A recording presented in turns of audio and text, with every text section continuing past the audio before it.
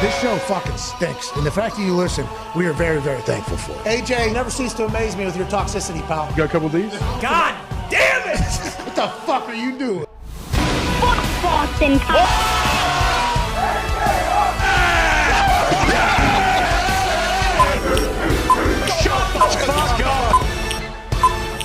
Hello, beautiful people. It is Thursday Night Football Thursday, October 13th, 2022. We start now. Football! I believe our entire studio just freaked out in the back. It's fantastic. The more money we pay, the more people that come in to fix things, the more mistakes are made. But that isn't for us to chat about right now. No, now is the time to talk about tonight's Thursday Night Football matchup on Amazon Prime. After 1 week ago, an absolute stinker happened between the Broncos and the Colts, in which the Colts got a big-time dub. We have a matchup of two colossal Titans. Yes. Hell yeah. Two teams where the story revolves around what they do on a football field, not what's going on around them in the building or off the football field. No, this is about the football tonight. This is about the talent tonight. This is about a game that is going to feature two quarterbacks that nobody knows what their future could be. One of them already has a Super Bowl ring, has been in a couple different homes, hasn't found his forever, and now maybe in D.C. with his coach just a couple days removed from blaming him for all of their problems.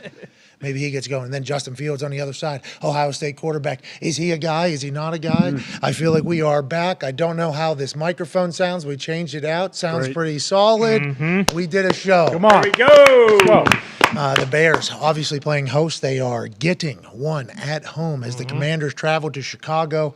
That is exciting news. But there is nothing really bigger than what's going on off the field for one of the teams that are playing in this Thursday Night Football matchup. Dan Snyder has found himself in quite an interesting predicament. And he says, I'm the one in an interesting predicament? No. All the other owners are in an interesting predicament. Turns out he allegedly has blackmail on every owner, which would make sense after everything that has happened in the past, where we kept asking, are these owners going to force this guy out? Are these owners going to force this guy out? Just yesterday, I believe our conversation around Dan Snyder not being an owner anymore came back to he's got to have photos of all his people. And then literally this morning, a report from ESPN that is literally Dan Snyder's ace in the hole. He has allegedly blackmail on every owner. He thinks he's going to be able to take everybody down. He thinks he's untouchable because of that. That is coming from ESPN, actual report, former senior executive at the Commanders saying something, and NFL owner allegedly saying something anonymously about Dan Snyder. And this is shocking. Toxic Table at Boston Connor at Ty Schmidt. Obviously, we know these types of humans exist that are going to try to take advantage of people. At the NFL, the highest level, this is a big deal with a league meeting happening on Tuesday in New York. We might get some real shit over the next few days out of Dan Snyder's little I fucking hate this guy pocket. What will we learn? We shall see, Connor. Yeah, it's nice to know that, people don't just come in here and mess with the tick and take advantage of us, that even NFL owners are getting taken advantage of. It honestly makes me feel much better about every situation, really. But no, I think, we said this yesterday. Dan Snyder, he not only has photos, he was hiring, private investigators. Allegedly looking into at least 6 other owners. But the best part is how Dan's been talking about how, the NFL is a mafia, all this stuff, but really just the veteran owner who anonymously quoted said, no, all the owners just hate Dan Snyder. Yeah. That's it. He's the problem with this whole thing. We'll have to dive into it in its entirety after, Ty Schmidt. We got more baseball tonight? Yankees play again tonight. Here we go, boys. Nobody's watching that, though, because the Commanders playing the Bears. That's what I said. Last week it ended up being, but we have an actual poop bowl tonight. So No, let's be positive. No, for sure. Let's But be hey, positive. just because it's a poop bowl doesn't mean it couldn't be a great game. So I am still expecting points in bunches. We'll see. But yeah, I'm going to be paying a little bit more attention to the Yankees than I am this game. But also, there's a chance that we get. Bar was set very low last week. There's a chance that tonight is one of the best Thursday night football games of all time. I believe there was a prime day yesterday. Yeah. I believe there's a prime day yesterday. Really? Yeah, so that's good news for Amazon. Everybody thought they should have potentially gave one out, an extra one because of last Thursday's game if we signed up for Prime to watch that game. And who didn't have Prime already that's signing up just to watch football? Welcome to the Amazon experience. Yeah. Welcome to the Very modern different. world. Oh, these jeans just showed up in my door yesterday. I bought them yesterday morning. But geez. That's Amazon. Now, good are night. they well made? No. Are these things going to last long? No. Do they look better than other jeans? No. But did they get to my house in like 6 hours? Yeah. Yeah. Yep. That's They for did. everything. Okay. If you haven't experienced the Amazon experience yet, and they don't pay us, we're close to negotiating with them. Didn't work We were out. close. It just didn't work out. Who knows what'll happen in the future? But this Amazon thing, you might remember the bald-headed guy that's on TV now, who's all yoked on his yachts with his girlfriend. He used to date an NFL guy. Right. He was sitting in his apartment, and they had like spray painted Amazon in the back there. It's very different now. Yeah. Yeah, it is very different now. They have million-square-foot warehouses on every other farm here in Indiana. Yeah. They just have everything in store so it gets shipped to you immediately. It's amazing. So there was people, I guess, that hadn't been signed up for Amazon. Welcome to the game. But then there was a lot of people bitching last week after the terrible game, like, oh, I signed up for Amazon for this. I signed up for Amazon for this. It's like, I think Amazon knows that. Amazon understands there was a dud last week. Amazon also has to understand that the NFL gave them a couple big ones early. Yeah. Is this what Thursday night's going to be, though? Is it going to be dud fest after dud fest? We're staring down the schedule. We thought the games would look good, but a lot of teams we thought were going to be good aren't good. Right. And a lot of teams that we thought were going to be bad are good. It's not easy to project what a schedule is going to be between two good teams, and Amazon might experience that. So look for Jeff Bezos just to dump another, I don't know, $10 billion into getting some Sunday games that he'll be able to flex somehow on Bingo. Tuesday. Tone Diggs is here, one half of the hammer. Dahn. We got a boost going, I think, today. If we Yeah. get it in time, obviously there's a shot clock on that every single week now. We understand. We appreciate that. But we're going to be positive about tonight. I think we're liking the over, aren't we, Tone? Aren't we liking the over tonight? Love it. We have to be positive about this game because a lot of people are going to be negative about this game, and we have to remember that when it come May, June, July, we would have been begging for this game. So we'll Absolutely. be positive about this game last night, and I believe we are maybe going to potentially try to boost the positive thing because the total is so low. And Hell yeah. you could fall into 40 points in this game if you really wanted to, but maybe not. I don't know. These They teams- might. Yeah. There's a chance. The Bears run Carl. the ball, I think, 80% of the time. They're basically Navy, and they're running Navy offense, I believe, with the NFL. But Bingo. they are wearing all orange uniforms tonight, I Duh. believe. That's- So Can't wait. It's a big that's deal. at least 7 to 8 points. We're orange in the midway. Yeah. That's not great for Carl. No, well, he's used to seeing orange. Yeah. Man, He's actually he's going to think that's his crew. Yeah. Yeah. Oh, stay away. Holy Stay shit. away. That's another hunter. Oh, I shit, thought that's you- my there. guy. I thought you were talking about when he looks in the mirror and he just only sees orange. That's what I was thinking. That's pretty Thrown to his racist. family. I think what you just did. I don't know. pretty It's something. I don't know if it's racist. It's something. gingerist. well. That I think also what you just did. That's what it's called. That's Oh, what But it's he did that to can't himself say when that. when he wore that jacket to his press Yeah. conference. He was a part of Commanders. He was wearing team colors. Yeah, brown mustard. He What had do you his left hand up. Anyways, if they're wearing all orange, Joe, he might think he's up at the cabin, up at the hunting Yeah, lodge. That sure. might actually make him more comfortable. Is that why the Commanders are favored He is by super one? accurate when Jesus.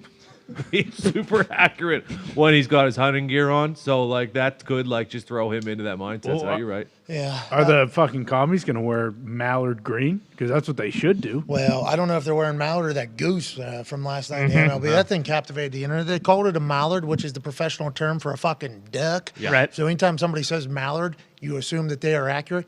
That was a speckled belly fucking goose. That's right. course. Learned that from Duck Hodges, who commented on our Instagram and said that particular goose that was roaming around fucking playoff baseball last night, also the best tasting bird in the sky. Tasty Oh. bird. Phenomenal. He said it's the best tasting. I've never had it, but Neither I guess have I. No, me either. that little half-face thing that was running around, kind of living on its own time last night on the diamond. Sweet. Duck Hodges, who's a world champion duck caller, That's right. not just your basic ass No. Connie. No. He didn't win 4-H. No. Well, he did, yeah. And he did not just state, not just region, What? not just United States, fucking world champion champion. duck. World. They're calling fucking mallards in any other country. They're coming over here to compete. Duck Hodges shows up and does a. He starts rolling that thing, and then all the judges are like, "That's the most duck sounding motherfucker out there." My right God. Oh, his name's Duck. Oh, that's fucking Duck Hodges right there. Yeah, he's been called that since a kid. He's been winning these awards. He said that speckled belly goose is fucking the most delicious duck. Tasty bird. Well, I guess it's not a duck, it's a goose or whatever. He would know. Still, it's a tasty bird. Not all squares are rectangles. Correct. Correct. No, not all rectangles are square. All Rectangles rectangles. aren't square. Squares are rectangles. No. Yeah, is that it? Not all rectangles are squares, but all squares are rectangles. Is that right? I think so. So not all ducks are gooses. Because the square is just 4 sides, so all rectangles are square. But all No gooses are ducks. okay. Darius's microphone just came in. Yes. I think this whole time we were trying to just buy time Right. before I could get this guy onto the program because he had no sound. Oh, it's off again. Now you're off again. You were on. You were on for a second. Ladies and gentlemen, in studio, on stage, Darius J. Butler. Yeah, D-boy. No. He is not good. no, you are not. You are still off. How does it happen? I have no idea. I mean, we know. I know how it happened today. Last night I took as I was laying down, a little late night thoughts with me. I was like, I'm not complaining on air anymore about the tech stuff. Nobody wants to hear about it. Sure. There it is. There it is. D-Bot. There we go. 5, 4, 3, 2, 1. Yeah. All right, let's do it. Hey, test that before you go on. That's a good one because it acts different when we're not on air and when we're not when we are live. Exactly. So we've asked these same questions. Everything that you're asking, we've asked the people that are getting Multiple paid times. a lot of money. A lot of money is being paid to set this thing up because I wanted the show to be better. I wanted the show to grow. I wanted to have the capability to do more things. And then I want to let everybody know I'm getting a runaround more than Mark Caboli right now. That's right. Okay, yesterday, mid-show, there was a full blow-up in my ear, just full blow. Paying extra so that this stuff would work best. Right. That's what I'm Allegedly. to work. Paying extra, getting the best people available for everything, like need it all. Yesterday, mid-show, 4 weeks in, but thought I blew out both of my eardrums while in the middle of a sentence. Yeah. No sound at all. Then it just comes back. Why'd that happen? Oh, we're gonna get to the bottom of it. We'll find out. Okay, what about my eardrums that got blown out? Sure. Hey, you can worry We about can't it. do anything yeah, about so that. You can Keep worry an eye about on that. it. Sorry. So I do apologize for any technical shit that you potentially hear, but it's also frustrating to us, and we don't love it, and it wasn't the reason why any of this is happening. Anyways, Darius J. Butler is here. D-Bot. And he's off again. Oh, my God. And he's out Is he? again. Are we sure No, I thought that he was on. some of the packages... I can hear you speak. You are You're on like the stage. your mouth is making sounds. Yeah, it is. you are. Oh, no, I think I'm just hearing you because you're right next to Yeah, me. you're not on. You're not. Your mouth is. You are actually making sounds. Right. And the good news is, like, we don't have a handheld mic either. We can just hand them that we know is plugged in or Nope. not. either. No, just that No, option. That is it.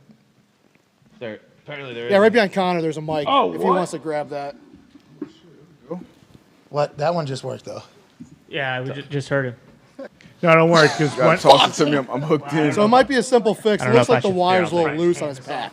as soon as we I turn mean, that trust mic my on, hands. too, get ready for a screeching sound of two mics next to each other.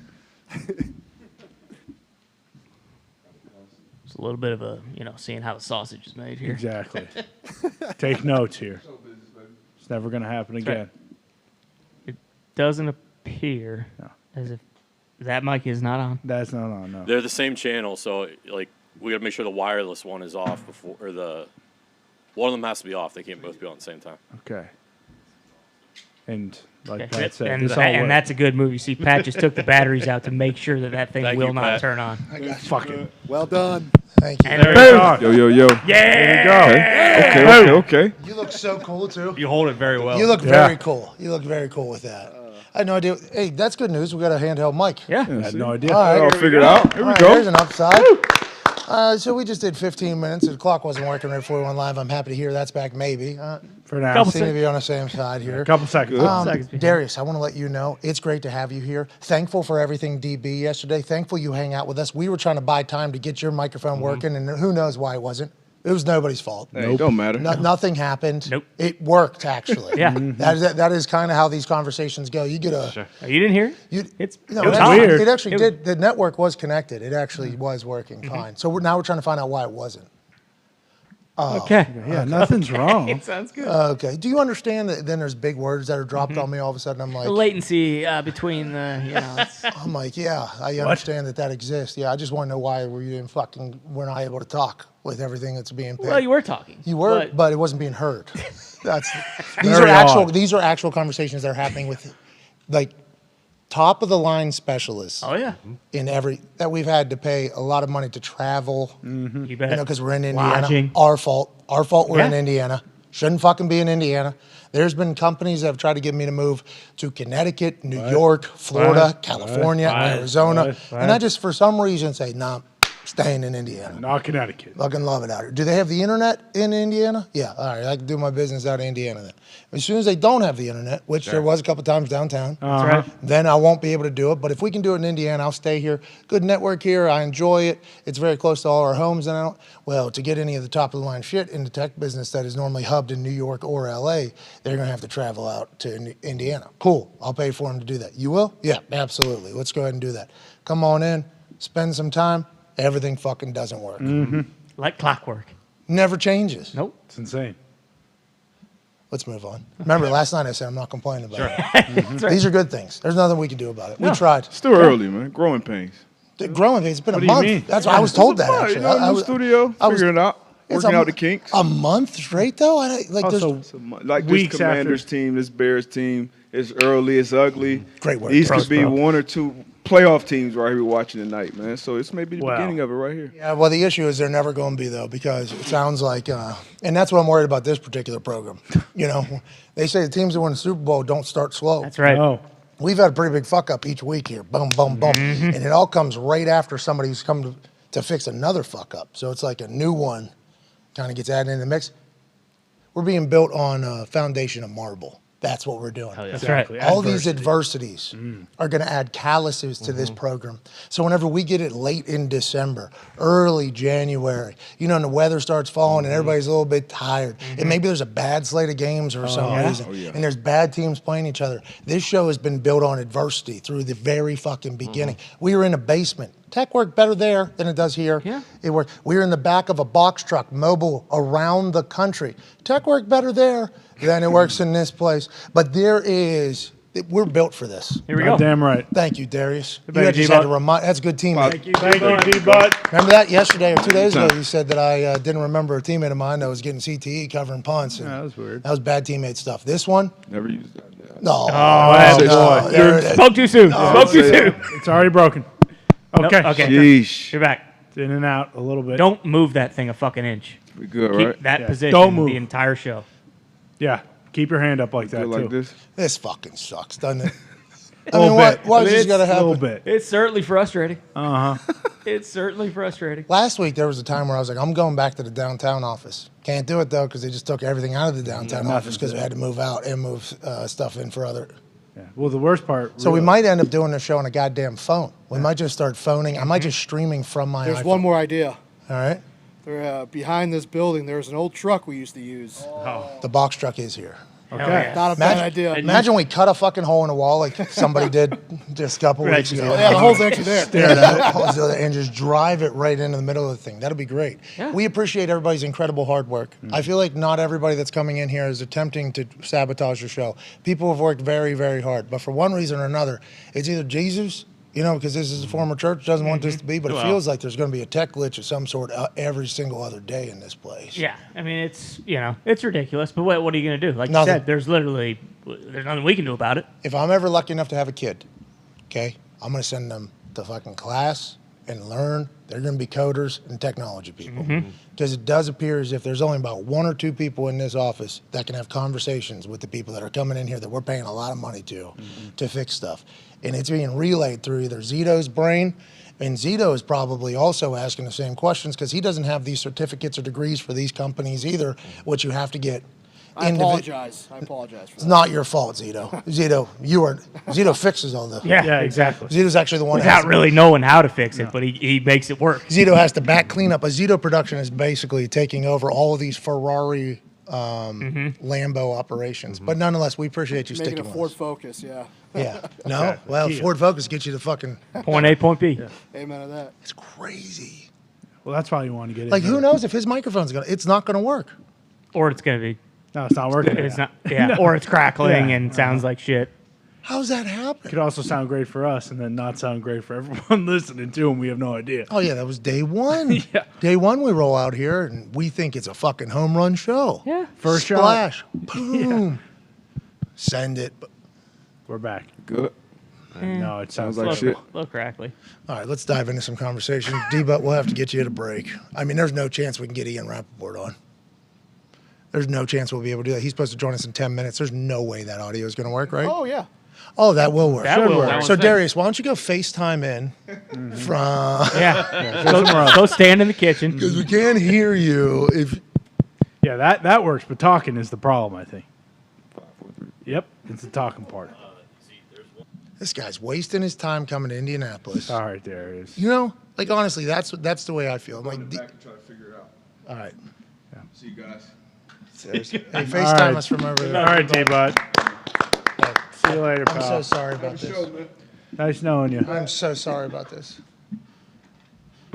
In Florida, it's warm. Yeah, he could be in Florida right now. Yeah. But instead, he's sitting on stage, can't get a microphone to work. Paid for 20 microphones to work. Yeah. At least 20. I mean, who knows? Life comes at you quick here, huh? Exactly. Survive in advance. Survive in advance. That's all you can do. What happened at the beginning? None of the cameras worked, Foxy? I Yeah, mean, we're showing a That lead. one was it was a first. That one was an absolute first. It had something to do with the date bugs and the bottom bar connected to something else. That got changed. I don't know how it got changed. I don't think anyone changed it. I think it just got changed. And Of course. then we had to fix it. And Zito called our guy, and he fixed it. The story is old as time. I mean, there's just like a wet leaf on the monitor. Yeah. and then Zito was counting down the clock. I think it was showing me before it was even on the... It was. Oh, great. And Maybe give me a heads up. And then about all the buttons were stuck. They couldn't move. Like there was nothing. What? I was Hey, hitting way to every battle button. back You there. said new office. Like a Wait, broken that's- BlackBerry.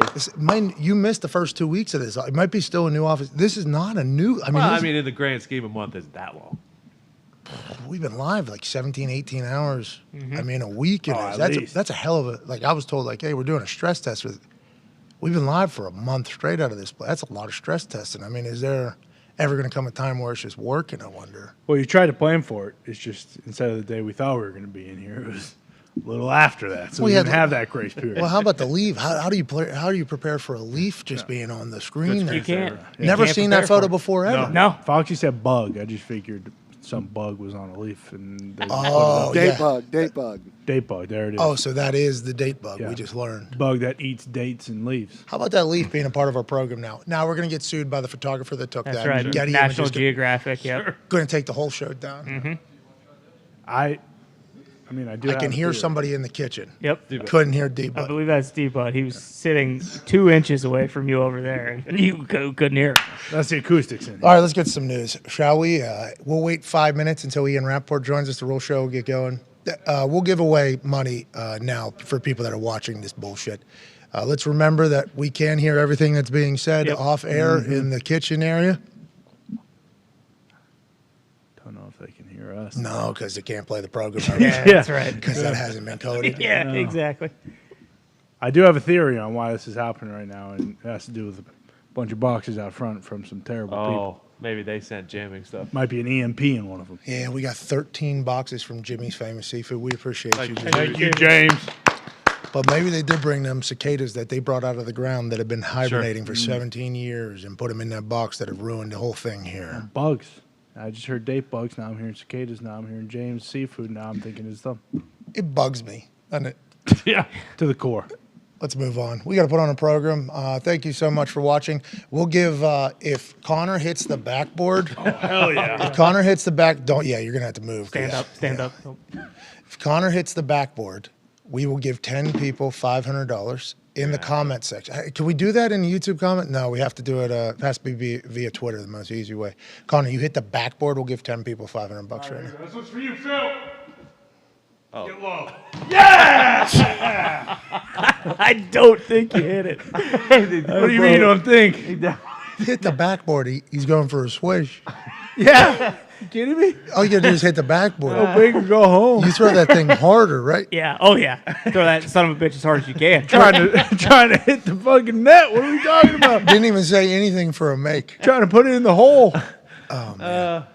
Here's to you. We'll give 10 people $500 who retweet this just for watching this terrible program. That is, honestly, I don't know how it exists. I have no idea how it exists. I have no idea how these situations occur. We had a leaf on in the open. Mm-hmm. Never heard of it. Couldn't cut the cameras in the open. Never heard of it. 5 minutes before we went live, clocks went out. Everything just kind of dropped out. Had no earphones for a bit. Had no sound. 20 minutes before. Been on the air for 4 weeks. Mm-hmm. Here's a FanDuel Thunderdome. Hell yeah. Cheers to you all. Cheers. Retweet this, say something nice to somebody, and then add your cash tag, and we'll give 10 random people $500. We appreciate you so much. Let's get to it. So there's a report coming out of ESPN, a scathing report coming out of ESPN where an anonymous senior executive of the Commanders, an anonymous old owner of the NFL. I think they meant older owner. I meant older owner, somebody who's been an owner for a long time. There's been a lot of quotes going around. Senior executive of the Commanders allegedly told on the record anonymously that Dan Snyder said the NFL owners are a mafia. The NFL is a mafia. And then the old owner that was asked and interviewed anonymously went on the record as saying, it's not a mafia. Not everybody hates each other. No, we all hate Dan Snyder. Oh, yeah. Something has to give, says the ESPN.com. Possibly as soon as the NFL league meetings in New York on Tuesday, many owners and top league executives tell ESPN they would like to see Snyder removed as an owner. It would clean the slate for a storied team and a cherished fan base and reignite the pursuit for a desperately needed stadium, but there would be a price.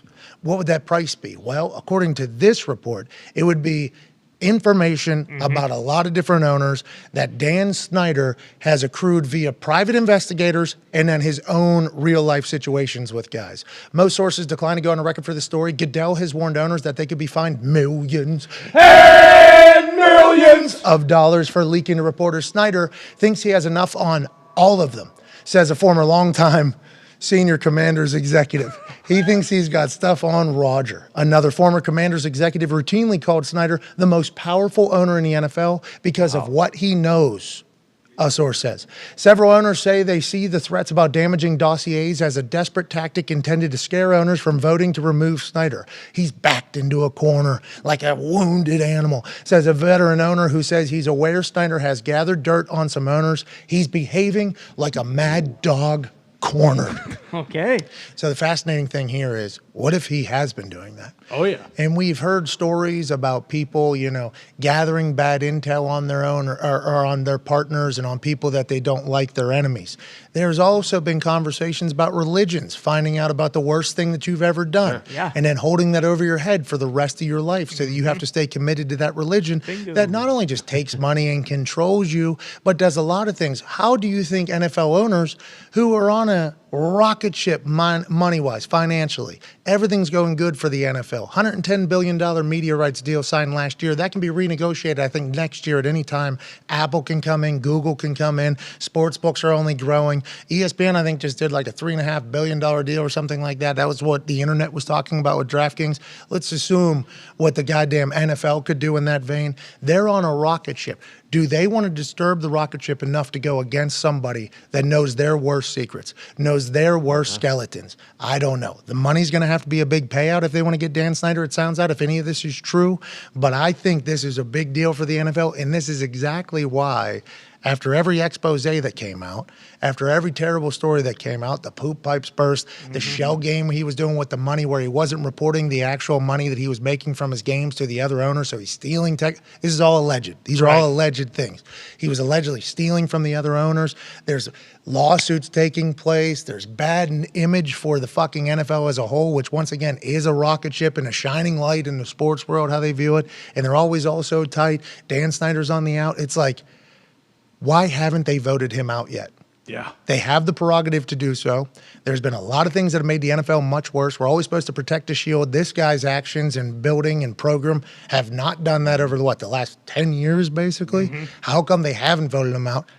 I'd assume that some of this is pretty true, Ty Schmidt. Yeah, for sure. And then also part of it was that he allegedly has dirt on Goodell as well. So it's kind of like not only does he have a bunch of these other owners in lockstep, but he has Goodell too. So it's like you wonder what is in these dossiers, because I was thinking when I first read this, like, if he's got pictures and stuff like that of PIs, of whatever it is that they're doing or he thinks they may be doing or would accuse them of, I feel like because of all the stuff we've heard about Dan Snyder, it'd be pretty easy to kind of just dismiss all of this stuff in like the aftermath. Be like, well, this guy's a piece of shit. Like, why is anyone taking his word above like a different owner? But that would make sense. Like, we've been talking about how does this guy still have a team for like the last 5 years? It's not like, it really started to ramp up in the last year or so when the toxic workplace stuff came out. But like, this isn't anything new. Like, people have been talking about how Dan Snyder is a cockroach and a piece of shit for several years. Allegedly, now. allegedly. We got to make sure, because we are a rather large show, even though none of our microphones work and stuff like that. We got to make sure we let everybody know that I don't think any of this has been proven,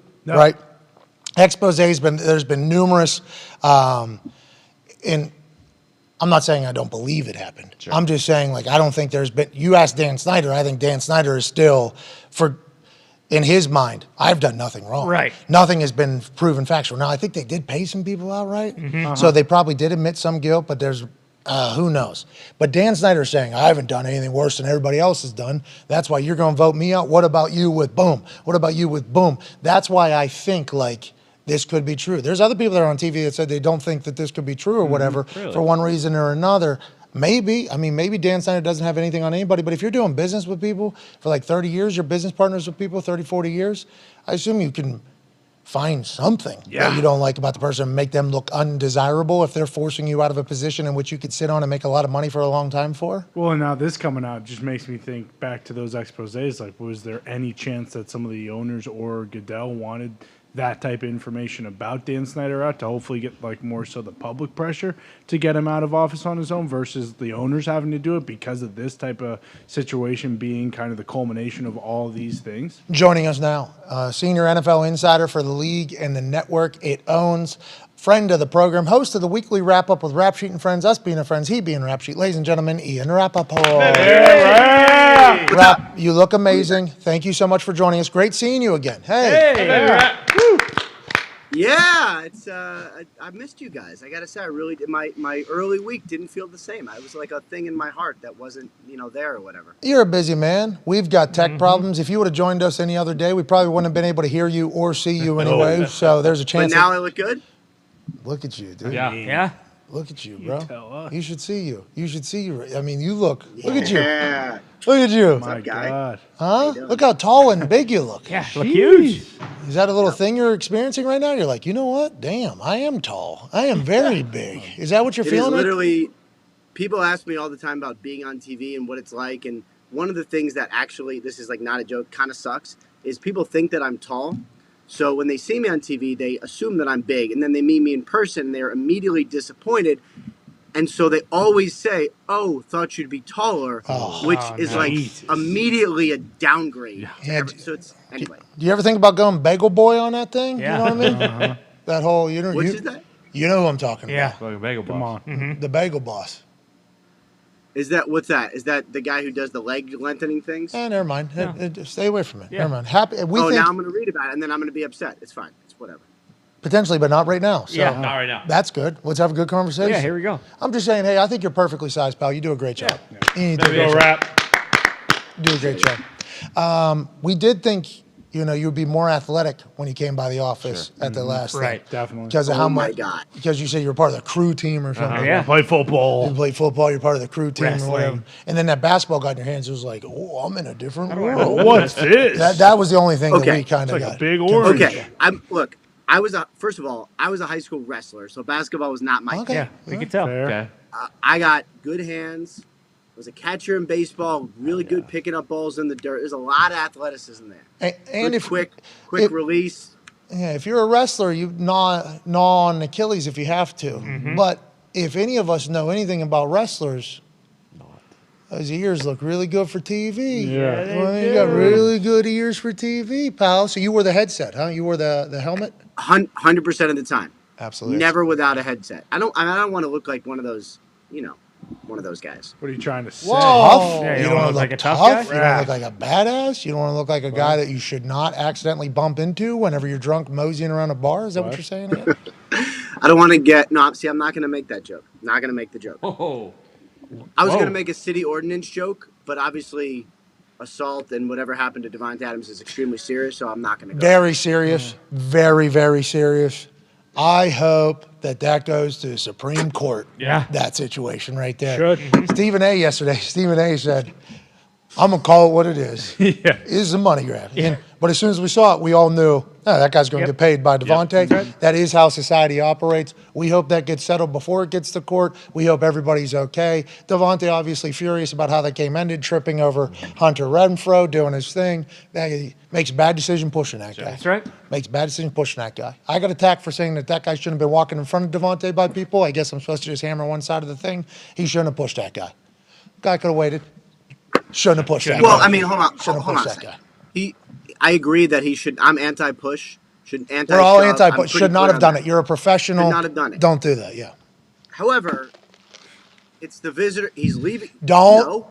Ian, Rap, I got attacked for this. This is not a defense. No, this is not a defense. I'm just saying, generally, they keep the visitors' tunnel clear because players walking off the field sometimes feel a certain way, and they like to just be able to walk to the locker room. Again, anti-push, anti-shove. I'm just saying that's a place that should be clear. Yeah, you want everybody to be passionate and emotional. You want people to invest in the game. And if the game ends with this one particular player who's been, pretty great all night, falling, tripping, they lose, big game in the division, team stinks, we stink, waste of money going in. There's moments where, fans throw stuff and say stuff. We've seen a lot of those videos of fuck you and everything, but you do see. And that environment seemed very charged. I would say. I would say. So, old Cuzzy, you kind of just said there's good people on both sides, didn't he? You did. Yeah, That's what you kind of said, and you're like, both sides are kind of to blame. But we were confused.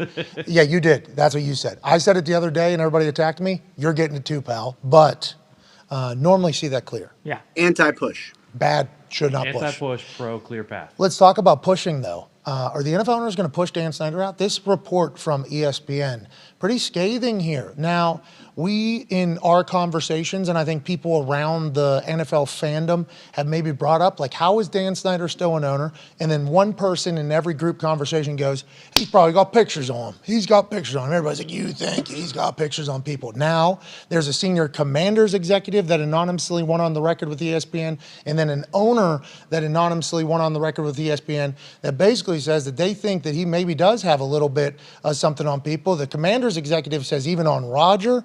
And then the other guy says, we all hate this guy, but he's still there when they could vote him out. So what is the story? What are you hearing? And is Tuesday a big-time day with the league meetings in New York? Yeah, first of all, as far as the league meetings in New York, which are Tuesday, I will be there. I'm sure it is going to be – we can talk there if you want. I'm sure it is going to be a big topic. It's always a big topic. I think this is the third year in a row that there's been like a big Commanders topic to discuss. So every time I see anyone pull an owner aside, or maybe if I do it myself, I'm sure this will be the topic. I don't know right now that there are 24 owners who want to vote Dan Snyder out. I have asked the question many times over the course of the last year. No one has said that there are 24 owners. And I think a big part of this is, what does Jerry Jones think?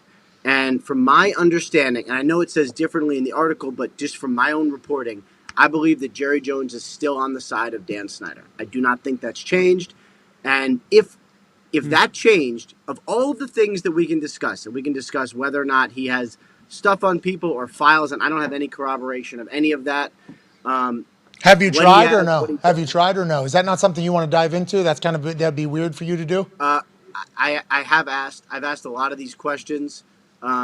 It's, somebody would have to show me the file. Because you hear all these rumors, and you hear rumors about every powerful person. You hear rumors on both sides of what they have, what they don't have, what they like. Do they know each other's secrets? They probably do. I just don't know that there was a private investigator. That seems next level.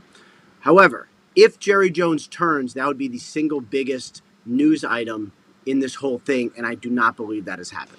All right, interesting, because he was down at Jerry World, last week when the Commanders took on... They took a picture together. Knowing this article was coming, I'm sure they took a picture together on the field. I thought that was noteworthy. Do you think that was Dan doing that, Jerry forced into that, or do you think that was mutually agreed upon?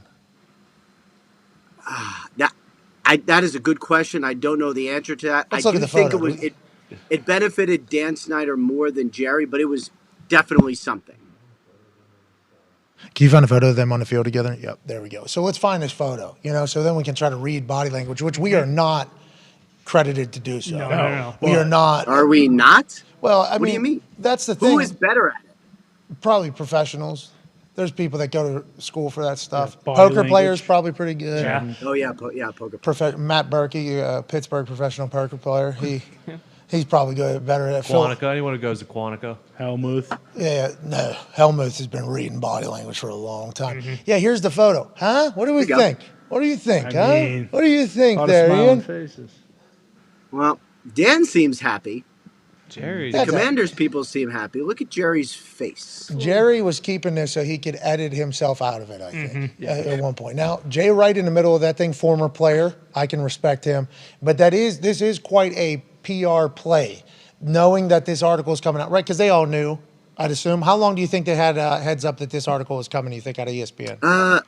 Generally, you'd have at least a couple days. But whether you have a formal, like, hey, this article is coming out or not, when reporters are working on something for a long time, and this does appear, it's extremely long, really long, really, really long. So when something like this happens, you're talking to a lot of people close to Dan Snyder. Surely someone has told him ESPN's digging, so he knew something was coming. What was interesting about this picture, so I had not seen Dan Snyder at a game in the whole season, so I reached out to his spokesman. I was like, oh, is this Dan Snyder's first game? And the response was, he's been in every game, which is true, but I didn't know and no one had told me. So this was like a big sort of coming out party.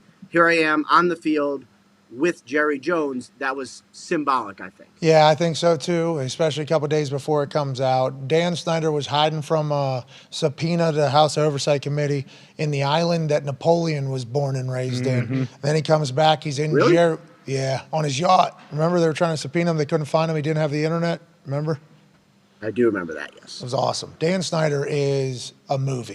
Yeah, He is a cartoon character that is in a position, and it seems like there's nothing that's going to be able to take him down. And the natural conversation around people that I know and the people that I hang out with would be always got to have something on him. I guess that's what ESPN's alluding. We shall see. Tuesday, they can vote him out, right? That can happen. The owners have the prerogative to vote him out. 24 votes, they can't. And that was, talk about like other like sort of benchmarks for the story. 24. I will never forget Roger Goodell saying it himself during his Super Bowl press conference. Like, yes, this is something, like basically acknowledging if the owners have the votes, this can happen. And I think everybody was like, wow. So Why were you wow? Because you think they had talked about it and it was fresh on their mind? Because in order for him to say that publicly, it had to at least be something that would be under consideration from the owner. He doesn't do anything by accident. Let's keep an eye on Tuesday. Okay. Have to. Thank you for that information, Ian. Your question for Ian Rapoport, Ty Schmidt. Yeah, rep sheet. Bakhtiari didn't play really at all last week, maybe a little bit, and he's not on the injury report anymore, but is it kind of the type of deal where it's just going to be like a wait and see on Sunday if he's going to play or not moving forward? Have you heard anything else about that? Or like, can Packers fans expect him to play a full game this weekend? I wouldn't expect him to play a full game this weekend, but I think that is what they're working toward. And they have been, as we know, extremely careful because he's that valuable.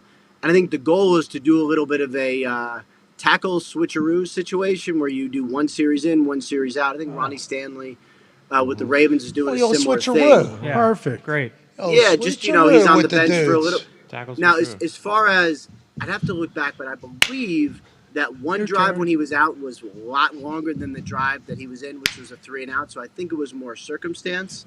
But I think the hope is for a full game.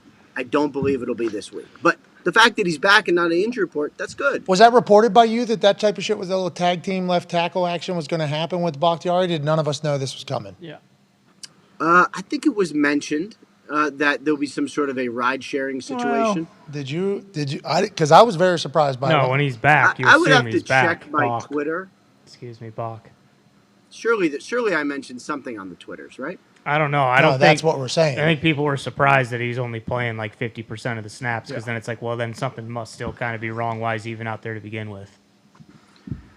That's a good question. But I think they're easing him back. I will ask more questions this week and report back next time. A lot of All right. that. A lot of that, Ian. Yeah, All right, appreciate appreciate you, Ian. Thanks, Ian. The goal is to play a full game by The end of long the before season? the end. Yeah. But I hope think so. us watching it, because we have vested interest in the Packers with Aaron coming on the show every week, and obviously Ty, Yeah, it's been good. It has been good. A lot of football talk. Hey, a lot of good football. Last year That's what I like. we had good football talk, and then Nobody remembers it though because There was that 1 week. That 1 week. there was a couple weeks. There was a couple weeks there where we were on every single political television channel in the globe, on the globe. Yeah. Every single No. I'm not supposed to be ever. I was getting cooked in different languages, dude.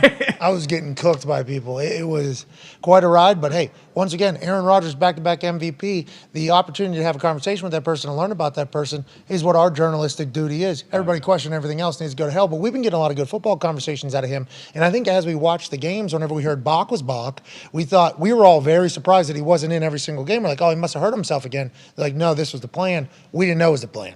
So I think that's why we're blaming you. Yeah, no, that's fair. It's probably because he was doing that cooking thing. Oh, the cooking show. Yeah, he was doing that cooking thing. He was probably going to tell us right after, but he had to go flip the egg. But I had to go. That actually was my plan. I think I was interrupted during that question, so I think I was going to tell you that at that point. Yeah. How'd that episode end up? When are we going to watch that? What is it? What is the show? It is Max. Shh. Jude? It is. Please. Max is homesick from school. Quiet. Oh, Jude. Godspeed. Doesn't sound very T's and sexy. T's. Max, get out of here. Max, you're cool, I believe in January during the playoffs. Won't be the only great thing. NFL playoffs won't be the only great thing you'll be able to watch on TV. I cannot say anymore, but perhaps I'll be on there. Okay. All right. Way to go. Set my DVR. Connor, your question for Ian Rapoport, a man who's going to be on great television, not just like the NFL playoffs. Yeah, Rap Sheet's an honor to talk to an actor of your stature. Let me just start with that. But a lot of quarterback news. Did you around the play a NFL. character cooking, or were you just Ian Rapoport? Like, were you on a phone and like flipping a dish? Was that what you were doing? Were you doing a full? No. I was a judge. Sophisticated palate. Max, what's the name of the show he was on? Max, Say it, Max. Max, what was Say the it, name Max. of the- Takedown. can you? Okay. he just- Thank you, Max. That made me Max. That kid's awesome. Yeah. He's grounded. Get better and get to school. Hey, Max is the best. Jude is too. That was awesome. What is it? Something takedown? No, Tailgate takedown. Thank you, Max. Thank you, Max. Hey, January, look for Ian Rapoport on Tailgate Takedown. Yep. Breaking. This sophisticated palate right here will be judging others cooking. Hell yeah. Now, remember, he is used Not to the only judging insider in the family. people cooking. Yeah, Max is an insider. Yeah. Thank you, Max. You know, Ian normally Use it as family. just, judges his family for their cooking as he sits and tweets. Everybody's plowing the goddamn driveway. His wife is literally cutting up the goddamn ribs to cook for Ian, and then Ian eats those. He's like, you know what? I'm a pretty good judge. These are pretty good Yeah, ribs. 7 out of 10. And boom, he's ready to tailgate takedown with old Max breaking the news. We appreciate you, Ian. That's in January. Thank you, Max. Can't wait to watch that. Connor, your question. Sorry, I thought we could dig in. Hey, Max, No, is that I'm your glad we dad? did. No, that's a source. That's not my dad. That's a source. Yeah, bingo. And you need to treat Unbelievable. your son as such too. That's a source for your kid's Yeah. a source now, pal. we're gonna have a major conversation after this. Go ahead. He's What do you taking in a mean? family business, bro. What Yeah. the fuck? He's proud of him. Runs Maybe the you didn't family. send him Congrats, Max. You should be Yeah. happy If for you this. didn't send him away for 6 months in summer, he wouldn't have done that. Yeah.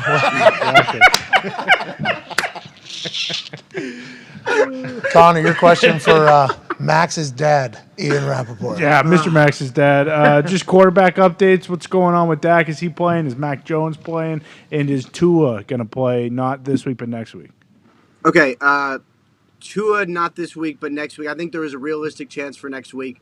Concussion protocol, it's tough to judge, but he was on the field yesterday. That's a very good sign. He's doing well. He's seen a lot of experts. So no this week, but pretty good chance at next week. I think that's one. Dak, no this week. He threw yesterday after practice, but if he doesn't practice on Wednesday, from what I am told, not going to play Sunday. So he is not expected to play. So another week of Cooper Rush, which really has been totally fine and allows Dak to heal, which he was going to do anyway. That is good. Mac Jones, from what I understand, not quite ready yet. Was limited at practice yesterday, should be limited today. I would say next week is his first realistic chance, but this is a pretty real injury. So he will have missed, Day I to think, day. 3 games, right? Is that Yeah, right? this will be his third. Anyway, I think next week he's got a chance, but this week probably not. All right, last follow up here for me on 2 of those situations. Dallas Cowboys Better with Cooper Rush because they run the ball more. Tony Pollard sees it a little bit more. Zeke sees it a little bit more. Kellen Moore relies upon the run when they got Cooper Rush. When Dak's in there, we're throwing it 65 times. Jerry Jones has been saying for a long time, we got to fucking run the ball. And for some reason you can't because you got guys talented as Dak Prescott. Is that conversation happening at all in any – I'm just quoting the internet. Is there any legitimate conversation happening at all in Dallas about that? No. Cooper Rush has been amazing, has been awesome, is limited, and is a great backup. Dak is a much better quarterback. I think the offense will be better having gone through this. I think the first game they played an awesome defense, and everyone thought that Dak was not good, but they played a great defense. He will be back. He will be good. I wonder if Kellen Moore runs it a little more based on what he's learned the past month. That actually is going to be interesting and sort of hope. But they are much better with Dak. But the fact that the record is what it is been incredible, really incredible. Okay, let's go to Mac Jones, Bailey Zappi then, because, the reports out of New England are always trying to guess what Bill Belichick's thinking because in his press conference, he don't say a damn thing. Now tweets are coming out of a press conference saying that Bill Belichick had 2 opportunities to say that he wouldn't start Bailey Zappi over a good-to-go Mac Jones. That's not a conversation in real life either, you don't think? Or does anybody know anything about New England? I'll wait and see on that one a little more. Belichick has been a little more open. I believe Mac Jones is the starter. But he had a couple rough games. I think tried to do a little too much, a couple turnovers. Belichick's never going to get ahead of himself, so he's never going to address it until he has to. I think he wants to judge the whole product. But, let's say Bailey Zappi goes out and wins this week and looks really good. It's going to get interesting. I think Mac Jones is a starter. I want to say this again. I think Mac Jones is a starter, but it's not a slam dunk like Dallas. Okay, last question before we let you go. I know you're very busy tonight. Commanders. I know Carson's got a shoulder. It's just Carson Wentz. He's 6-0 on Thursday night, so let's just play football, says Carson. And then on Chicago, what's going on there? What should we look for tonight whenever we're making our picks and such, pal? Having nothing to do with gambling, strained bicep for Carson. Of course. He's going to be okay. I would expect a lot. They're going to run the heck out of the ball. I think both sides will, honestly. So, might be a quick game. Might be a low-scoring game if that's the kind of thing that's interesting to people. But I think we're going to see both teams just pound the heck out of the ball. Zito, your question for Ian real quick. How about N'Keal Harry? Is he debuting tonight?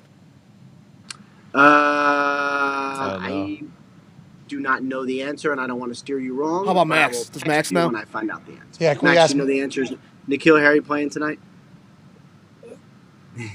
You fail. Take that cover down.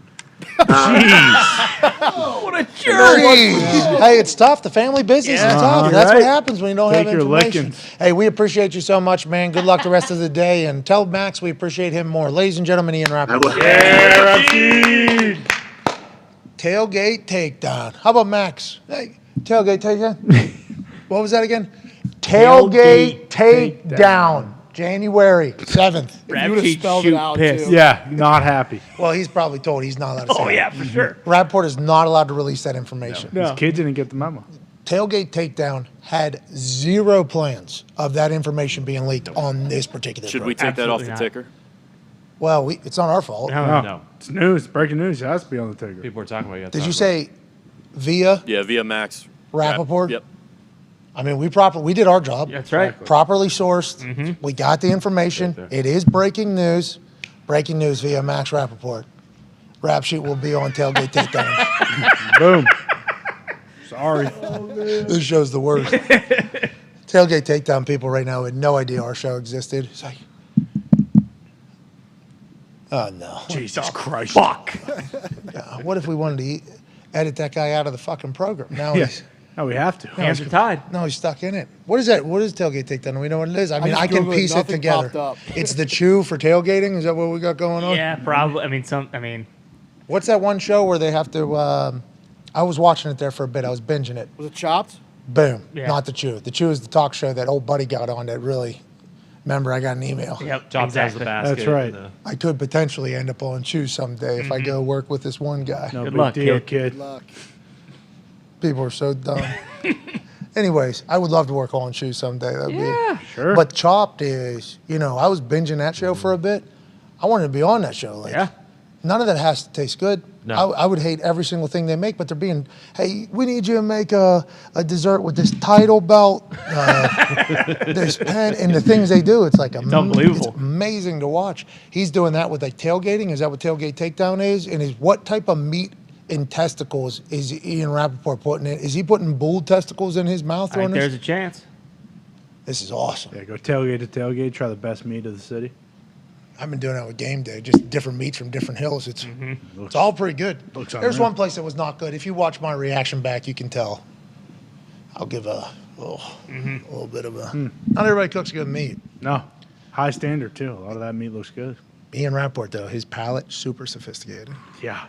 Fucking Max Rapoport. Did we learn anything from him there? They can. 24 votes is not a lot of votes. Because even if it's 7 people that Snyder has dirt on, right, that would be 24, right? Yeah. Because one is publicly owned.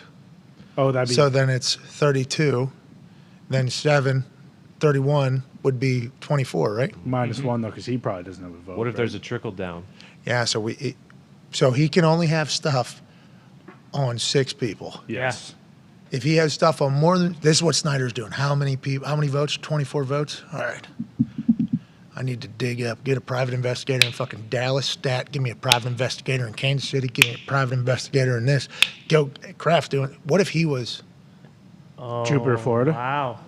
It's a possibility. What if? Because allegedly he was the one that put out all Bruce Allen's emails. Alleged. These are all alleged. Yeah. Dan Snyder is working in a room somewhere, just with a big old, like one of those spider web type things. Sure. How do I take out everybody? True detective. Because they're all, the whole world's against him. So he's got nothing to lose at this point. Everybody thinks he's the worst human on earth. Yep. He has a team. He's robbed allegedly from his team. His toxic workplace. He's doing it. The whole world is against Dan. Now Dan is just what, against 7 people? Didn't that happen to Napoleon too? So is that why he was on that island? Trying to get some tips. Tips, yeah. Let me walk around. Let me drink some of the water over here. See if I can get the Napoleon waters. You can assume if and this is pure speculation and assuming, obviously, yeah, it's alleged. Everything's alleged. Every owner in his division probably, right? Because it's people that you're familiar with, and just if you want like a competitive advantage or whatever. And then in that article, it said something about how when they first the Bidwells were trying to get the Super Bowl in Phoenix, like when that new stadium first opened, that was a big part of his thing, was like disparaging their family and the stadium because he was trying to get the Super Bowl in Washington. So you could assume that These are like political campaigns that are being run. Kind of. Yeah. Behind the scenes right now. Right. We have breaking news from another sport. We will keep our eye on. We'll keep our eye out for the Dan Snyder situation. Tuesday, league meetings, New York. Will they vote Dan Snyder out in 4 days, 5 days? I doubt it, but who knows? Seems like there's a lot of drama and reality TV happening at the NFL. That is why the NFL never ever sleeps. Breaking news out of Major League Baseball. Tonight's game between the Yankees and the Guardians has officially been rained out. Forecast not great for tomorrow, says John Heyman. So there is no baseball game. Tonight it is Commanders and Bears. Right. Oh, yeah, Those soft baseball players can't play with a little Doppler draining down a little bit. Who cares? Why don't the boys go out and fucking play some baseball, Ty Schmidt? Well, I mean, it's safety. You want a guy throwing a 100-mile-an-hour fastball. If he can't fucking grip the thing, he can kill somebody. I didn't think about that. I thought Blow about his knee out. They're using wooden bats. I mean, this ain't That metal. too. Well, yeah, those bats go flying. You hit some old fat I slob saw in that the- guy from 2017 recycled the internet. awesome. Yep. Old Cuzzy grabbed that bat one-handed over his head. Oh, yeah. One of the coolest things I've ever seen in my life. Pretty sweet. Okay, so no baseball game tonight. Nope. This is great for the Yankees. Here we go. Why? Extra day's rest for Cole and Nestor and all the other pitchers. It's one more day, so he's going to be at full power whenever he gets back on the mound next. And that's good news because you guys don't have the depth at aces or no? I wouldn't necessarily say we don't have the depth, but it's just, hey, if you can get your fucking horse on 5 days rest instead of 4, you're going to take that every day of the week. Let's go, Yankees. Yankees. Will Costas be calling that one? Or? Yeah, he's got the whole series. He's pissed. He's in Cleveland right now. Is that in New York? This one is in New York as well. Oh, okay. So Costas is happy. Yeah. Living the dream. An extra day in New York or Yep, whatever. that's right. Getting boozed up. Does he booze? I don't know if Costas is booze. I don't know anything about him aside from the pink eye at the Olympics. And he calls baseball. At halftime, he'd come on and found do a that whole yesterday. high horsing segment too one time. He would try to make the world better in football at halftime. Before we get to the halftime highlights, it was like Costas recap on how the world should be better from his eyes. And it was a one-shot, national television, Sunday Night Football. And he'd go for what, like 9-10 minutes? Oh, yeah. Nice monologue. It was probably like 45 seconds, but it did feel Same, like, as we that's were it. getting like lectured, it was like, I appreciate it. You're right, dude. God, I'm a piece of shit. Man, you're right. With that being said, like that catch in the first half, That was sick. Show that. can we get that thing from a different angle, maybe? So I appreciate him trying to save the world, just like everybody else. Anybody that's trying to make the world a better place, I appreciate their passion to do so. Now, expecting everybody to feel the exact same way as you, just not reasonable. Nope. But it was cool to hear his voice on baseball. I had no idea he was doing that. Let's get to a break. In the second hour, we will have hopefully AJ Hawk. Hopefully. Yeah, fingers crossed. Hopefully Darius Butler too. Well, Because allegedly we figured out the problem. Allegedly we figured out the problem. Really? Didn't see that coming. Zito figured it out. Of course. Well, Zito and the team. Zero on the team. Zito, Paulie B, and Frankie Boy. Okay. Oh, yeah. A couple Italians and Zito. You send 2 Italians and Zito in those situations, I got a pretty good feeling we're going to figure it out. Yeah. You, Tone? Yeah. Tony. What are you insinuating, Tony? You're saying 3 Italians better. Oh, Tony. geez. Zito's the MVP of this place. come Well, yeah, on. here. He's the MVZ of this place. I agree 100%, but I'm sure there's an Italian Zeke out there who's just a little bit better. All right. I doubt it. Jeez. Z, I doubt He's it. 100% correct. He's not. See, you didn't deserve that. I thought Zito was Italian. Yeah, Zitolini. That's kind of Big Zito, yeah. Hey, some good ziti. Oh. Extra mozzarella. Oh, grazie. Grazie. I'm on keto right now. There's this new bread that has 0 net carbs. I'm eating sandwiches all day. Hell yeah. It's the best thing of all time. Yeah. I'm becoming the most healthy guy ever. Tastes like normal bread. they need to turn that bread into some rigatoni. They give me some rigatoni. Ooh. Boom! Coming back. Bonus ball. Bonus ball. Slow down, Jabba. Slow down. Jabba. Slow down, Jabba. Jesus. What's up, dude? What's up, Jabba? What's up? You and me, Jabba. These pants are from Amazon, Jabba. What? What? Ordered these yesterday morning. Got here last night, Jabba. I think they do look good. Yeah, they're gonna bust. Like I do one of these. Ah. Like Okay. $24 or something. Not bad. That's a bargain. That'll do. Splash! Jesus. All right. Hour 2 will be better. My God. We'll see you guys in 5. AJ Hawk will be here. Darius Butler will be here. What? Coach P's Keys will be here. Okay, here we go. Let's go ahead and have one. Take 5. 5.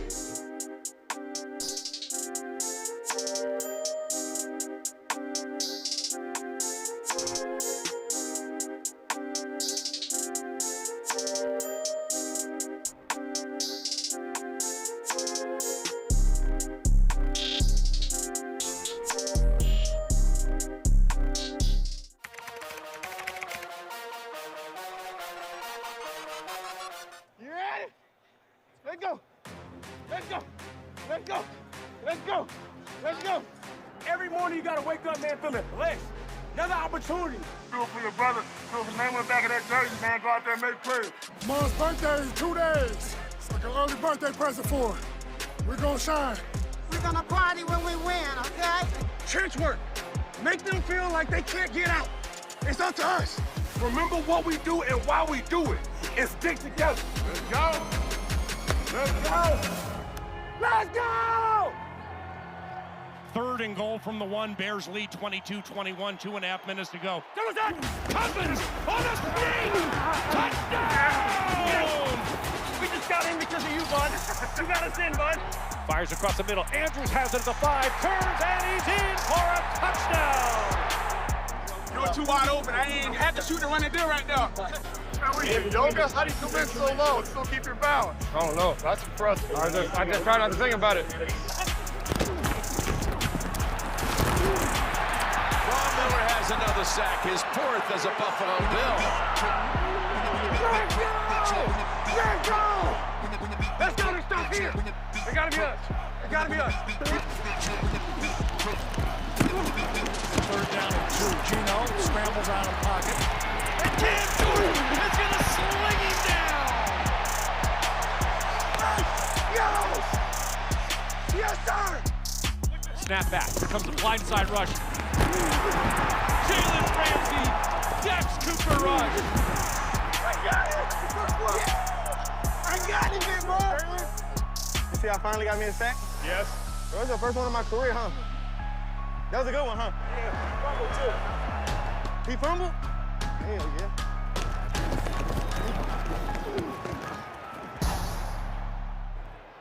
It's because you did that podcast this week. You know, we should do it. We should do it every week. Nah, congrats, my boy. Hell of a day, man. You sent me a pay stub. You got a deal. I'm trying to hit rare. Rare is my new. You can be, hey, you can be good. You can be great. You can be legendary. But somewhere in there, you can be rare, elite, legendary. Rare encompasses all of it.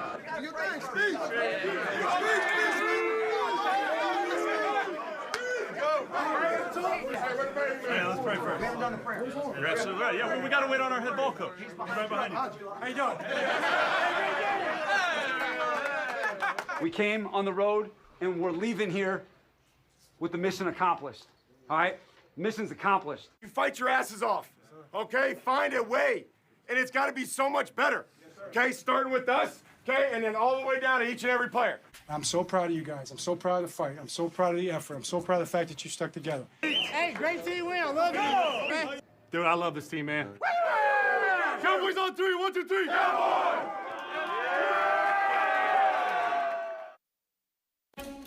Saturday night, our megacast, ESPN2, Clemson, Florida State, 7:30. We'll be live in the FanDuel Thunderdome. In theory, we can set up some incredible trick shots. In theory. Outside the Thunderdome. In theory, we'll be able to do that. That's what I'm talking about. Now, will we be able to execute it? DVD. Time will tell. Gotta find out. We have, I think, a special guest coming that is worthy of watching for. Oh, in person. I think so. It's going down in DMs right now. I've not gotten an official answer, but the way Chris that, Angel? Oh. No, he's got shows on Saturday. There's no way he's going to be able. He's got a sold-out theater. You can take Chris Angel off the list. But he might just appear. You never know. He's a magician. In theory, wires have been connected to pull off what we're looking to pull off. Worth a watch. Ladies and gentlemen, a man with the dog mentality, Pagano, Coach Sirianni. Yes. You're fucking awesome, dude. Did you ever feel any pressure that you were going to have to change and adapt to being a head coach and speaking in the same bullshit ways that every other head coach talks in? Some of the best advice I got was be yourself, because if you're not yourself, everyone's going to see through it. The messaging is the same. You're just doing it in your own way. And I think that's the most important part. And being authentic, you're 100% right. As you were saying, if I wasn't me, everybody who would tell the fucking locker room immediately going to be like, well, this guy, he's a stooge. There's another coach that wants to talk to you. Coach Sirianni, your question for Coach Sirianni. I feel like I know you just as good as I know myself. What is it about Jalen, you think, from your point of view, last year to this year, that is like cementing him as a guy that people are talking about? This motherfucker might win the MVP. Well, I know which one thing you want me to say. He's a dog. Yeah!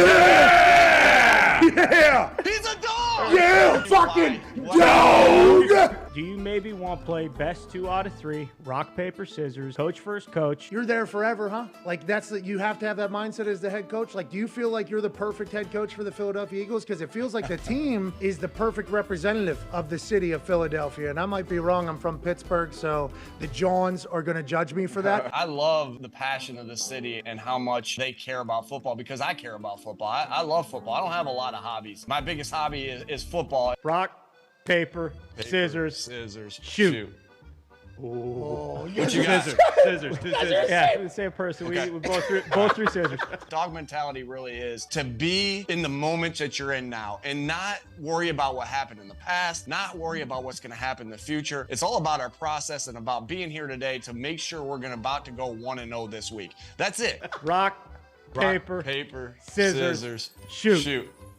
Oh, rough. I definitely got Jason Kelsey the kegs of beer. I was just trying to sweeten the deal of him coming back. As long as I'm the football coach here, I want him here, so I'm ready to give as many kegs of beer to him next year and the year after that and the year after that because that guy is a dog. Rock, paper, scissors, shoot. Same man. We are getting our ass kicked in this preseason game. Belichick is taking it to us. It's halftime, and we are getting booed like you've never been. I was like, paper, rock, paper, scissors, shoot. Oh, I think you might have rock there, but hey. You got no idea what I'm going to do because you're like, there's no way he's throwing scissors again. Come on, baby. I got a damn flower thrown at me. Right? A flower chucked down. We lost to the Chargers. Boom, flower chucked down. Hey, how's your little manure settling in? That's literally what that John said as they were throwing that John at you. They were like, how's the manure and how's the flowers coming, coach? Hey, this is game 7 here. Rock, paper, scissors, shoot. Oh. Scissors again. He threw scissors again, so did I. Rock, paper, scissors, shoot. Oh, you guys are the same. Come on, hey, this is for 15 or 10. Paper, scissors, shoot. Oh! Dog mentality. I got dog mentality, coach. What can I tell you?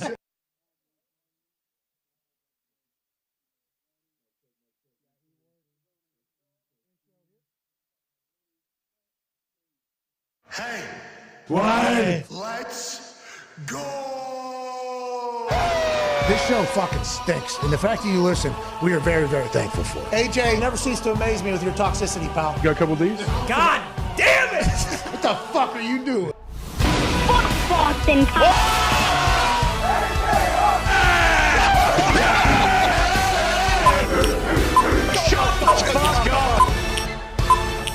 Welcome back. It is Commanders and Bears Thursday Night Football on Prime Thursday, October 13th, 2022. Hour 2 starts now. Football is here.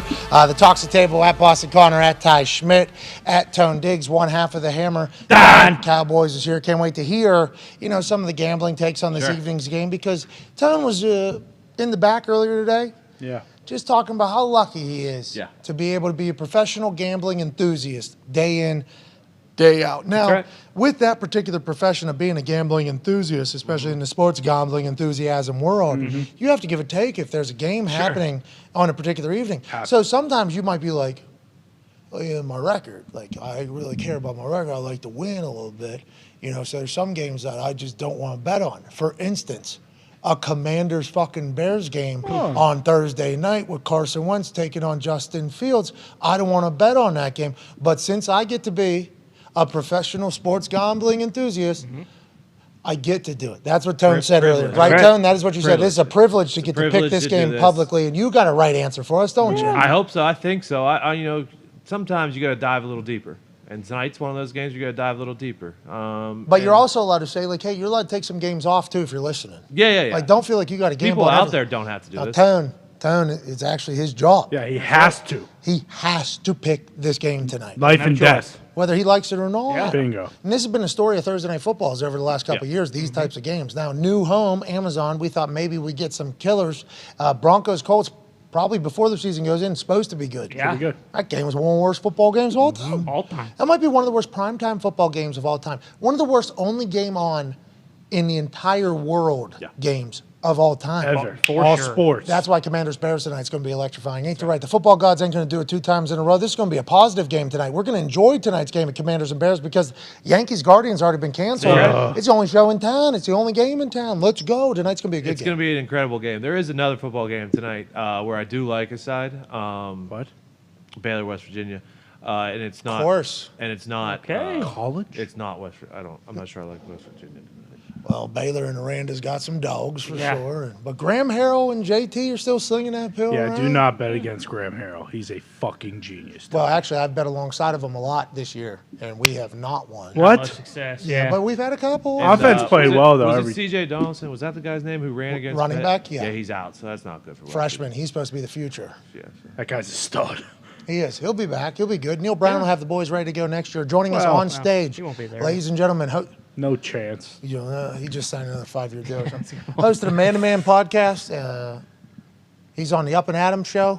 Host of NFL matchups on ESPN, ESPN2, and ESPN Plus, and also the host of Everything DB. Darius Butler's back. Sir. How's the mic sound? We good? Really good. Perfect. Very good. Okay, We had to recode the entire thing over here to make it work. We appreciate you joining us. Sorry that happened. We know you're traveling a long way, taking a lot of time out of your life to do this. We appreciate the hell out of you, pal. Hey, appreciate you for having me, man. No problem.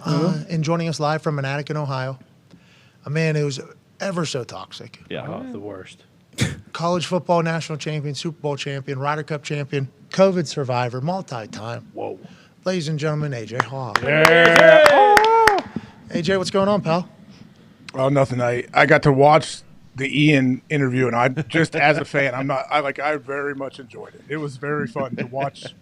Like, I was just thinking of someone that only knows Ian as like Corpo Stooge on NFL Network, all buttoned up, and they're like, "Who are these guys just taking shots left and right at this guy?" Whoa, what do you mean? He was taking shots at us. I thought he was in lying. a great way. I'm saying the back and forth of getting his son to out his show he's going to be on, and Connor's like just attitude. Oh, I'll be sure to DVR that when he's talking about his acting, like, and then Diggs throws in the thing about sending his kids away for 6 months. We forgot about that. And, I didn't. That was 8 weeks or 9 weeks. Yeah. He's sending the kids away for all of summer. I didn't know that this happens. Darius, did you know this? I didn't know it happened. Yeah. You did know? How'd you know? Yeah. Because you went to UConn and like kids up there told you about it, or is this always happening? I've recently just started hearing about this type of stuff. I wouldn't do it, but shout Bruce out to would know, Ian. right? Yeah, it's like it's an East Coast thing, isn't it? A lot of times where they send their kids away to those camps or schools. Yeah, people do camp. Sometimes the schools even make. Seems kids like a do yups, right? This yeah. This is a big yups thing. Very It's expensive. not for free. Big time. Send your kid away for 9 weeks. Like, hey, what do you got? What's going on this summer? What are you doing with your kid? What am I doing? What the fuck? My kid's going to the woods, dude. Yeah, camp on Awana. What We're going to Cabo. Hold you in arms. Yeah, exactly. They're not allowed to have phones in that thing. They learn how to do really good things. Like what? Like they learn how to hunt and fish and tie their shoes. And what do they do for the other fucking 9 weeks they're there? Well, I don't know. Ask them. Socialize. Piss me off. Yeah, I don't know. I sleep in. I have a great summer. We go out on the lake. We don't have to worry about anything. It's a blast. It sounds like a genius idea. I think you're missing out on a lot of time with your kid. I'm not a parent. I don't know, but it sounds like a genius way to catch up on some sleep, I guess. For sure for that, but I just don't trust people like that. Don't have phones, long time. Yeah. Can't trust people. issues, can't do it. No, send your kids deep into the woods with a bunch of random whites with no phones, Yeah. no nothing. And those camp counselors are like, usually 17, 18-year-old kids. Like, they're super responsible. They have it all figured They out. have your kid's best interest in mind. It's not AJ, like- Axel going to these things, and has anybody ever sent him home? Like, you know what? Axel actually not good for the woods. He's cutting down the trees that we're staying in. You know what I mean? Is Chewing that on happening? bark. Axel's only 5, so I don't know how old you have to be to send him away to those. I think things, once but you no, start we- talking, Get them out. The only things that would be our option is if you send them away to hey, my kid's a big time issue. We can't handle them. You got them for 6 months or whatever. That's what it feels Boarding like. school. But also, I guess you. So I'm not doing that. But I'm saying I've never thought of the thing. Oh, let's go to camp for 8 weeks in the summer. Don't you guys have things Sports? here where you live and sports and practice every day and friends? Yeah, we're stooges, though. Remember, we are stooges. We would never understand. At those camps, they learn a lot of things. Networking, they become friends with people from around the country, a lot of more similar things. You learn a lot about stuff you wouldn't learn on a day-to-day. We're naive. Yeah, maybe we're naive. We don't get it. We don't understand it. But we do know that probably build up a little bit of independence. When you go to those camps, you're kind of surviving on your own, living on your own as a kid. For 8 weeks, your parents are like, yeah, get the fuck out, go do this. You come back, you have a little piece of information, your dad's on air. Yeah, it's tailgate takedown. Got him. Max, I told you, I don't give a fuck. He definitely wasn't. What are you going to do? Hey, Dad, you want me to take you hunting? Okay. Yeah. All right, Dad, you know that. He's definitely not sick either. He did not sound sick at all staying off the school. Well, maybe he's a gamer, Yeah. He sometimes What do you say, Max? Take that cover off that. What was he talking about? He was legit mad, I feel like. Well, yeah. I mean, there's no way the tailgate takedown had any clue that Max What Rapoport network? was going to break. Your network? Food Network, dude. Dude, wake up. Oh. It's on the Food Network. It's on Chew Network. Come on. It's on It's on the TBS. Chew. It's on QVC. Is Batali out there? Well, he did something terrible. If that's somebody you're referencing, what did Chris? No, I only know a few chefs. No, yeah. Guy Fieri. Fieri. The BAM guy. Bobby Flay. Super. Emeril Lagasse. Emeril. Who's the guy that I was out at his hotel out Salt there? Bay. Gordon Ramsay. Bobby Flay. No, these Super are Chef Bobby Flay. No, it was that guy. He was an Iron Chef thing from Boston. Oh, that's right. Oh yeah, shit. He's like it's the nicest restaurant I've ever been to. Good food. Good Is that food. in Arizona? Yeah, I think it was in Arizona. Nonetheless, fucking Ian's on a show that's on TV. Okay, and his kid broke the news. Darius Butler is here. Whole first 25 minutes, couldn't hear him. Did you hear about this? AJ, did you hear about this? No, what did he do? Oh, what did he do? He did nothing. What did we do? What did he do? What do you mean he do it. couldn't hear him? Oh, the microphone just stopped working 4 weeks into this fucking thing. Just no microphone usage at all. That's what is the corded mic, I see? Yeah. I've learned that this thing's a fucking problem. Yeah, it's a big block right there. It's a big block right there. Oh, the necklace is not working? No, yeah, not at all, actually. I feel like this is not one of those things too where you can just kick it and then it gets better either. Yeah, there's a thing back there. I tried. That's for all the portable, headsets and all that shit, and that's supposed to run out of there. A lot of lights blinking on it. Don't even point at it, guys. Don't even point at it. Sorry. We need to get a little home on it, but then it'll probably block the. Yeah. You guys are just getting radiation probably right through your back. Oh yeah, I feel great. I don't doubt it. I feel like a superhuman almost. Can you put that spiritual necklace on it? Smart. That's Zito. Are We don't we want to sure? touch it. Yeah. Does it work with Put it on the machines? thing above it and have it hang. Words are spells. Spell cast. Amen. Yeah, put some good energy Thank in you. that shit. Find some supergrass. Should we hang it on an antenna? But, I don't know if you should be touching that thing. Oh, no. Don't be teabagging that thing. It kind of does look like you're teabagging it with good spirits right now. Anything can help, though. Can't get worse. Yeah. What if it actually shut the fuck down? Which could happen. That could it happened 2 minutes before we went live out of nowhere. It could just shut down right there. But of course, that thing doesn't have good comedic timing, so it wouldn't be able to do that right now. it'll wait. Whenever it would be a good time, it always does the worst time. Let's dive into a good time, and that's a conversation about tonight's game. NFL Week 6 kicks off this evening. AJ Hawk, Commanders, Bears. Everybody is expecting a shit bowl on Amazon Prime for back-to-back weeks. The Chicago Bears wearing all orange. Will Carson Wentz be able to handle all his hunting buddies running around on a football field going against them, or the Commanders going to lose to the Chicago Bears trying to find an identity under Eberflus? AJ, what are your thoughts on tonight's game where the Commanders are favored by 1 and have been the entire week? I mean, I don't know if being favored by 1 really matters at all. I know exactly where I'm going with this. I had an idea a few days ago of who I thought would win this one, and I have not wavered, I feel like. Okay, sweet. Okay. Do you want to say it, or you want to hold Yeah, it? I'll take. I would take for sure Washington -1, and I'll take the over. Okay. Whoa. Age. Okay. I, too, am going with your picks right there. You're taking the over as well? Me too. Taking the over as well. Yeah, I'm Have you fucking. been I'm listening? fucking trying to super boost this thing, dude. That is. No, I I'm just literally. heard you guys kill Ian. I didn't hear anything else. Well, so today has been a big let's be positive day. Okay. Now that was the mindset going into the entire show. Walking across this basketball court from the kitchen before the show starts, in my head I'm talking to myself, let's be positive. Yeah. Let's be positive. Let's be positive. Yesterday I had to kill a fucking punter that was in college that was speaking out of pocket. Felt bad about it last night. I'm like, I don't like that negative. Also, fuck that guy. So like somebody has to say something. Who am I if I don't say it? But then also a lot of negativity about the game tonight. Everybody's like, Commanders, Bears, this game's gonna be terrible. It's like, no, it's week 6. Let's remember during COVID when there's no live events, there's a fucking game. That's what I was telling myself all morning. This morning I woke up, I'm like, That's great. let's be positive. go. Let's be positive. Yeah. 2 minutes before we go live, we have a fucking leaf on the thing. I mean, a leaf on the thing. Microphone doesn't work at all. Like everything just kind of shuts down as we're live. I'm like, let's be positive. Let's be positive. Let's be positive. Then we start talking to Ian, and Ian's like, my thoughts on tonight's game? N'Keal Harry's not playing. That doesn't matter. Going to be a lot of running, very low scoring. I'm like, just try to super boost the over. Let's be positive. Let's be positive. So today has been quite a test on the optimism, but let's be positive. Tonight's game is going to give us a better game than last week's game. Tonight's game is a game. Let's remember when there was no fucking games and we had nothing to bet on and nothing to watch, and we were picking through Netflix and Prime and all these other things trying to find some documentary that might be worth a fuck, and we couldn't find it. No. Couldn't find out. There was no new TV shows. Once we ran through everything, we were fucked. The world was stopped. There was no sports, and we couldn't watch anything. Let's never forget those days. Amen. Never forget. So when the Commanders and Bears are battling on Amazon Prime, let's be positive about it. Yeah.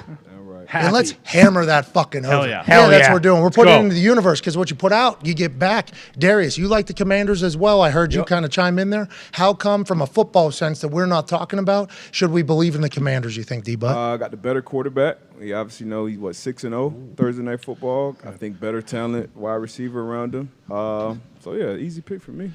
So for me, it wasn't an easy pick. Okay. Oh shit. For me, it was they got so much fucking shit going on over there. it would only make sense that they win the game. Yeah. You know, like the Buccaneers, Todd Bowles missed fucking practice. Tom Brady's missing stuff. And they're in the middle of an NFL season, and people are just missing work. Okay, important people just missing work. It's already hard enough to win. It's fucking impossible to win. Then lo and behold, on Sunday, they beat the Falcons. Get a bullshit call. That certainly helps. They're still up 6. They win. So in my eyes, nothing makes sense. So Ron Rivera burying Carson on a Monday. Yes. And then them playing together on Thursday. That should not work. That should be too big of a distraction. So in my eyes, it's like they're fucking definitely winning then. So I'm riding with the Commanders just strictly because it wouldn't make sense for them to win. And I don't know anything about the Bears. Sure. I know next to nothing about the Bears. Yeah. The only thing I know about the Bears is whatever Zito spits in that microphone whenever he Amazing team. There, exactly. Bingo. So I don't know if that's true, and I don't believe it is the case. I think Eberflus was a good coach for Indianapolis. We're feeling the effects of him being gone, I think, in Indianapolis. I think Justin Fields has an opportunity to be good, although everybody that talks about him says, well, this guy might not be good. Who knows? I think he will be. A new story that came out on him, his breathing. He's been controlling with yoga, so he's been in pressured situations, breathing a lot better. What's so funny? So what? So pressure situations, he's going to be good. He is good Primetime to go. games. So He should chew gum. That's a good idea. He should I chew agree. He helps gum. with concussions, right? Is that why? No, concussions maybe, but You also could swallow it if he gets hit. That'd probably be bad. you choke on it like when you fall asleep, laying on your back when you're drunk. Can't do it. Can't do it. Get that foot down. Remember, Darius? He wear one of those whoop things. What does that do? His heart rate. What was he getting hyperventilated or something? What was going on? Yeah, I don't know. High pressure situations, he was breathing heavy, so now he is calm as a whistle. Is a popular phrase. Yep. Calm as a whistle. I might have to change my pick. Zeke, you may have swayed me the other way. That's what I do. So yoga is breathe in. Yeah.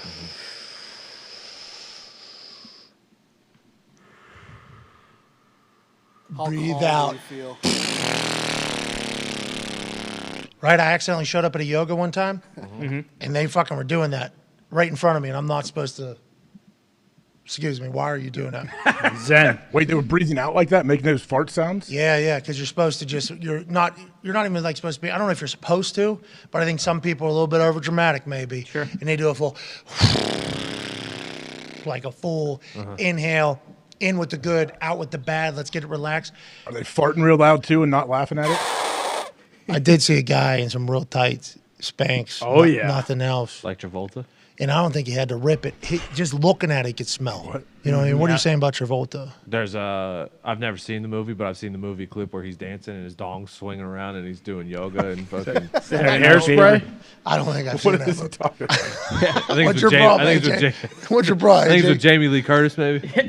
I don't think it's Jamie Lee Curtis. You're talking about No, he's Saturday right. Night Fever, dude. It is. Anyways, there's a play clock, though. Are they going to call timeout for this guy to do this breathing? Because I think this breathing is like all the way in. How much time do we got? So I believe it's just before the play. He's always in that mindset. He is breathing the same way. So he's doing the flow state right now. He's getting into the Aaron Rodgers shit. Sounds like. I thought this was fake, but there is a report on there that it's Darius, this what's is your real. fate? What are you doing? No, I mean it's important, obviously, to be calm, but I mean what he's put on tape, what's around him, talent wise.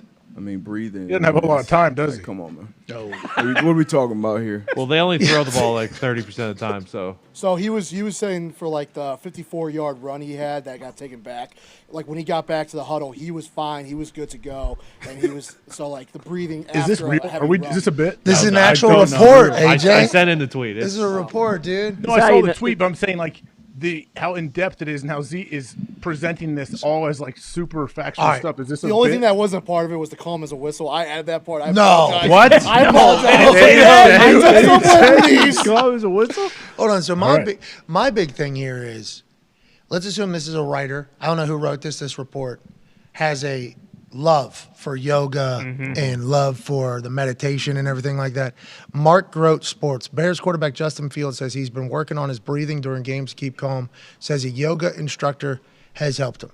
Okay, so to ask that question, you would think there's some sort of interest maybe from the right. This is me just speculating on how the fuck this became a report. Sure. The I right. think they just want a unique story to tell about him, something different that hasn't been out there already. Yeah, but you got to remember, everybody's like, I wonder if they're doing this to help. And then, So he said during his press conference, he literally just went out and said it, like brought that up essentially. Jesus. So it might have been a question that led up to it, but he kind of was talking about like his breathing. If and you how do yoga, for you the have to next talk game. about doing yoga. Commies by a million. My God, are you kidding me? It's true. I mean, this is the kind of stuff where it's like, oh, okay, this football team fucking sucks. We're Yeah. talking about Phil Jackson. Phil Jackson used to take the Bulls through it. Yeah, he had Michael Jordan. That's meditating, right? They do the whole meditation Chicago. thing. Yoga, That's probably meditation, all of it. That's probably what he was. Maybe he didn't open up as much in a press conference as we had thought, but I'm happy he brought it up. That's how he's getting better. He's a vegan too, right? Yep. Yes. Yeah, he is. Vegan, yoga. He's doing a lot of stuff. There's a lot of quarterbacks that have a lot of things that they do. So I'm not knocking anybody and anything. Do what you got to do. But if that's what we're focused on going into week 6, I think that is a little bit of a problem to Darius Butler's point. That's a huge problem. You didn't stick with yoga, though? Just one and done? Get me out of here. I mean, I couldn't. I've told this story. For the Presidential Fitness Awards in elementary school, the blue thing, I couldn't even fucking reach it. It was it bullied me. Everything else, I'm whatever, we're doing it, no problem. Should probably got to the White House a few times if I had to guess, looking back on it now with what the tests were and what I was pretty good at. Just as soon as that thing, I get a negative fucking 10 and then my whole score would get, it was so bad that it would offset all the other stuff. And it's like, sorry, you didn't get it. And then this bum kid got it. I'm like, all right, this thing seems to be against me. Never been able to touch my toes, though. Never warmed up, really. Never did the stretching. As I get older, I think I'm going to try to get into it. But yoga was literally it was 140 degrees or whatever. Oh, hot yoga. It was. I don't like being hot. I'm sweating. Is that the Bikram? Yep, I believe it's Bikram. He's a terrible person. Then I get into stretching, which hurt. So I hate being hot. I hate stretching. But a lot of my friends were into it, so I just gave it a go. And boy, I was too immature for it. I just couldn't. What are we doing? Well, it's not easy either. Hard. No. I was getting my fucking ass kicked. I had to leave. I almost passed out. It was too hot and I was too sore. I was in too much pain. I laid out in the hallway. And then the class ended. I'm just laying there. And everybody walked over top of me. It was a whole scene. I don't know if it's my thing, but a lot of my teammates started doing it. Like there was a lot of guys that started doing it, and I didn't. Did you ever get into it? You ever do the yoga? I did it a couple Pops, off right? seasons. It's good. Good for your flexibility, obviously. Your mind, relaxing your mind, controlling your breathing. It's a good switch up. Pops is all the way in. Pops? Mike Adams? Yeah, he was all the way in. He was starting to post. He was doing poses in certain places. I'm like, I saw him at the place I used to do. There was one place I used to go to yoga for a couple of years that was awesome because it was super fast paced. Wow. They play music the whole time. It's in every single class you feel like. So what do you guys? You guys are just fucking power posing. Super fast. Like you do 1,000 push-ups with all the poses. I saw Mike in the parking lot there one time. It was awesome. I need to go back. Honestly, it felt great. So you're a big yoga guy. You have done it? No, I've tried all of them. Like the Bikram, the hot stuff. Like I'm with you. I can't do any of the stuff. It's stupid. They tell you when you can drink water. Like, I don't think it's stupid. Listen, some people love it. That part is. Some people shape their whole No, lives I can around drink water. If I can have a sip of water right now, I don't need permission for that. But if I'm paying to come to class, so the place, there's one place where they're awesome. It's super fast and it's not boring at all. And the whole time you're every time I ever went, the last 15 minutes, I was like, man, is this gonna be the day that I leave? That's what Justin's doing. It was that hard. Yeah. So Justin's doing the same stuff. Is that in Columbus? Is that where you got started?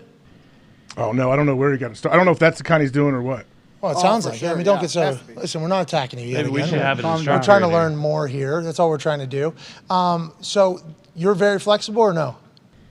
No, but I disagree with stretching and all that. I think you should go from your car to the first play and be fine. But as I get older now, I do like stretching now. I'm big into stretching now. I disagree with stretching. Me too, by the way.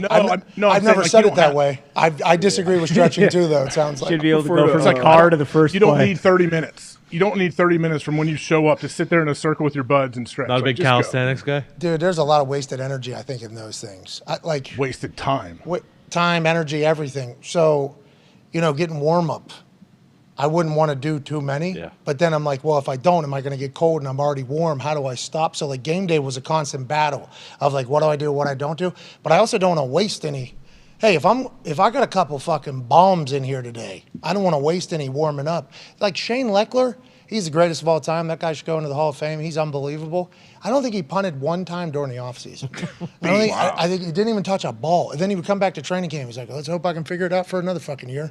And he would. And then he'd become the best in the league and he'd keep it going. It's like, there's some people that live and die by it. Like, hey, I have a 30-minute calisthenics warm-up routine that I have to do. And I think it's as you get older that starts to happen. But I think some people are invested early, too. I think there's some people that fucking love that type of shit. I'm with y'all. I hate the stretch. I like the dynamic warm-up. A couple high knees, get some butt kicks, a couple little jog out, start to sprint. Yeah, give me about 5 minutes of that, and I'm good. Let's go. So Let's the get rolling. yoga with the breathing, he went in there and he said he's feeling effects with the breathing. Do you think that's an overall mindset thing that he's kind of learning about, or just strictly the breathing?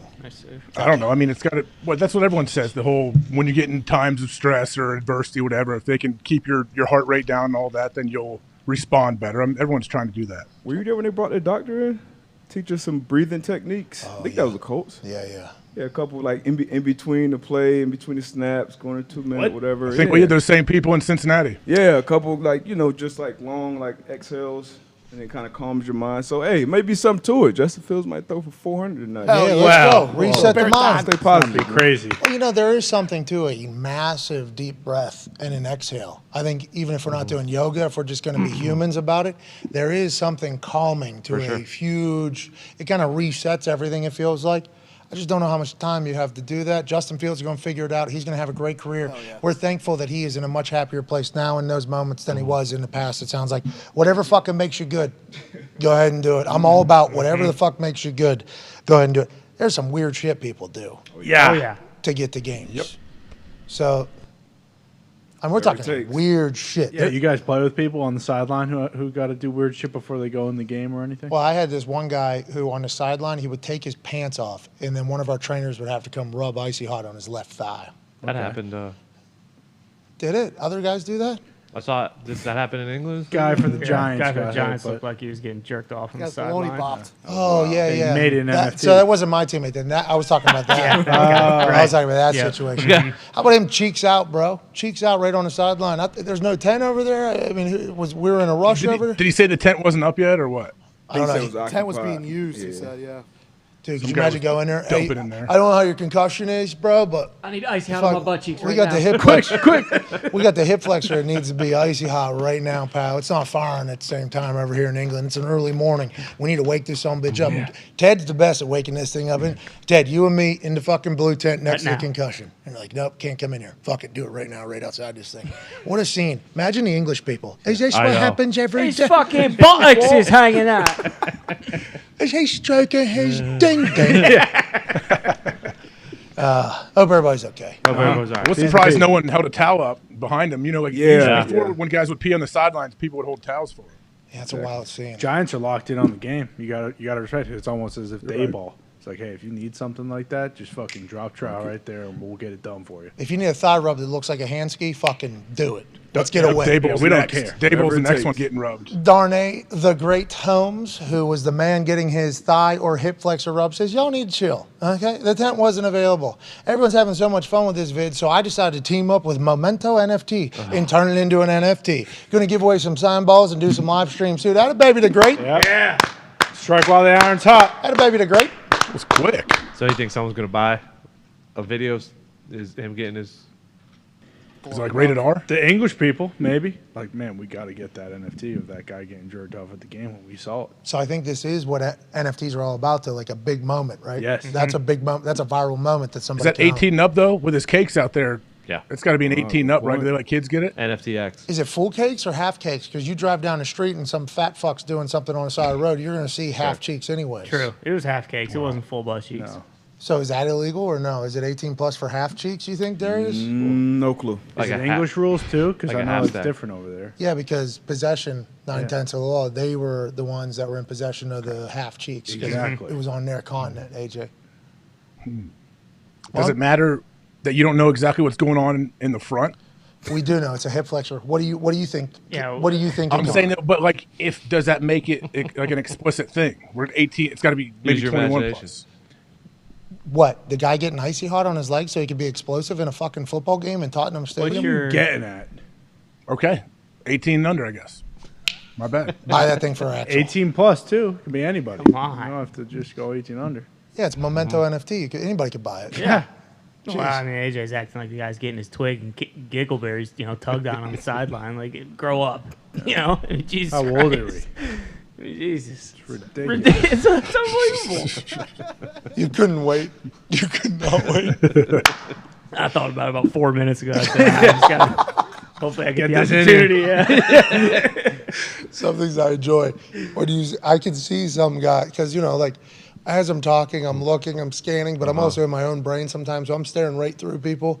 And then every once in a while, I'll make eye contact with somebody, and it'll be as they're thinking of something. I see eyes get big. I'm like, I'm excited for whatever toxic thing is about to come out of that mouth right there. Let's move on. Speaking of toxic, have you heard about Dan Snyder blackmailing everybody in the NFL, allegedly? ESPN report. ESPN reports something. That's like real journalism. Mm-hmm. That's high-end people. That's being appreciated and respected as being real, I think. So when alleged sources, both senior executives at the Commanders and an owner in the NFL, are on the record anonymously saying things, we have to act as if it's pretty true. The owner that went on the record anonymously said, we don't all hate each other. We definitely all hate Dan Snyder. And then the senior executive for the Commanders went on the record anonymously and said, Dan's got shit on everybody. He's got shit on Roger, too. So he's the most powerful man in the business, basically. What are your thoughts on that, AJ? Because it would make sense on how he survived all this if it was just blackmail over the other people that could potentially kick him out of the position he's in. But at the same time, don't they all have a bunch of stuff on him? Or is he saying, hey, everything's out there. It's all public for me. I don't care. I'm the worst human on earth. Yeah, everyone knows. At this point, you know what I mean? I mean, the picture tells you a lot, doesn't it? I mean, with Jared isn't smiling nearly as much as Dan Snyder is in that picture. Oh, so we're reading body language. Yeah. At all. We're allowed to do so. I mean, are we qualified? What would you say? If someone's a body language expert, they should call him. Even if you aren't, though, just go face to face. I mean, the frosted tips look good for Dan. They do. Well, I think that's because he was down on the beach down there. Yeah, he put a little sun just in natural. it. Yeah, he put sun in it. You guys were talking about how Dan and how 7 owners or whatever he needs to have stuff on so that they can't vote. But you don't think one of those 7 owners then knows something on one of the owners that Dan doesn't know on, and Dan's hanging that above the stuff that he knows people has is, hey, you got to tell on the other people too, or I'm going to leak it all.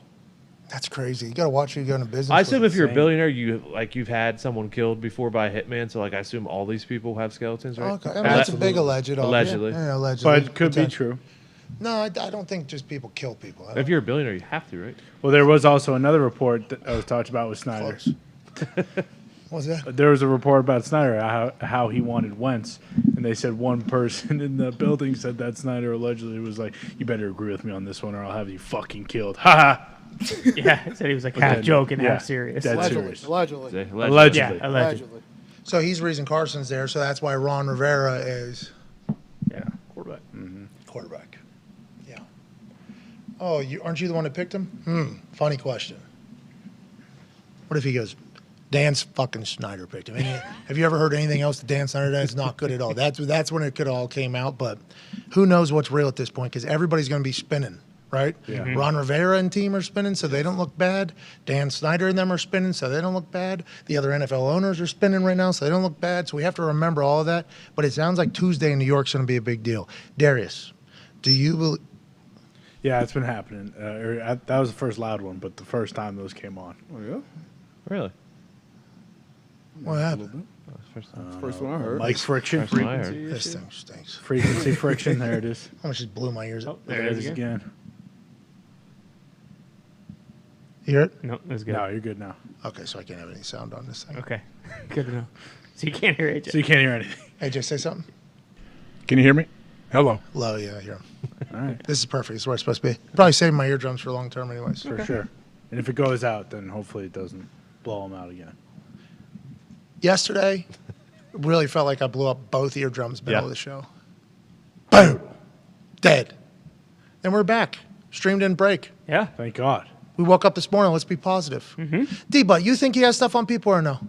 Absolutely. We said it yesterday, right before this report came out. It's the only way you survive all the shit that he survived. I mean, PIs. Government, Me Too, like everything. He's still here. Still showing face, too. So he probably knew this was coming out. He's going to be on Amazon Prime tonight, and he's sitting in Bezos' box. Can't wait. He's going to be in Bezos' box. That would be awesome. Next to Goodell. Me and Jeff and Raj here.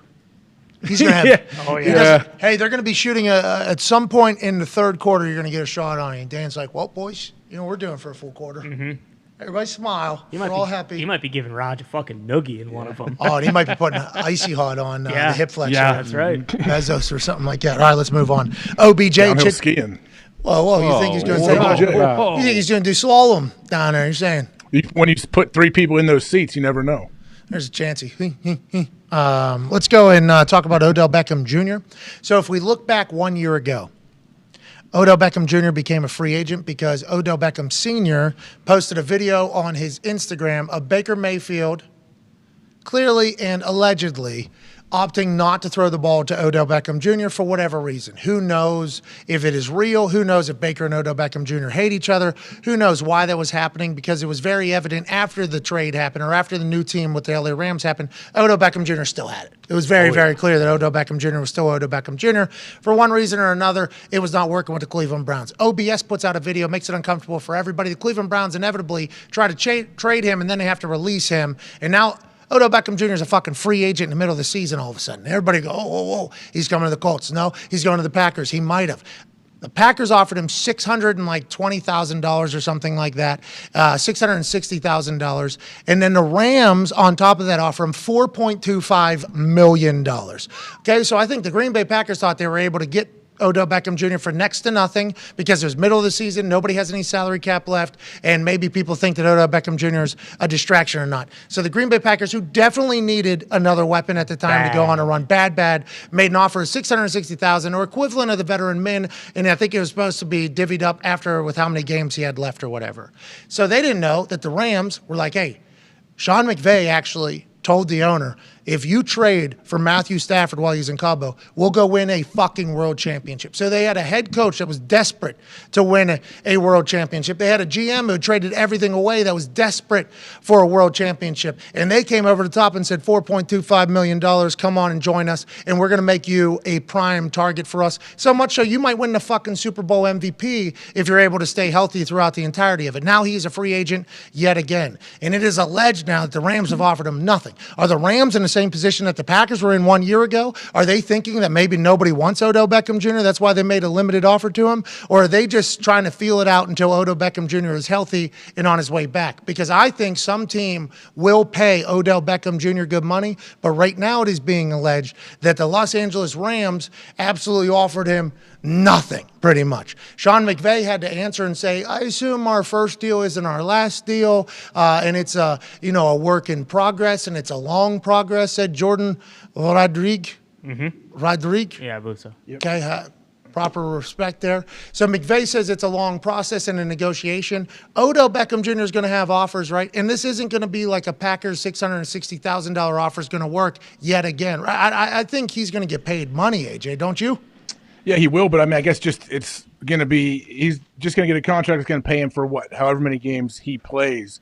But I don't know what that number looks like, and like when the Packers offered him with what the equivalent of $646,000. I bet did they have any idea that someone would give him 4.25 like the Rams did? No, that's what I'm saying. Like I think the Packers thought that they were able to get him for cheap because it's middle of the season. He's a distraction. He's Odell Beckham Jr. Nobody's going to want him. We can offer him $660. Nobody's going to know. Yeah. And then the Rams were like, oh, we got actually a couple million plus incentives, and we are going to make you a prime target. And he's like, I'm going to go there. And are the Rams now in the position that the Packers were in 1 year ago where they think they're going to be able to get him for cheaper or whatever because of what he was able to accomplish with them last year? He gets a Super Bowl. He's kind of reinvented and rebirthed himself since a couple years off with bad teams, it seems like. I just don't know. I think there's a lot of teams that are going to want Odell Beckham Jr. for the final stretch, especially with injuries probably looming everywhere. I think it'll be a decent amount of teams. We all know he can still play, but obviously health at this point is a big question mark. So obviously very incentive-based the deal will be. But Rams need him bad. Packers need him bad. The market, though, is weird because whatever these owners, like, they kind of set their market. And obviously the Rams jumped out there. They were desperate for that Super Bowl. It'd be interesting if they take that leap again. The Cowboys want them too, maybe. Jerry?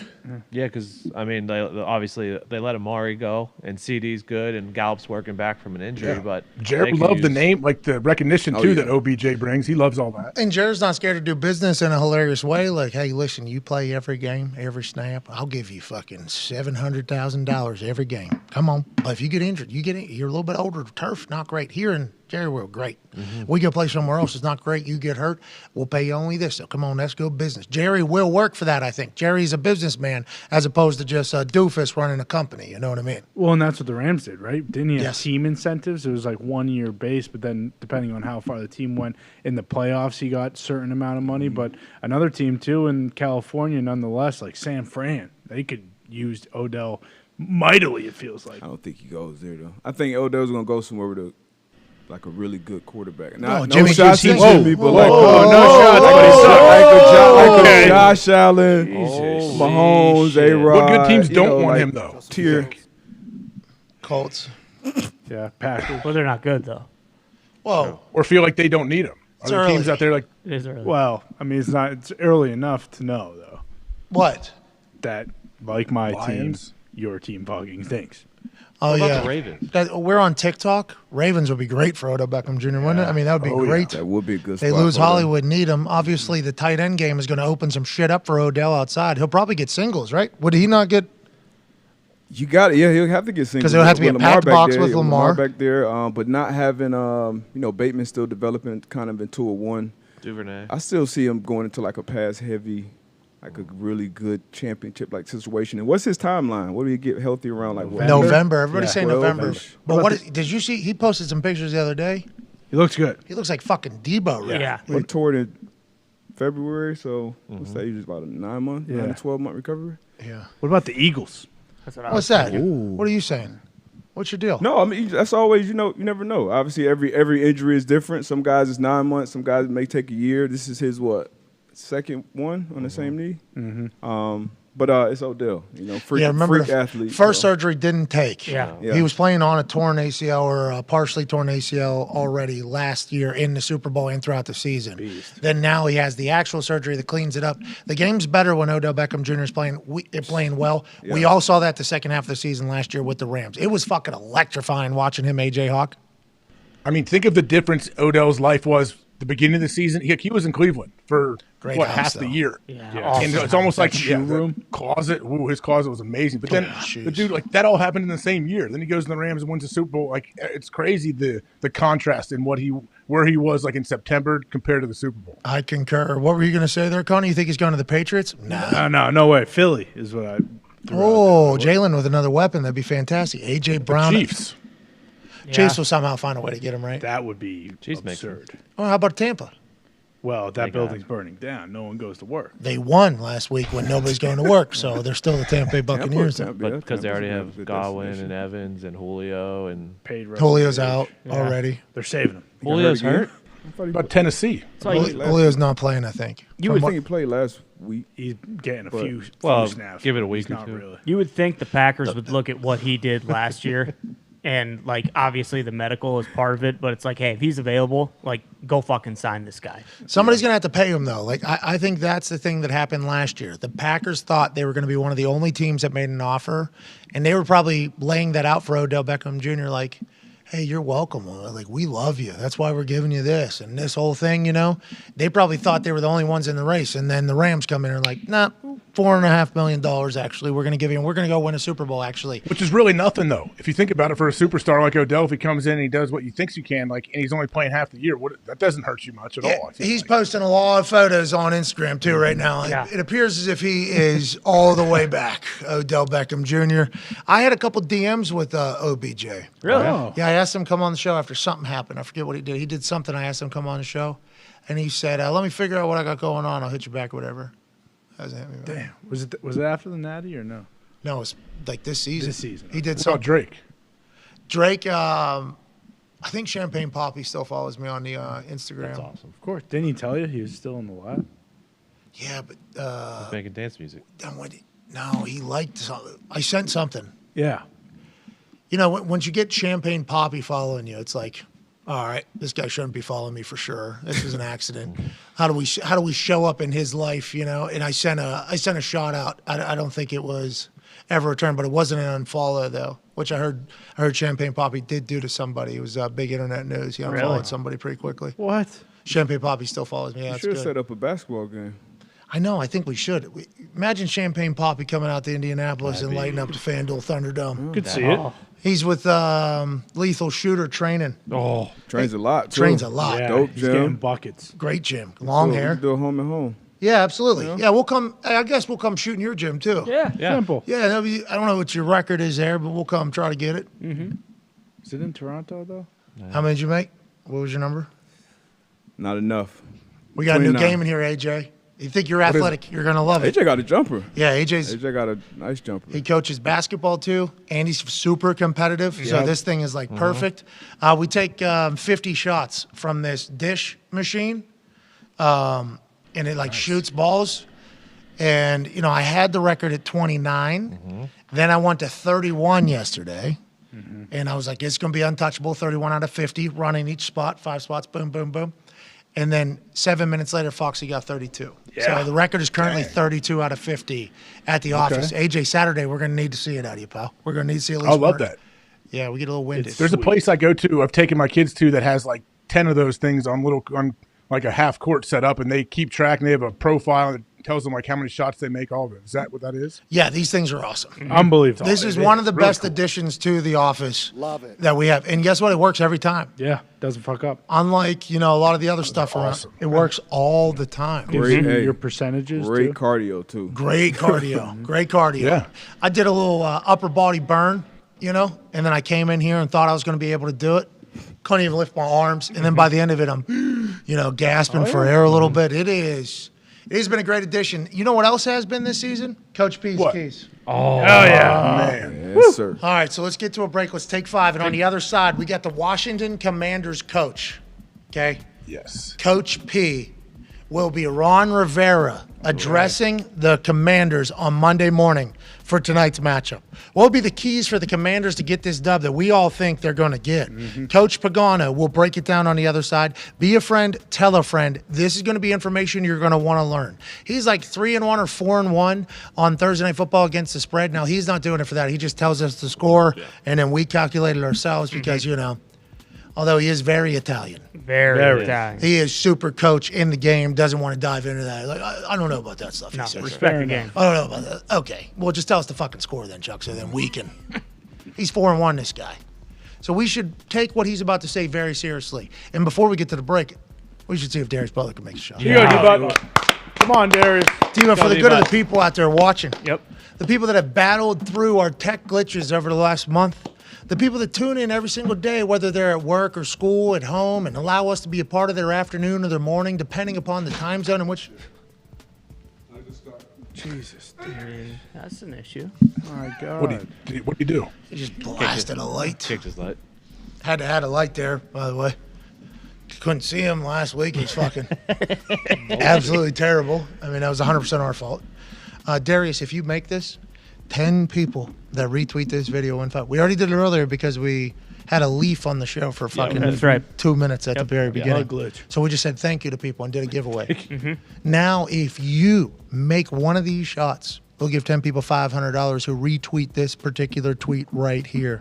Go ahead and say something nice to somebody as well in the reply. Go ahead and put your cash tag in there so we can pay you efficiently on Cash App. Ladies and gentlemen, Darius J. Butler with a money shot from the stage in front of AJ Hawk blowing O's. Oh, looks so good. Right online. Right online. Yeah. Hey, AJ, anything to say here, AJ? No, he's an athlete. You don't need to say anything to him. He's an athlete. I don't need to say anything. Darius Butler. Oh, yeah. Oh, man. Darius. Hey. Ready, bud? Get the books ready. Athlete. That's it.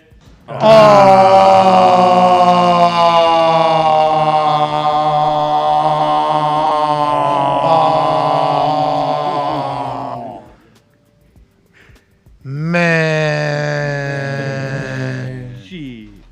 That was a bummer. Huge. Next hour, though. Hey. Here you go, D-Bud. Next hour. Redemption. All right, everybody take 5. Then we got Coach Hey. P's keys. Be a friend, tell a friend, take 5. Take 5.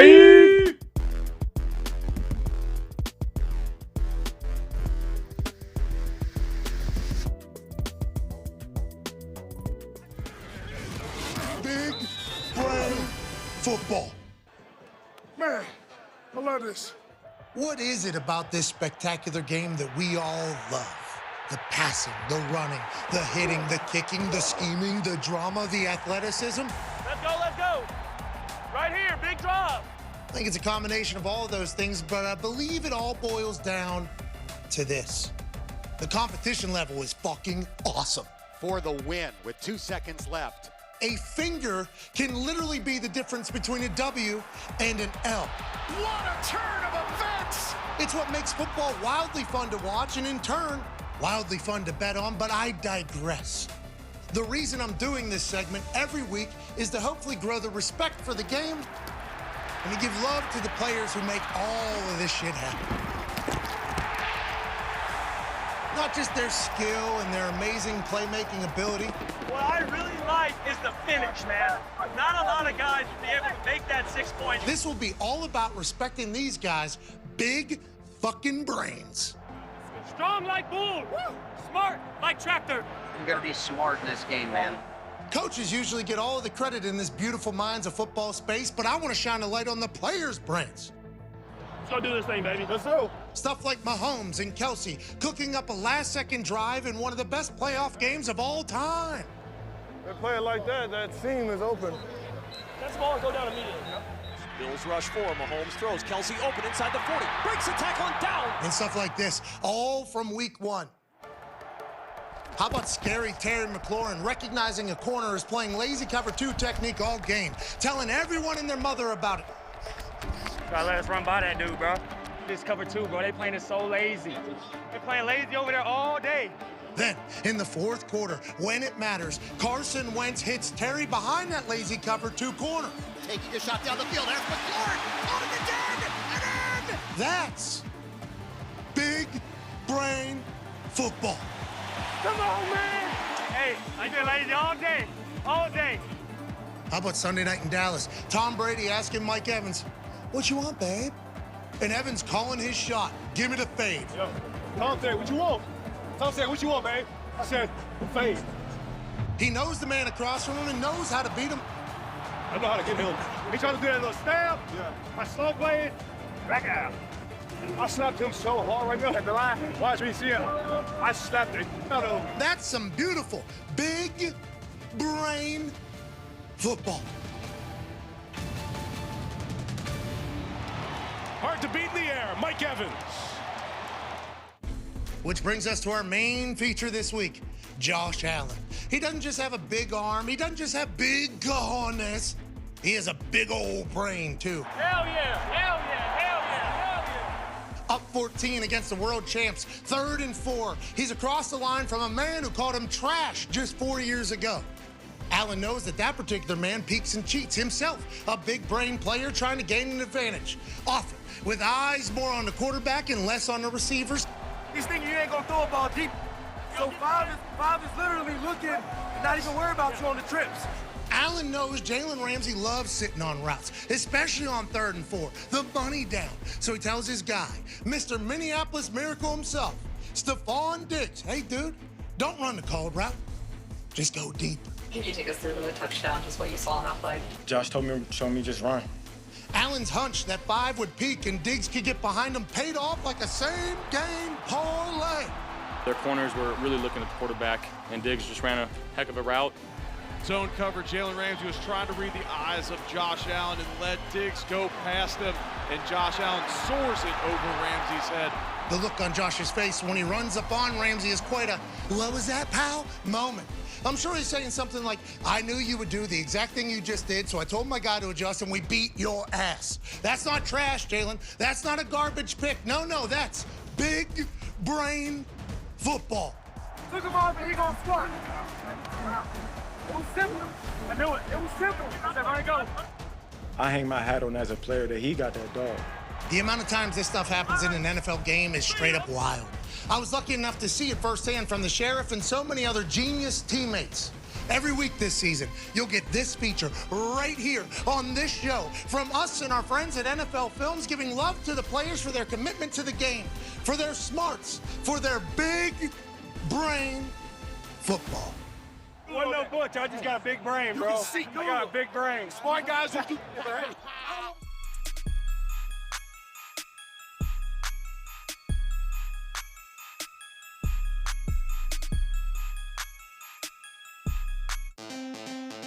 Welcome back to the program on this Thursday Night Football Thursday, October 13th, 2022. Hour 3 kicking off in beautiful fashion with AJ Hawk to my left. At a baby. Hey. The Talks at Table at Boston Connor at Ty Schmidt. One half of the Hammer Down Cowboys Tone Diggs. And also the host of the Man to Man podcast, Everything DB, NFL matchups, absolute legend Darius Butler up here. And before we waste anybody else's time, we need to get to a segment that has really become a highlight of our weeks.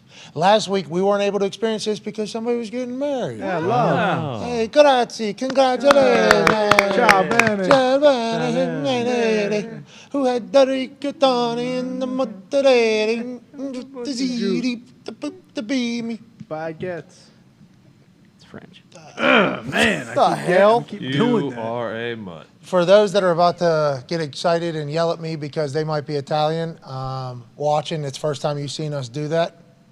I actually grew up in an all-Italian neighborhood, basically. I thought I was the only Irish kid. You know, I did say some things that were probably a little bit bad when I was a teenager and had loose lips and a big mouth. You know what I mean? For sure. Then I took a 23andMe, and I was both offended by younger me and also letting people know I was allowed to say all those things because I am Italian. Of course. So that being said, grazie to this man who comes in every Thursday and breaks down the Thursday Night Football matchup as if he's the head coach of both of the programs so we can learn about how both teams can go about getting a dub. Ladies and gentlemen, Coach Pagano, and it's time for Coach P's Key. Hey, go, Coach. Hi, baby, Coach. Woo. Hi, baby, Coach. All right, good morning, man. Good morning, Coach. That was a good one. Hey, so, hard-fought game yesterday. Tough loss. Meeting's Monday morning, by the way. Sure. Right. Yeah, sorry. That's bad intro. We had a bad loss. Yeah, we against Tennessee. Yep. Good. You guys fought your asses off, and we didn't come away with the win. So, disappointed, yeah. Pissed off, yeah.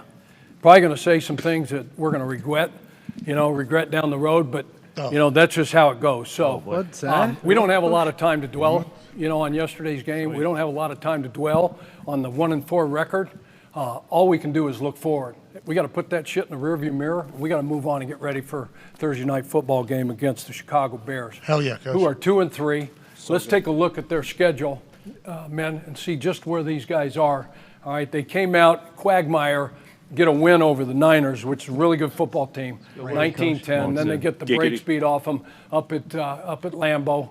They lose to Green Bay. They come back and they win against Houston, who finally got the first win of their season last week. So you take what you want with that. At New York, they lost by 8, 12-20, and then Minnesota last week. They come out, they got down 18 points. Okay, and then they fight their ass off and get back in that football game, only to pull up, come up a touchdown short. So this is a really good football team, and we're going to take a look at those keys right now. That's not what you. Coach, are you sure? Coach, you could throw one of us under the bus this week? Or? Hey, look. Hey, Carson, shut up. Lock in. Fault.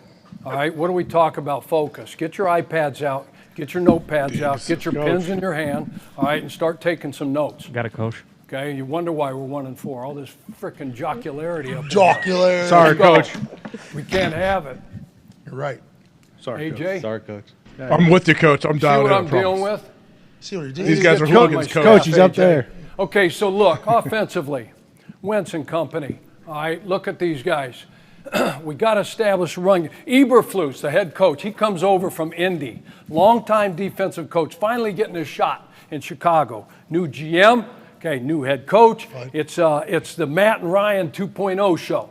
All right, Ryan Pace, Matt Nagy last year. In this year, Ryan Poles. All right, Matt Eberflus. I don't know what the connection is. They're 2-3. Doesn't look like to be working to me, but let's just see what happens, right? So it's a 4-3 over front. All right, mostly a single high on first and second down. Not a huge pressure team to this point. The one thing that Eberflus likes, all right, is this Tampa 2. All right, Mike down the middle, 4-man rush. They got some guys that can rush the ball. All right, so statistically, right now they're 22nd overall in the league in total yards. The thing that sticks out to me and should stick out to you guys, okay, right there, they're 31st. Okay, almost dead last in the league. All right, run defense. They're giving up 170 yards a game. Okay, now they've got Blackson. All right, they've got number 93, 96. Those are the inside guys. The edge guys are good players. Oh, yeah. Okay, the edge guys. But we got to establish a run game. Now, they're going to look at us and say, hey, these guys only rush the ball. We only rush the ball 89 yards a game, okay, which isn't very good. And we've got, hey, Gip, you can run the ball, right? Yep. Yes, coach. Yeah, hell yeah, you Gip. can. McKissick? How about JD? Where you at, JD? Over here, coach. You can run the damn rock. Hey, we got to hand this thing off, and we got to grind meat. We got to go into this thing, Soldier Field, and we got to run the frickin' football. I'm sorry, Terry.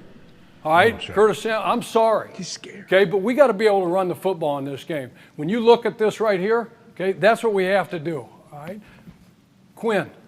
Okay, Robert Quinn. Last year he set a record in Chicago, broke the single-season sack record there. All right, long-time record. Great player, pass rusher. Where's Leno at? Right here, Coach. Charles. Yeah.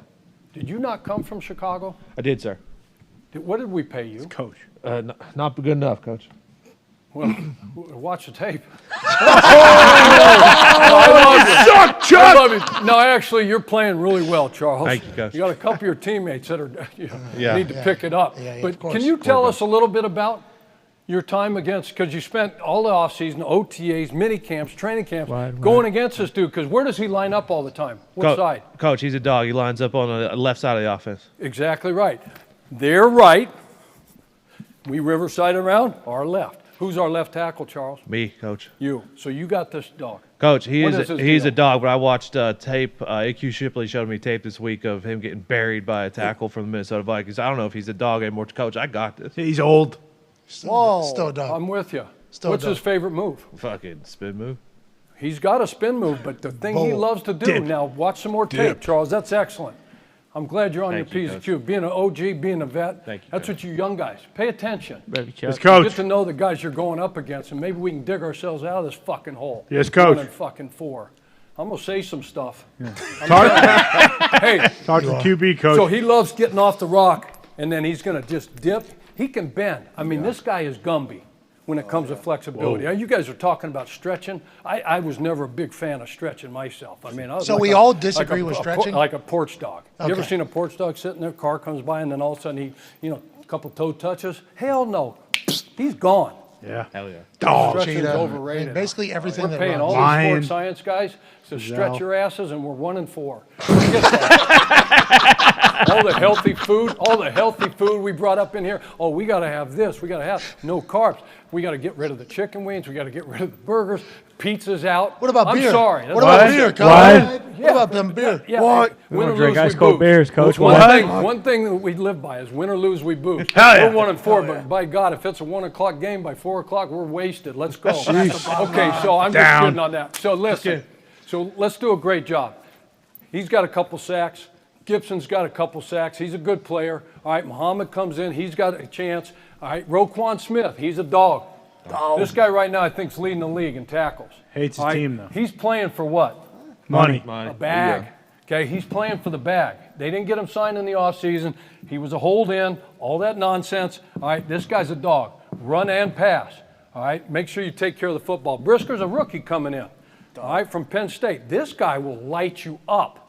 You better have your mouthpiece in, your helmet buckled up. What? Okay, he's a dog. Eddie Jackson, he's back. He had a great offseason. He hadn't been playing the way he should have been playing the last couple of years. He's got 3 picks on the season, so let's be aware.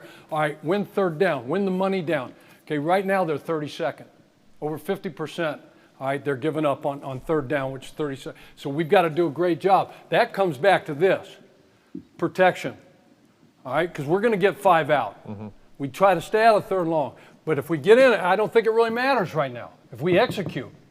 All right, Carson, you got to get the ball to Terry. You got to get it in Curtis Samuel's hand. This new dude, Brown, where you at, Brown? What? 2 tutties? Yeah. Diami, right? Is it Diane? I don't even know your first name. You just Diami. showed up, and all of a sudden you catch a 75-yard touchdown pass, and then another touchdown Yeah. pass.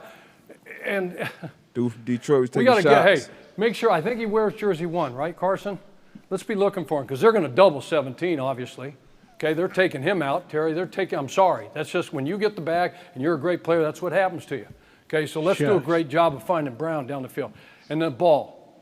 All right, right now these guys are 8th in the National Football League in takeaways. They love takeaway. Eberflus's defenses, a hallmark of their defenses, effort, toughness, physicality, and getting the ball out. Just talking to you, Carson. It's a program. Carson's moving gravel right now, Coach. He's not in here. Hey, look. It's going to get tougher, okay, on 11. Leave him alone. All right, let's go on. Next slide. You leave him alone, Coach. That's real. AJ's. Wouldn't they sorry, Coach, but some people might be standing up for our quarterback. No, we all hate him. He sucks. Hey, Fuck look, that. That's my look, quarterback. You know what? That's my quarterback. That's our quarterback. That's my Believe in quarterback, him. too. Coach. We believe That's mine, in him. too. Unfortunately. Put in Heineke, guys. All right, let's go on. Move on. Defensive keys. All right? Stop the run. Okay? The strength of their offense, this quarterback is a second-year player. Good breather. He can create with his legs. He can run. He can take off. This, that, and the other. Montgomery, hard charger, all right? Dog. What is Montgomery rushing for? 3.8 right now. Herbert, number 24, 5.9 per carry. Whoa. 3 TDs, 5.9. Justin Fields, 4.6. That's the strength. Mooney's back. Wide receiver. This guy's a good player now. And he's going to, hey, where's St. Jude's at? St. Jude. Hey, Right here, Coach. 25. Hey, wake up, Juice. Come on, Jesus Juice. Christ. I forgot my name. No wonder you got 4 mentos last game. Can't have it, Joe. Don't throw my ass under the bus, too, Coach. Jesus. All right, look, so seriously, here's the deal. Okay, when they're in 2 wide receivers sets, he's going to be outside, obviously. They get to sub or nickel package, he's going to be the slot. I guarantee you. Okay, I guarantee in this game, write this down. All right. Okay, because it could be after a big play, a 1st and 10, right around midfield. That's a shot area. All right, for everybody in the National Football League, could be a 3rd down situation. He's going to be in the slot.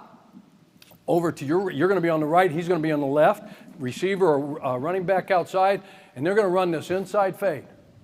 Okay, everything DB, right? D Butts knows he's covered. How hard does it cover these inside fades? That's tough. A lot of room out there. Oh my God, it's a lot of room. It's like you ain't got no sideline to squeeze the guy to. Nope.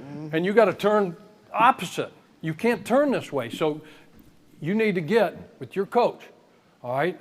And you need to cover about 100 of these. Okay, today, and then 100 tomorrow, and then 100. I know it's a short week. I know we're not in pads. It's a lot of running. It's all walkthrough. Come on, Let's just visualize that. When you go to bed, visualize Mooney coming off the line and running this inside fade and squeezing that guy all the way to the sideline if you have to, and going through the hands at the last moment, because that play's coming. It's going to happen. They also got Equinemius St. Brown. Who? Nailed it? Yeah. St. Brown? His brother's better, Coach. Hey, okay. They've had a problem getting him the ball. They've also got Pettis, a Boise State Bronco, Dante Pettis. But look for this now. Look for this. I don't have him up here, and I should. Okay, jersey number 8. He's going to be active for the first time. His debut in Chicago. Okay, N'Keal Harry. That guy sucks, Did Coach. I hit Don't it? worry. Hey, we're going to give you a shot. Where you at, 8? You're getting a shot. You're going to get in this game. You're going to make a play. N'Keal Harry's in here? You're going to make a big On the team, Coach. Get him out of our team. What the hell is he doing in here? Coach, You can hear what we're saying, Coach. we got to check our security. If N'Keal Harry's getting into our fucking meeting right now, we need him out of our building. Got a rogue that's agent. right. We're playing on Thursday. Coach, kick him We're playing on out. Thursday. Get him out of the fucking building. Hey, fuck Are we you, on N'Keal. YouTube? Yeah. Everything, because somebody's in there's videoing this shit. Yeah. And obviously giving up all our stuff. That's right. Because the way N'Keal. these games are turning out. That's right. Turn off N'Keal's your out of damn here cell now. phone. A lot of leaks in right. your A lot of organization, leaks. I'm Coach. good for one of those a week. The enemy's All right. always from within. That's right. Especially in your organization. Turn Coach. up the heat, okay? 18 sacks allowed by this unit. 27th in the league. They're really struggling. Let's look at special teams keys, and then we'll get to some video, a couple clips.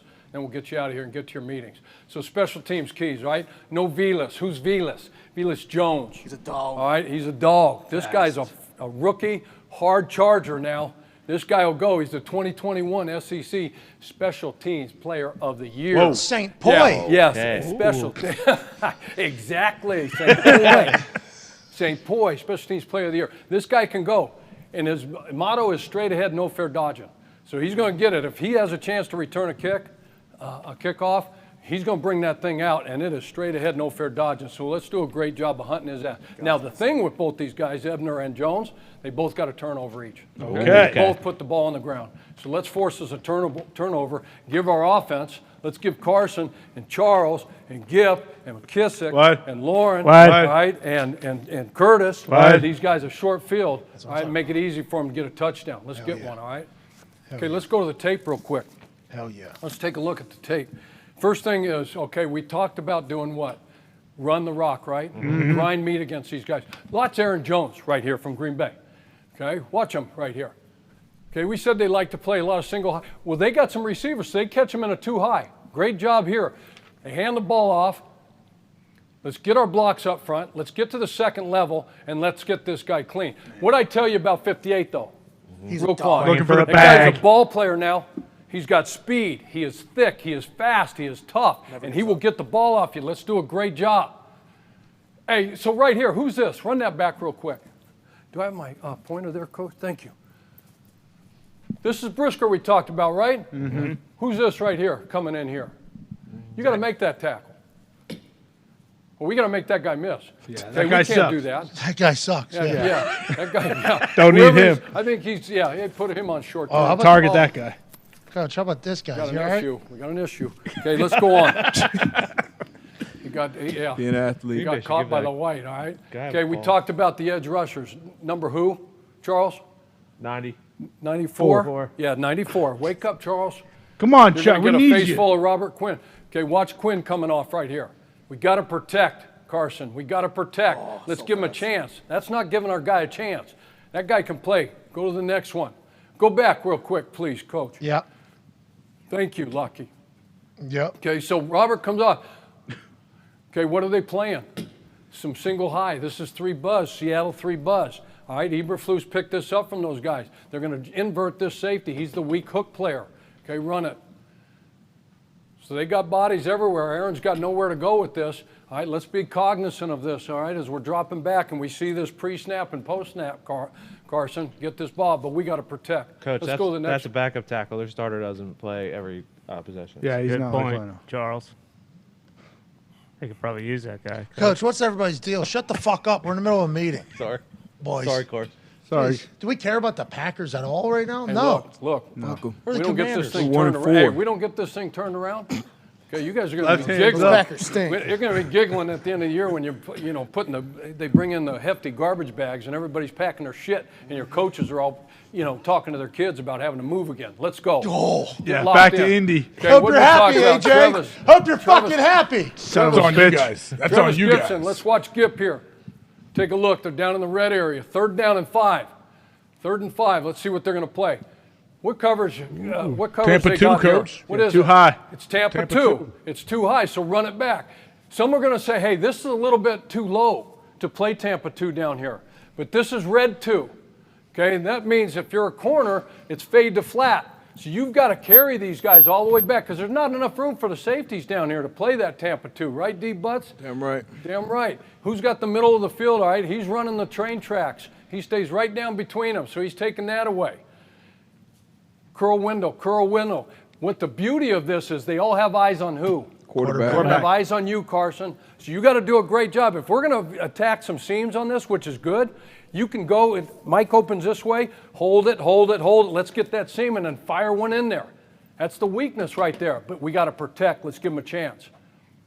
And if it's not there, let's don't turn down a profit, okay? Never turn down a profit. Yes, Coach. I'm having an ear trouble here. Oh, joining us. Yeah. It's all technical up in here today. Well, I mean, you got great IT people. Here we go. yeah, we do. They're good people. They'll figure it out. No, they're unbelievable. They'll figure it Hell out. yeah, they They'll will. figure it out. Yeah, Hell Coach. yeah.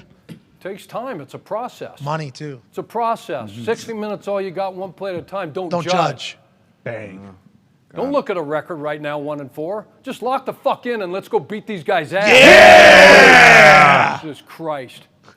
Winning fixes everything. Yeah. Goddamn right. Fucking even some shit that I might say. Yeah. That's all we need. Because we can sweep all the shit under the rug when you win. Let's look at this right. thing. What do we got here? Montgomery, we said we got to get after this guy, right? Their rush offense. Oh, Montgomery and sheesh. Herbert. This Sheesh. guy can play. One thing you know about Montgomery now, All right, they had a hard time spelling his name last week on his jersey. Had to get him another one. I don't know if you guys caught that or not. Oh, yeah. Monto. All right, very disrespectful from your own organization. So we got to get a lot of hats. We need a flat wall. We got to have hard, firm edges set on this deal, and we got to tackle. Okay, one thing this guy's do, he's got thighs like what's his name over in New York? You know, Saquon. Quadzilla, Saquon, right? Gary He's V. a hard charger. He is not going to stop. Receipts. You have to wrap and gang tackle this kid. Let's go to that last play. Let's go to that last play and watch Mooney. Talked about Mooney. We said in 2 wide receiver sets, he was going to be on the outside. Okay, and you can expect, 19 or 18 being one of the other dudes, all right? Here we go, just on a deep ball. They're going to take a shot. 1st and 10, probably after a possession change. Great play. What's the other play we said? Inside fade. Juiced. What's he going to run on you, 25? Yeah, a little inside fade, not going to be able to squeeze him up to Good the job, sideline. Juiced. Way to write that shit down. Hell yeah. You'll be Juiced. ready to play. I expect you to make a play come Thursday night. Watch it last time here. Oh, wow. We can't stop that. He looked real calm right there, Coach.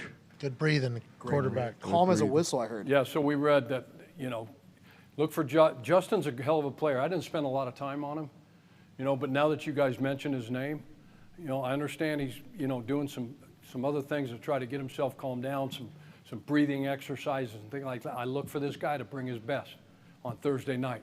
He can beat you with his legs. He's going to run all over the place. Like when we get after this dude, we got to do a great job. We got to keep him in there. It's for the and the breathing part of it. I mean, if you want to mention, like if you've been down that road, you tried that, and it didn't fucking work, maybe in the first, second quarter, whatever, go ahead and give it to him a little bit. What's that? Okay, so Give what listen to up. him? So I think we're done there. Yeah. So listen. We break from this meeting, all right, excellent meeting. You're going to go to your position coaches, see your position coaches. We've got a long meeting, all right, short week, so we're not going in pads. We won't put the helmets on, all right, it'll be all walkthrough. It'll be jerseys, shorts, dress of the day, hats, just no helmets, but it's all walkthrough, but it's all mental. Okay, I'm trusting you guys. Study, study, study. Get on the tape. Luke Getsy, he comes over from Green Bay, defensive guys. He's the OC. Get some old Green Bay tape. If you guys have faced this guy before and he's got a book on you, okay, he'll go back and try some things that he tried on you in the past. So it's all mental. Okay, and the other thing I will alert you to, a lot of stuff going on right now. Okay, I got a press conference coming up here in a little bit. I'm going to say some stuff in that press conference. And I might single out somebody in here. Whoa. Okay? But don't believe one word of it.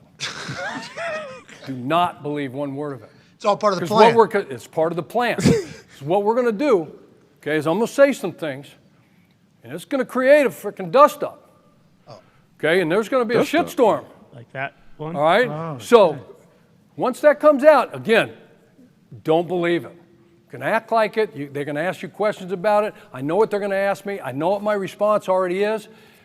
And who's going to fall prey to this shit?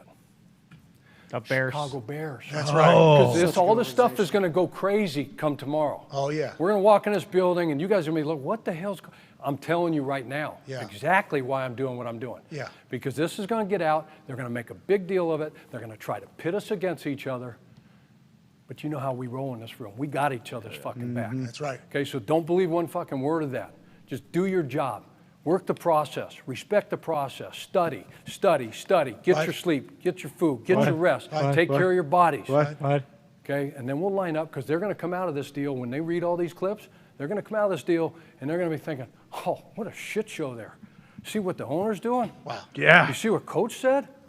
Hates Carson. And they're going to be like, they're going to walk out on that field and think, shit, we're divided. So this is a plan. We're divided. Yeah, it's a plan. And you watch when they come out, and they're going to be thinking, hey, we're just going to roll that ball out, and we ain't going to show up. Guess what? They're going to get a face full of these fucking Commanders. Yeah! Thank you, Coach. Thank you, Coach. Thank you, Coach. Hey, Coach. Thank you, Coach. Individual meeting. Get your meetings. Put your left hand up. Who are we? The Commanders. Thank you, Coach. All right, let's take 5. We'll be back on the other side with some updates on some news. We'll have A.J. Hawk. We'll have more from Darius Butler. We will have an incredible program. And then in about 40 minutes or so, we have Coach P's keys for N'Keal Harry and the Chicago Bears. Oh, get him out. Coming right up. And then he will make a prediction. He has been very accurate thus far against the spread. Let's remember that as we listen to him do his thing. Chuck, you're the best. We'll see you all in Actually, you want to throw a ball? I feel like it was a good team meeting. Yeah, I feel like the vibes are high right now. Here we go. The Commanders, it was all a plan. It was all a ruse. Love that. Like Herb Brooks. That's right. Yeah. Hey, listen, everybody. I'm going to go blame Carson Wentz real loud. Kind of smart. Okay? Carson, you're just going to have to take it. People have been blaming you for a long time. Everybody else is going to think Chicago Bears are going to waltz in thinking they got a dub. That's right. It was a plan we learned. Good chance. Now, Chuck Pagano will attempt to make a football into a hoop, and 10 random people will win $500 who retweet this tweet. Say something nice to somebody as well, and also put your cash tag so we can pay you efficiently. Coach P with the money shot. Oh, baby. Oh, man. So good. Chuck is really He's dialed. Yeah, Chuck can sling it. Wow. All right. Let's take 5. Von Miller on the other side. Be a friend, tell a friend. We'll see you in 5. Bye.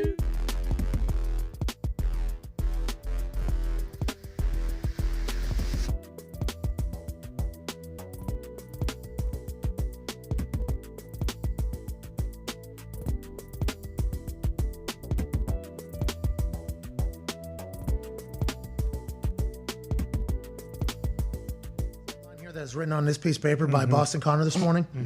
Lou Holtz sent Brian Kelly several letters over his Notre Dame tenure to no response.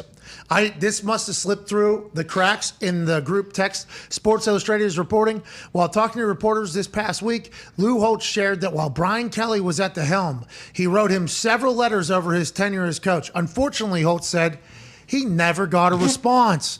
So,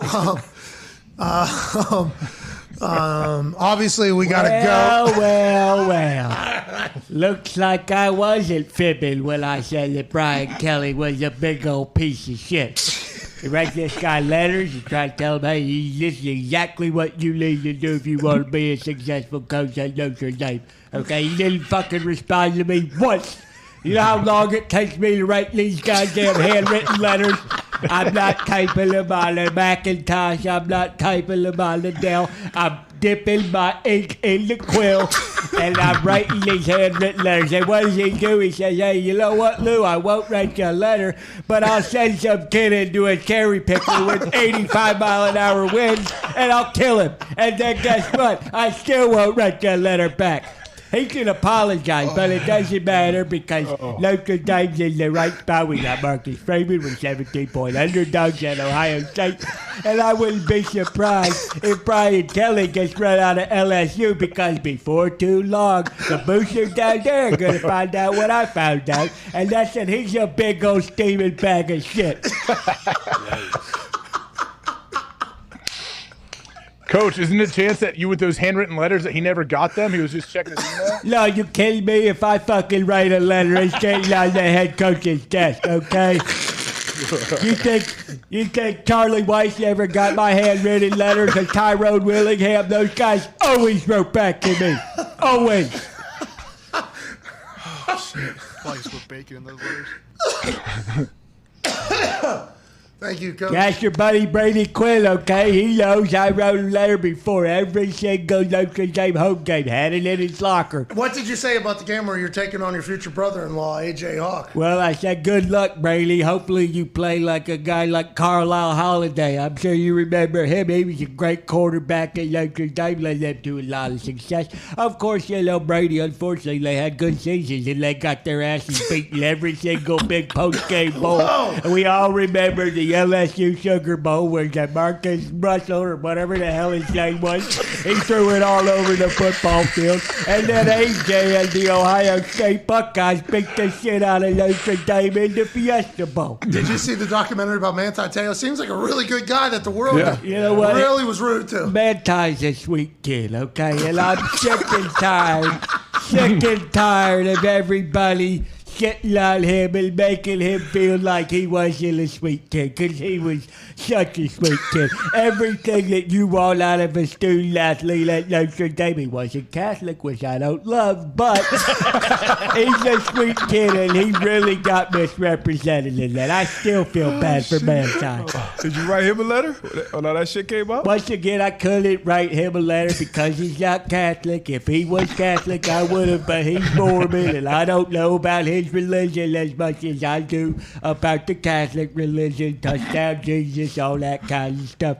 But no, I feel bad because Mankind was such a good player. He was the highest rated linebacker recruit Notre Dame ever had, and look at him now. He's just a sad oos on a beach down in Hawaii. Did you say sad oos?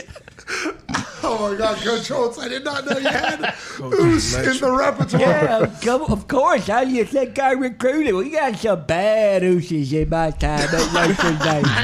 Offensive, defensive line. I stole a couple of them from SC and BYU and all those places. Jesus. Man. Oh, I'll tell you, I did not expect that today.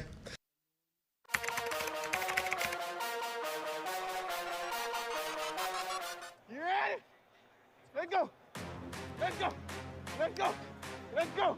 Let's go. Every morning you gotta wake up, man, feeling blessed. Another opportunity. Do it for your brother.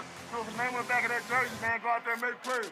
Mom's birthday is 2 days. It's like an early birthday present for her. We're gonna shine. We're gonna party when we win, okay? Church work. Make them feel like they can't get out. It's up to us. Remember what we do and why we do it. And stick together. Let's go. Let's go. Let's go! 3rd and goal from the 1. Bears lead 22-21, 2.5 minutes to go. There was that. Cousins on the spring. Touchdown! We just got in because of you, bud. You got us in, bud. Fires across the middle. Andrews has it at the 5. Turns and he's in for a touchdown. You were too wide open. I ain't had to shoot and run and do right now. Yoga, how do you come in so low and still keep your balance? I don't know. That's impressive. I just try not to think about it. Miller has another sack, his 4th as a Buffalo Bill. Let's go! Let's go! Let's stop here! It gotta be us. It gotta be us. 3rd down and 2. Gino scrambles out of the pocket. And Cam Jordan is going to sling him down. Yes! Yes, sir! Snap back. Here comes the blindside rush.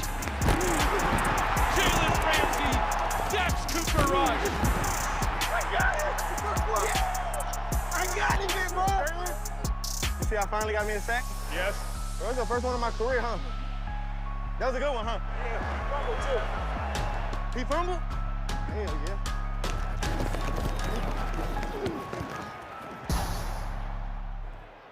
It's because you did that podcast this week. We should do it. We should do it every week. Nah, congrats, my boy. I mean, you sent me a pay stub. You got a deal. I'm trying to hit rare. Rare is my new. You can be good. You can be great. You can be legendary. But somewhere in there, you can be rare, elite, legendary. Rare encompasses all of it.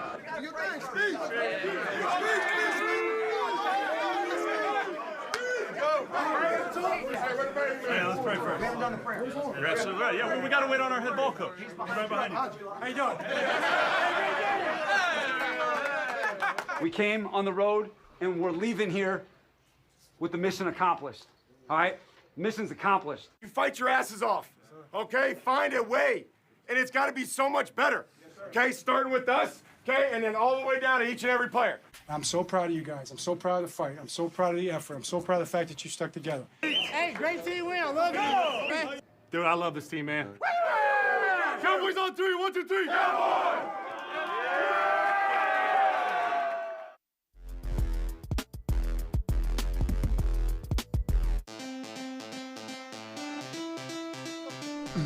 Welcome back to the program.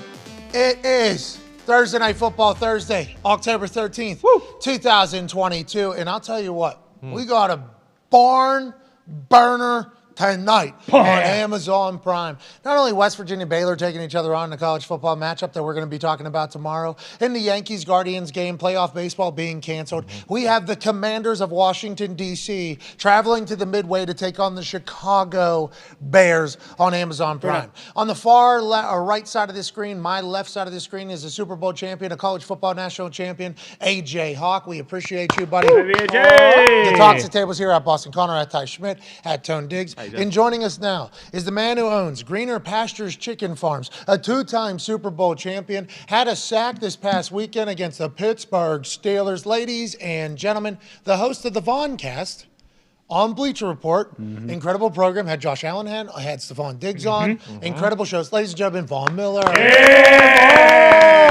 Howdy, guys. It's good to be back. Dude, I thought we were never going to get to talk to you again. I am thankful that you're allowed to back on the show, pal. And I don't even know if you even knew anything about all of that happening behind the scenes.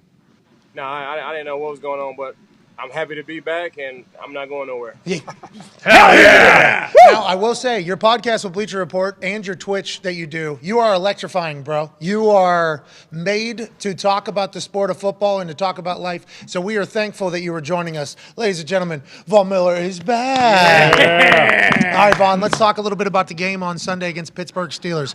When you're in the middle of a route like that, you know, and obviously 98-yard touchdown on the first drive on a 3rd and 10 from Josh Allen, then a muffed kickoff, your offense is on the field, you kind of see the way the game is going. How do you guys keep, you know, the foot on the pedal? How do you keep the throttle down? And how do you continue to get better? And what do you think comes out of that game that you might have learned about your teammates, Vaughn? You know, like you said, we started the game off, and we fumbled the opening kickoff, and we start at the 2-yard line. I think our very first offensive play didn't go anywhere. Second play didn't go anywhere. I go down to the other side of the bench, you know, just to get ready for the punt. You know, I think they called the 98-yarder. I think they called it the 98-yarder play. Yeah. Threw it up to Gabe Davis, and he goes 98 yards for the touchdown. And I was just blown away. You know, I've been playing football for a long time, and you don't expect those plays. And then, you know, I'm getting ready to run out on defense, and then the Pittsburgh Steelers fumble the opening kick return. So now our offense gets the ball back. I'm like, bro, what is going on? And, you know, we ended up scoring points. We ended up, you know, forcing some 3-and-outs. And when you get up on a team like that, I think it just goes back to our mentality, you know, not blinking. You know, whether we're down by 17 to, you know, the Baltimore Ravens or up by 21 points on the Pittsburgh Steelers, it's the same mentality. Don't blink. Let's finish this game out. What was your impression of Kenny Pickett? I know he seemed to mix up a little bit at times and is a fighter and a guy that always seems to be battling. He's a competitor. Like, after playing against him, what do you think of the guy? Yeah, I like Kenny. I think he did all the things that you would want out of your first-year quarterback. You know, he moved around in the pocket. You know, he extended plays. He was accurate. You know, he had a good deep ball. Look at that. You know, when they were down 38 to they were down 38-3 at the end of the game, and Shaq had got a hit on him, and he pushed Shaq. And I don't think it was so much about the hit. I think it was just a message to his team, like, hey, even though we're down, like this, I'm not cool with this. And I thought that was cool, man. You know, show his teammates that he can fight, and you know, he has some salt in his veins. Yeah, he has some dog in him. So, you know, I like Kenny, man. He's gonna have a bright future in this league for sure. Shaq pissed off about the whole situation. Shaq had to do what he did, and Shaq could have been much worse, but I think he had to fight back. Yeah. Did you guys talk about that at all after the game? And what was Shaq's thought? He's still upset about it. You never want to see a quarterback like pick on you, like out of all the people, like. You know, and Shaq didn't even do anything wrong, you know, but, you know, I guess Kenny just had to find somebody, you know. He just found Shaq. He was right there, and he pushed the guy. And, you know, the Pittsburgh Steelers, they traditionally have, you know, a team that's a little bit, you know, chippy. So, you know, he fits right in with all of those guys, man. Mike Tomlin's going to turn the ship around, and he's going to be the quarterback of the future for sure. I think everybody in Pittsburgh, all the Yinzers, are hoping what you said is true, and you were on the other end of that game. I think a lot of Yinzers are saying this team ain't never coming back. But that's because your team is so damn good. Speaking of teams that are so damn good, this weekend, 425 is a matchup that all eyes in the NFL world are going to be on. You weren't there a year ago in the playoffs when the overtime coin toss basically decided it because the offenses were rolling, and we talked to Poyer, and we talked to Hyde, and we talked to everybody. They're like pissed because they have to get a stop. That's how they view it. There's almost a rule change because of the Bills and the Chiefs in the playoffs. What is the vibe going in? Everybody knows this is a fucking big-time matchup. You guys are going to see each other again, everybody assumes. Is that something you guys think about or you think about or no? I mean, you know, it's it's a big game in the NFL. You know, that's weekly. That's weekly when you're playing for the Buffalo Bills. You know, and this is year 12 for me. I played in a lot of big games. I've been in a lot of big moments, and it just falls right in line with that. You know, this is why you play the sport. You know, I like the pressure. You know, I like the spotlight. I feel like that's what makes our game great. That's what makes NFL games great. Yeah, you want to play the Pittsburgh Steelers at home, and you cherish every single game, but to go against the best teams in the National Football League, that's what this is all about. And they got Hall of Fame players over there. It starts with Patrick Mahomes, Travis Kelce. Those guys are on fire. Andy Reid, Hall of Fame coach. Eric Bieniemy, he always has those guys going. His defense is playing phenomenal as well too. Chris Jones, Frank Clark. Right. They got a solid team, man. It's going to be tough to play in Arrowhead. I love playing in Arrowhead. Derek Thomas was my favorite player. And I just feels like his spirit is on me when I go in. Even though he played for the Chiefs, I just feel like, as a pass rusher, and I wore number 58 because of him, his spirit is on me. So I always love going to Arrowhead. Kansas City is a great city, great barbecue. Not going for the barbecue, going for a win. Yeah, of course. It's just a great environment, man, going against a great team. This is why you play the game. That was an incredible story about why you wear the number 58. I don't know if you've said that before, but I think that's very cool tribute, and I think you're doing a fantastic job in tributing. How about the home of the Chiefs? That's some of the coolest shit. Like I know that there's a lot of good fan bases. That's like a cool tone setter, home and away for them that they have, Vaughn. Yeah, it is, man. They got cool, unique fans. I played against the Chiefs.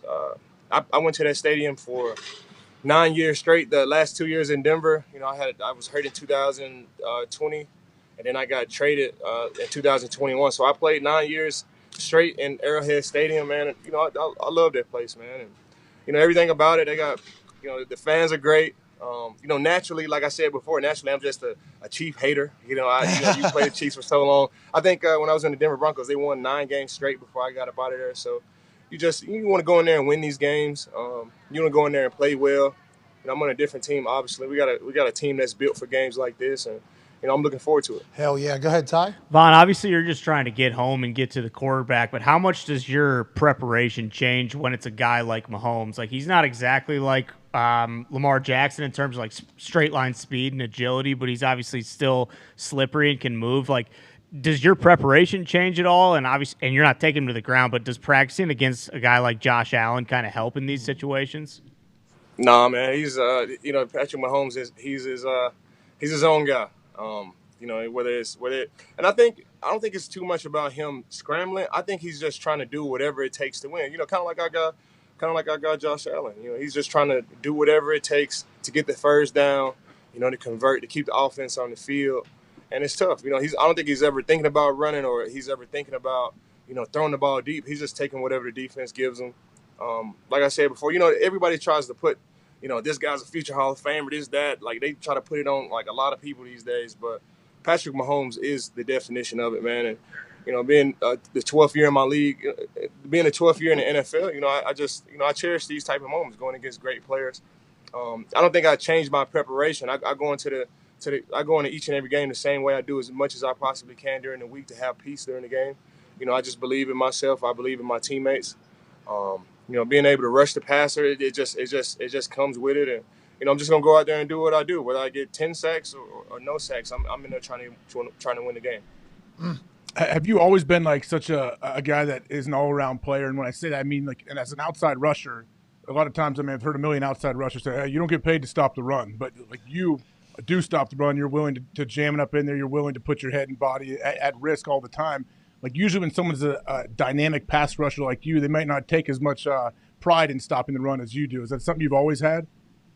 I think early on in my league, when early on in my career, where guys start chipping and scheming against you, you kind of just accept, like, okay, like, if the offense doesn't want me to get a sack, like, if I'm the priority of each and every game to not get a sack, 90% of the time, like, it's gonna be super tough to get a sack. So I got to find other ways to affect the game. And if that's playing great run defense, if that's trying to strip the ball, if that's running the ball down from the backside, I feel like all the great players, they just find a way to affect the game, whether that's sacks. Of course, I want to go out there and get sacks, but I got to find a way to leave my mark on the game. If that's batted balls, if that's a tackle for loss, that's playing solid run defense to create, one side of the field, knowing that they can't run the ball over here, and I can just, put emphasis on the other side. Like, that's I feel like that's what all great players do. You just got to find a way to affect the game, whether that's sacks, tackles for losses, pressures. You got to figure out a way to do something in this game. So, aren't you guys normally targeted, though? The great pass rushers? It's like, hey, we're going to go right at this guy because normally they're a little weaker. Is that something you talk about at the Pass Rush Summit? Like, hey, boys, we're being targeted on run plays because they think we're soft. Is that something that is a mischaracterization, you think, of pass rushers, or is that normally accurate? I'm sure some pass rushers get targeted, but I just, I don't feel like I get it. I feel like no, you do not. No, that's what I'm talking about, though. Like, run the ball directly. I would like that. It's easier. They run the ball at you. You don't have to run the ball down and run 30 yards the other way just to almost get in on a tackle. So it's easier just to have every single play come at you. But it's not something that we talk about in the past or something. I talk about run techniques. I talk about what I'm thinking in the run game. Because you got to play first and second to get the third down. And, usually run the ball on first and second. So, being a great run stopper is always you gotta earn the right to rush, and that's playing great run defense on first and second down. That's a great way to frame it. You got to earn the right to rush. Oh, yeah. I love that. Go ahead, Connor. Yeah, Vaughn, have you reached out to Chris Jones and kind of tell him, hey, you can't be tackling quarterbacks so egregiously and getting rough in the passer calls? And have you guys been working on kind of gently setting down the quarterback so you can avoid that 15-yard penalty? No, I think that play that Chris Jones had was a tough one, and if I'm not mistaken, that was the first time in the history of our league that has happened. The guy knocks the ball out. I'm possessing the ball. I fall on top of the quarterback, and I get a roughing the passer call, and then the other team gets the ball back. I think that's the very first time in our league that has happened. I think that's an anomaly. I think the play on Tom Brady and Grady Jarrett, that was another tough one too, because they tell you not to fall on the guy. So he basically grabbed the guy by the waist and threw him on the ground. I think, if that ref could have, hindsight is always 20/20. I think if the ref, had that call back, I think he would judge that one differently. But, our league does a great job, especially with player safety and our competition committee, of really ironing these things out. Oh, and yeah. I don't think being able to review these calls make anything better. If you remember back in the playoffs where the Rams had that controversial pass interference call on the Saints and they never called it, and then the Rams end up going to the Super Bowl and they put in all pass interferences are reviewed. That year they only overturned, out of all the pass interference calls, they only overturned about 2 or 3 of them. So I think it'd be a slippery slope for us to just say, okay, every single roughing the passer call should be reviewed. I think it's a slippery slope. I think we should just continue to play the season out and see where it goes. But the guys that make this game great, they always do a good job of ironing these things out.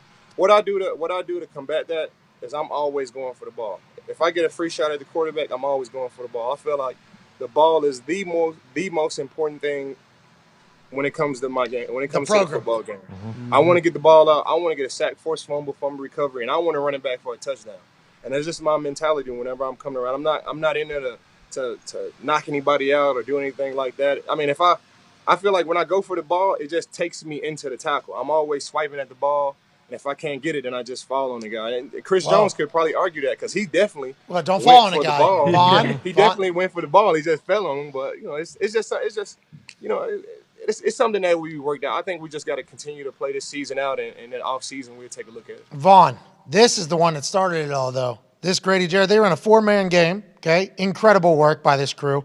And if you see, this Cuzzy literally could have won anyway. What could he have done different? You think? That's, Vaughn. I think that happens. Then the Chris Jones one happens. That's on Tom Brady, so that's going to be seen by everybody. Then the other one's on primetime television. That's going to be seen by everybody. Then the same ref that did the Tom Brady, Grady Jarrett one did one in the Bills game, your game with the Ravens when Josh Allen got one. So it's like it's been a lot of high-profile, high situations where it's taking place. You think it's a little bit of an overreaction? This doesn't happen as much as it did maybe a couple years ago? No, it's definitely not. It's definitely not an overreaction. But it just be something that everybody has to take a look at in the offseason. That Grady Jarrett play, there's nothing that he could have done. And Tom Brady, I think I saw a stat that Tom Brady gets he rarely gets roughing the passer calls. Like yeah. I can't don't quote me on that, but I think it was a stat that says Tom Brady rarely gets roughing the passer calls. So, that was just one of those ones where he just influenced the ref a little bit too much. And if that ref had that call back, I think he would have judged it a little bit differently. He's not saying that publicly. He's only saying that. He's only saying that privately. What do you have for the rest of the day, Vaughn? What are you guys in the middle of here? Oh, no, I'm just going to go get some conditioning in because you got to have energy to rush. Okay, hold on. What's the conditioning? What are we doing today? This is extra stuff, obviously. You're doing it on the field there? VersaClimber, a little VersaClimber circuit. What's that? That's this thing? That's what AJ does every morning. For the knees? Is that for the knees or just because it's hard work? No, that's just cardio. I'm just anticipating this game. I'm going to have to do a lot of running around. And, I just, like I said, I like to do everything that I possibly can do during the week to have peace in the game. I don't want to be in a game thinking like, man, I should have did that VersaClimber, or I should have ate this. I should have got some sleep. I try to do everything that I possibly can to have peace in the game. And it's honestly, it's not even about conditioning. It's about the whole peace element during game time. Yeah, because if you have, quiet mind, probably better performance, and you don't have any regrets out there. I felt the same way.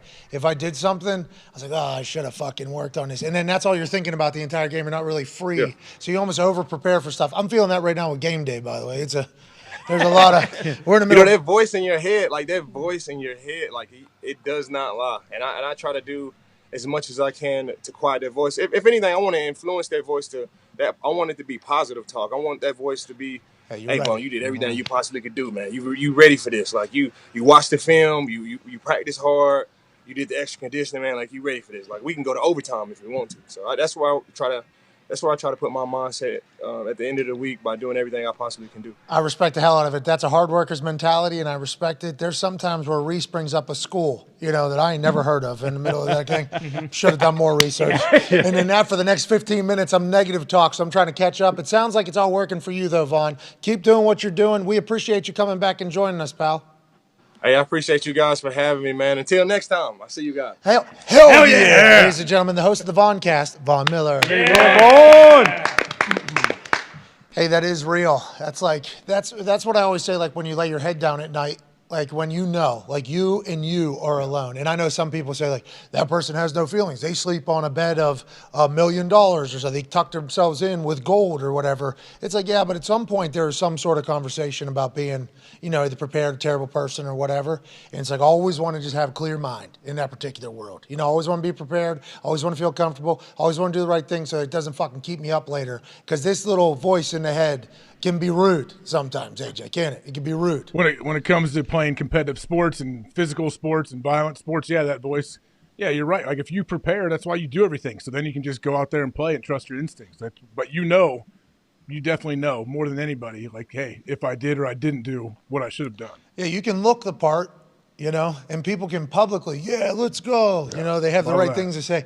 But in the brain, there is a conversation happening, and that motherfucker, the mirror knows. Dude. Yep. The mirror knows exactly what you've done all the time. You can maybe say, yeah, I watched an extra, but you can run the iPad. But then whenever push comes to shove on Sunday, I don't know what the fuck this is. that could happen, and it's a real motivator for people, and it looks like it's done very well for Vaughn. And I'm thankful he came back and joined us. Yeah, he's one of one, that guy. Yeah, that was awesome. How many times did you actually end up playing where you felt like that? Me? Like either one of you guys. Yeah, did that ever happen? So I don't have to learn a bunch of stuff. Once I learned how to punt, though, life was much better. Mm-hmm. So the first couple years, I didn't know how to really do the NFL style of punting. I was still learning it, and that was every single time I went on the field. It was. Okay. Even like if you'd had a good game the week before, you'd still that was almost worse. Yeah. Because it was like, yeah, you were able to do it a week ago. Now expectations are for you to do what you're going to do again. So once I learned how to punt, which took me a lot of time, I was much freer. AJ, I think for you, there's a lot more research you have to do. So that has to be a fucking nightmare, I assume, for you. Yeah, it's more of like a mental thing. Yeah, for me physically, like I had what I enjoyed doing, the VersaClimber deal, like Vaughn, after practice and whatever you want to do to lift to feel good. But yeah, the only thing I guess I didn't go into games like feeling like that, but there was times where in the locker room you're checking your iPad or your playbook for like a new thing that we're putting in on a certain situation, and there's always a couple guys you'll see like after warm-ups come back, take their helmet off when you have like 10 minutes before you go back out to play the game in their iPad looking stuff up. I'm like, man, I don't want to be that person. But yeah, a few times I definitely had to check some things over. Yeah, it's it just like Herb Street said last week, right? Mm-hmm. Herb Street said, I do all this research, I write all this stuff, and I use Yeah. About a half. But writing it down that's how I learn. If I write stuff it, down, like I think it sticks in my brain. Yeah, it's an extra because you're reading it as you're writing. So it's visually, you're doing it, and you kind of take yourself back there. The brain is a powerful thing. And you got to watch what you say to yourself because you're listening. Don't ever forget that. All right, let's get to a break. We got Coach P's keys on the other side for the Chicago Bears for tonight's Thursday Night Football. Come on now, let's go. Big thanks to Von Miller for joining us, man. Yeah, he's the best. Yeah. And then we'll do our official picks, which I think we've already done. Unless you've been swayed. I have not. I'm still riding with Washington. But Whoa. we got Coach Eberflus coming right, up on Yeah, this. definitely could be swayed. He might change you.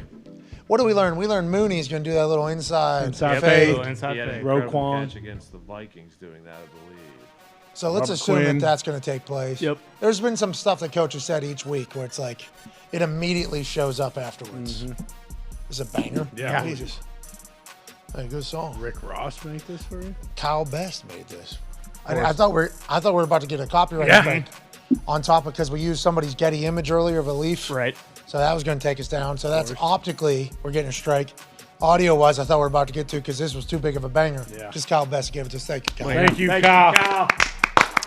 All right, take 5. Coach P's keys for the Chicago Bears, and his pick is on the other side. Let's get better on the other side of this break. Let's cover the news stories that we haven't chatted about, including stuff that Jason Kelsey has told Travis Kelsey on their New Heights podcast, brought to you by Jukes. The Bengals are in their brand new indoor practice facility tomorrow. Wow. It's a big deal. Marshawn Lynch joining the Thursday Night Football Amazon punditry crew. He's also doing an interview with Sherman talking about Russell Wilson. Going to want to hear that. We have a lot to do on the other side, including Coach P's keys. Be a friend, tell a friend. Take 5.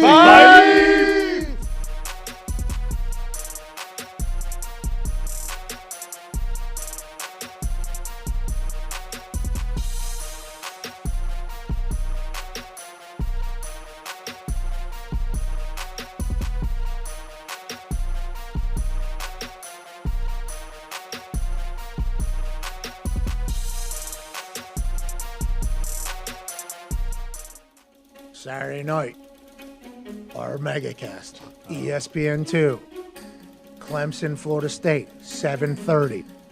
We'll be live in the FanDuel Thunderdome. In theory, we can set up some incredible trick shots. In theory. Outside the Thunderdome. In theory, we'll be able to do that. That's what I'm talking about. Now, will we be able to execute it? DVD. Time will Gotta find out. We have I think a special guest coming that is worthy of watching for. Ooh, in person. I think so. It's going down in DMs right now. I've not gotten an official answer, but the way Chris Angel? Oh. No, he's got shows on Saturday. There's no way he's going to be able. He's got a sold-out theater. You can take Chris Angel off the list. But he might just appear. You never know. He's a magician. In theory, wires have been connected to pull off what we're looking to pull off. Worth a watch. Last night was a bore. Last night was miserable. Both quarterbacks looked absolutely horrendous. It appeared as if they fell down the what the hell happened to your football ability tree and hit every single branch on the way down. Russell Wilson's making mistakes that we would never guess from a $250 million quarterback. Matt Ryan's fumbling 10 times in 4.5 games as the Colts quarterback. There is 0 yards on the field to be gained by anybody at any time unless the back judge is cutting an Indianapolis Colts safety in half. Prime should be offering up some type of deal to people for having to watch that entire game. Colts get a win. We're 2-2-1, baby. We're going to win the Super Bowl. With that being said, a lot of shit to figure out. We fucking suck. Sounds like he kind of put it in Russ's hands, didn't he? Like they asked him, hey, what about the end? What were you seeing? What are you going for? And he said, well, we basically gave it up to Russ. Like it was kind of a run pass option. There's 2 plays, it sounds like, and Russ did not like the run. So he calls the pass. And I think Russ is throwing to KJ Hamler here. So I'm going to run it back. KJ's wide open right here, but Russ's eyes, Russ is looking left. Clearly, that's his primary here, which I should have thought about this. A little rub route. You have that work beautifully. And Hamler even said, I would walk into the end zone. So watch Russ. He's looking. And then I think he finally, watch his head. He peeks. He starts to see Hamler right here. Look. I think I see Hamler. I'm going to drop down and get it in this little window. And then, but it's going, Sutton thinks it's coming to him. Look at it. It's right there. I think it's sitting there for Hamler. Right. Yeah. Either way, it's not going to be a completion. But I think Russ was, I'll run it back a little bit. I think he saw his he saw Hamler and he realized, oh no, this was open. I'm late. I got to try to throw this thing. Isn't there some thought too, like, hey, Stephon Gilmore is Stephon fucking Gilmore. Like, should we look away from Cortland Sutton? Obviously, Cortland Sutton's unbelievable. Like, in the fourth quarter, you kind of lost the game, too, when you throw at Stephon Gilmore. Like, what are we thinking in that situation? There was also a Dane Orlovsky's tweet that said Cortland Sutton was route on the left side was obviously a zone beater. The man beater was on this side. Rush should have seen man before the snap, pre-snap read, and went immediately to the right, which he didn't do at all. He just stared Cortland down for a long time, and then he might have seen Hamler there late. Almost like a second and a half late, though. You're late and you're in the red zone going in. Good luck. When your players are slamming helmets on the ground publicly for everybody to see, they know. KJ Hamler is super frustrated, but he knows this is all on camera, too. Like, Yeah. Everyone's always aware of what it looks like to the rest of the team, what kind of message it may send. Like, it's not good right now in Denver. Well, I think that's the positive with Indy, too. Like, Matt Ryan's coming off the field, motherfucking himself and slamming Frank his didn't helmet. like that. Frank didn't like it, and that's why it feels Watch your stinking mouth. Yeah, like Russell Wilson feels like the Frank Reich of quarterbacks in the NFL, and Frank Reich feels like the Russell Wilson of coaches in the NFL. But I would much if they were together, they would probably bring Christ back down from heaven. But people were leaving after the fourth quarter. They knew. Who leaves when overtime starts? 5 seconds on the clock, and they're just like, yeah, fuck this. I'm not sitting around for this. That's what's unbelievable to me. Like, obviously, I understand leaving early. Nobody wants to get stuck in traffic. Sure. But leaving before overtime starts for your own team, that's like mind-boggling. Well, and then you had the shots of the Walton family group up there chewing on ice chips in the in the press What, box. you don't think they're dialed into all the game plan, know what's going on in football? We always hear people talk about these masterful halftime adjustments that are made. Is that a thing? And how did you feel in the second half compared to the first? Did you flip a dry erase board or anything? A lot of halftime adjustments. Look, I mean, the first two plays coming out the half, we had incomplete. We're sitting there 3rd and 10, down by 3, really sputtering. And I think there were 2 big plays that happened in the game. The first one was on that 3rd and 10 at 10-7. I hit Allen down the right sideline. He made a fantastic catch. The ball was a little bit lower. He was kind of pushed to the sideline. He jumps on top at the last second and makes a kind of diving catch in front of him. And sometimes it just takes one play like that to get you going. Now we're not on the 25 anymore. Now we're on the field. We turned that drive into a touchdown to Tunyon after a penalty. That got us going. And they come right back down. They score. We're down 17-14. What do? We respond. We drive down the field. Mason drills a field goal before the end of the fourth quarter. Now we're sitting 17-17. What happens? They drive right back down, score another touchdown, sitting there 24-17, and then I turn to Josh. I say, we're not losing this game. We're right down the field. Have another nice touchdown. Romeo back shoulder ball.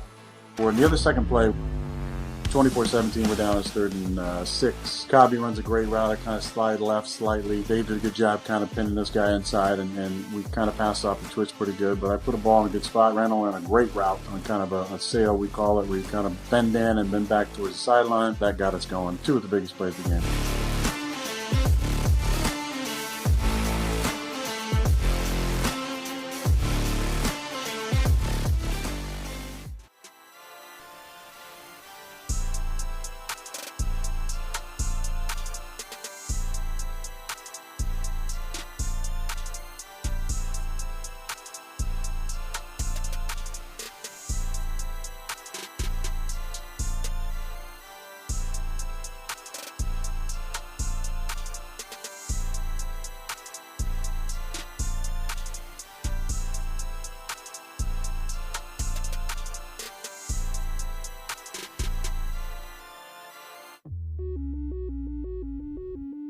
Welcome back to the program. It is Coach P's Keys Thursday night football is the Commanders versus the Bears, October 13th, 2022. Woo! Hour 4 about to it's a good day. Anytime we can crack an hour 4 and we're introducing a segment, it's been a good day of good sports talk. Ain't that right? To my left, college football national champion, Super Bowl champion, all-time leading tackler for the Green Bay Packers, A.J. Hawk. Isn't that right whenever we got a good 4-hour program? Oh, yeah, and we have Coach P's Keys here, and the second, so now he is Chicago Bears. Hell yeah. Right? Yeah, Coach P, Coach Pagano. I got mixed up a few times in the first one, but yes, I can't wait for I think we all did. I think we all did. But I think we'll make the graphic next time a little bit more clear, like we are the Commanders, at the top, because I think that would take care of it. Boston Connor's here, Ty Schmidt's here, Tone Diggs is here, and it is time for us to learn more about tonight's game than you'll learn anywhere else. It's time to go into the team meeting room from Monday morning with the Chicago Bears. Ladies and gentlemen, it's Coach Pagano and Coach P's Key. Hey, Coach. Good to see you, Coach. Hey, good morning, guys. Good morning, Coach. Good morning, Coach. Appreciate you guys. So before we get going, again, let's touch on yesterday's game. It was a hard-fought game. Yeah. We cannot start the way we started. We all know that, right? Yes, Coach. Yes, sir. So dig yourself an 18-point hole. To your credit, the grit, the tenacity, the perseverance, the resolve, all that stuff to fight back, take the lead, and then can't close it out. But, we just can't start that way. You can't spot a team 18 points in the National Football League and expect to win these games. But the other thing is, before we get going and talking about the Commanders and the keys to our victory and things, we got a huge game coming up, Thursday night. So in a short week, all that stuff. So you guys know from the body, taking care of yourself, the rest, the nutrition, it's all mental. We have walkthroughs, it's all mental. Yeah. But the roughing the passer stuff, officials send out a video every single week. I know you guys saw this. The play with Grady Jarrett on Tom Brady, the one the other night, Chris Jones on Patrick or Derek Carr, excuse me. Yeah, thank you guys. Appreciate you guys. There's a lot going on. A lot going you're telling on. me. It's okay. It's freaking hard. But anyway, do we have that clip? Yeah.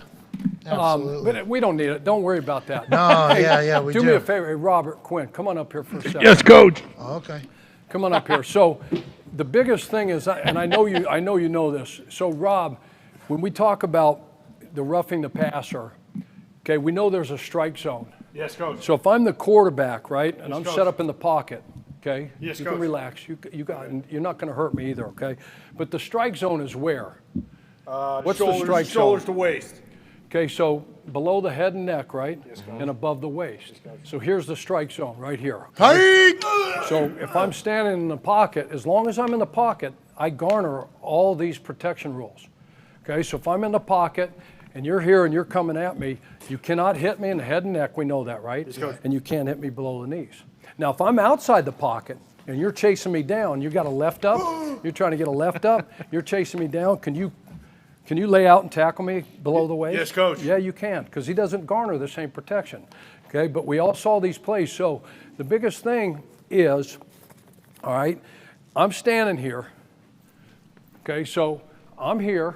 Let's say you come around on a game like Grady did. Run a game. Run that game. So start up field, and then you're coming around, right?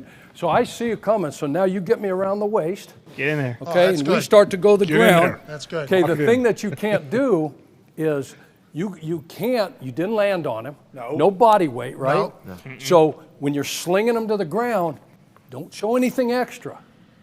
Can't Coach, be anything extra. Coach, how are we supposed to fucking do that? What the hell? Football, Coach. I'm just telling you. Right now, hey, listen. It's our I'm money. as pissed as you guys are. It's our money, Coach. Okay, Bullshit, I know it is. Coach. I know they're stealing. boys play. Taking food off our table. Okay, can't send the kids to college. I get all that shit. Yeah. But as long as they're calling these things, and we may get Boger again. We may have him. I hope not. And it's really hard. Hey, it's really hard. Listen, it's really hard. Guy stinks. All right? We all got hard fucking jobs. You got a hard job. I got a hard job. The officials got a hard job.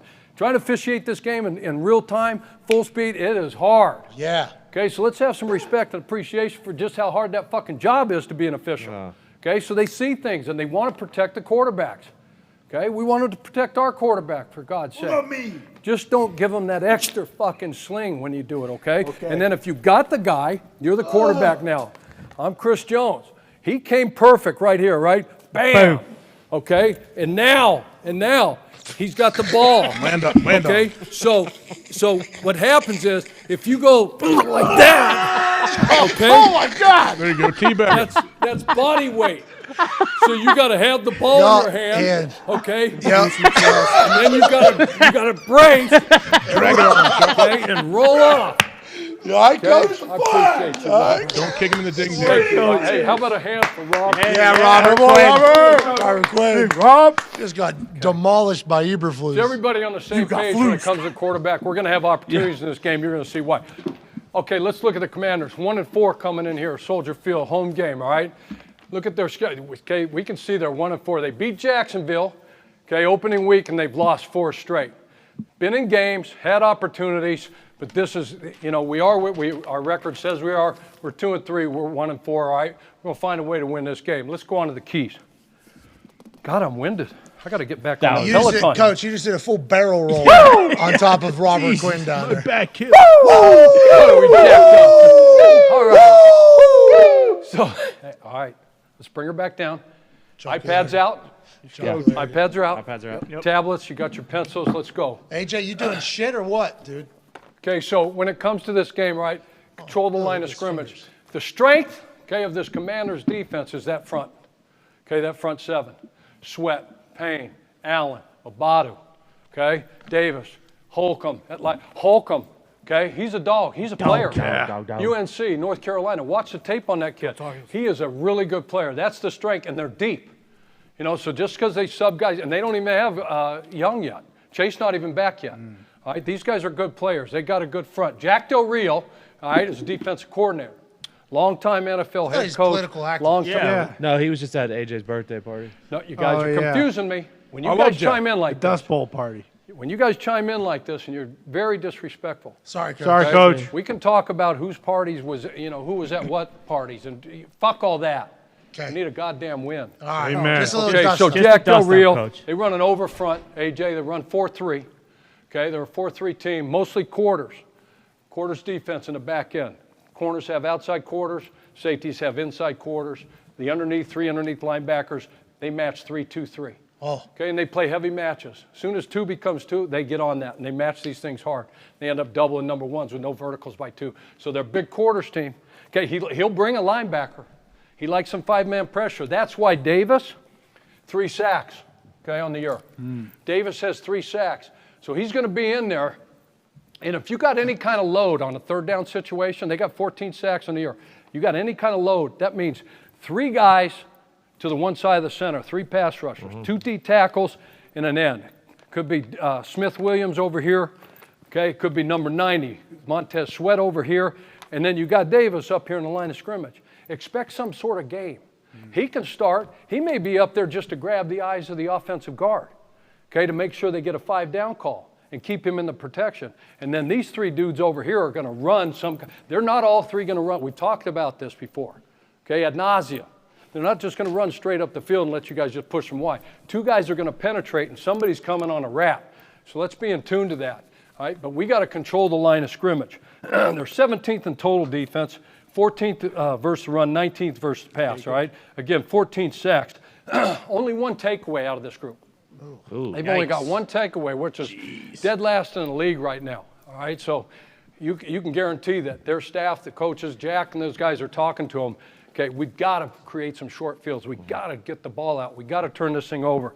So it's going to be up to you, David, Herbs. All right, you guys got to. Hell yeah. Come on, boys. Protect that ball, all right, with your life. It is the program.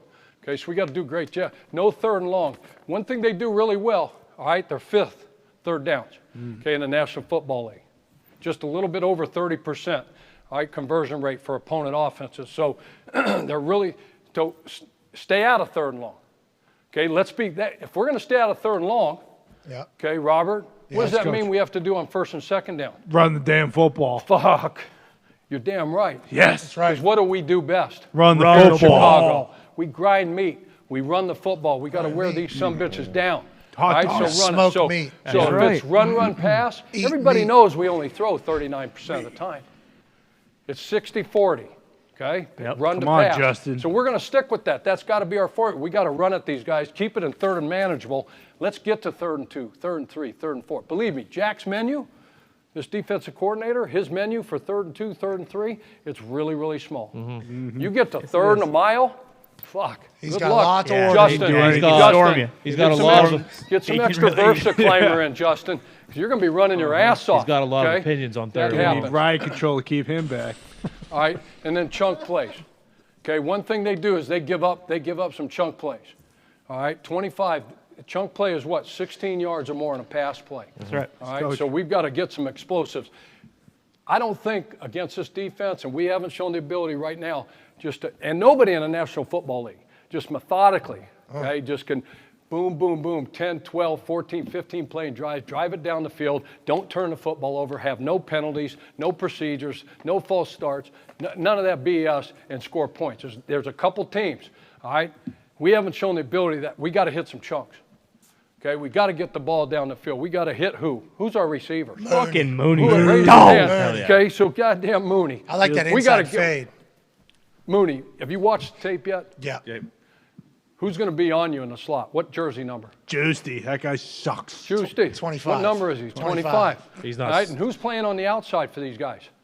He wants a trade. He wants a trade. Willie Jack. Yeah, he's right? out. Willie Yeah. Jackson, He wants sweet out. Willie Jackson. He just signed a 3-year in 2020, 3-year, $45 million deal. He wants out. Yeah, he's not He storming our house. He wants out, so they said he's got a back. You know, he said he's got a back.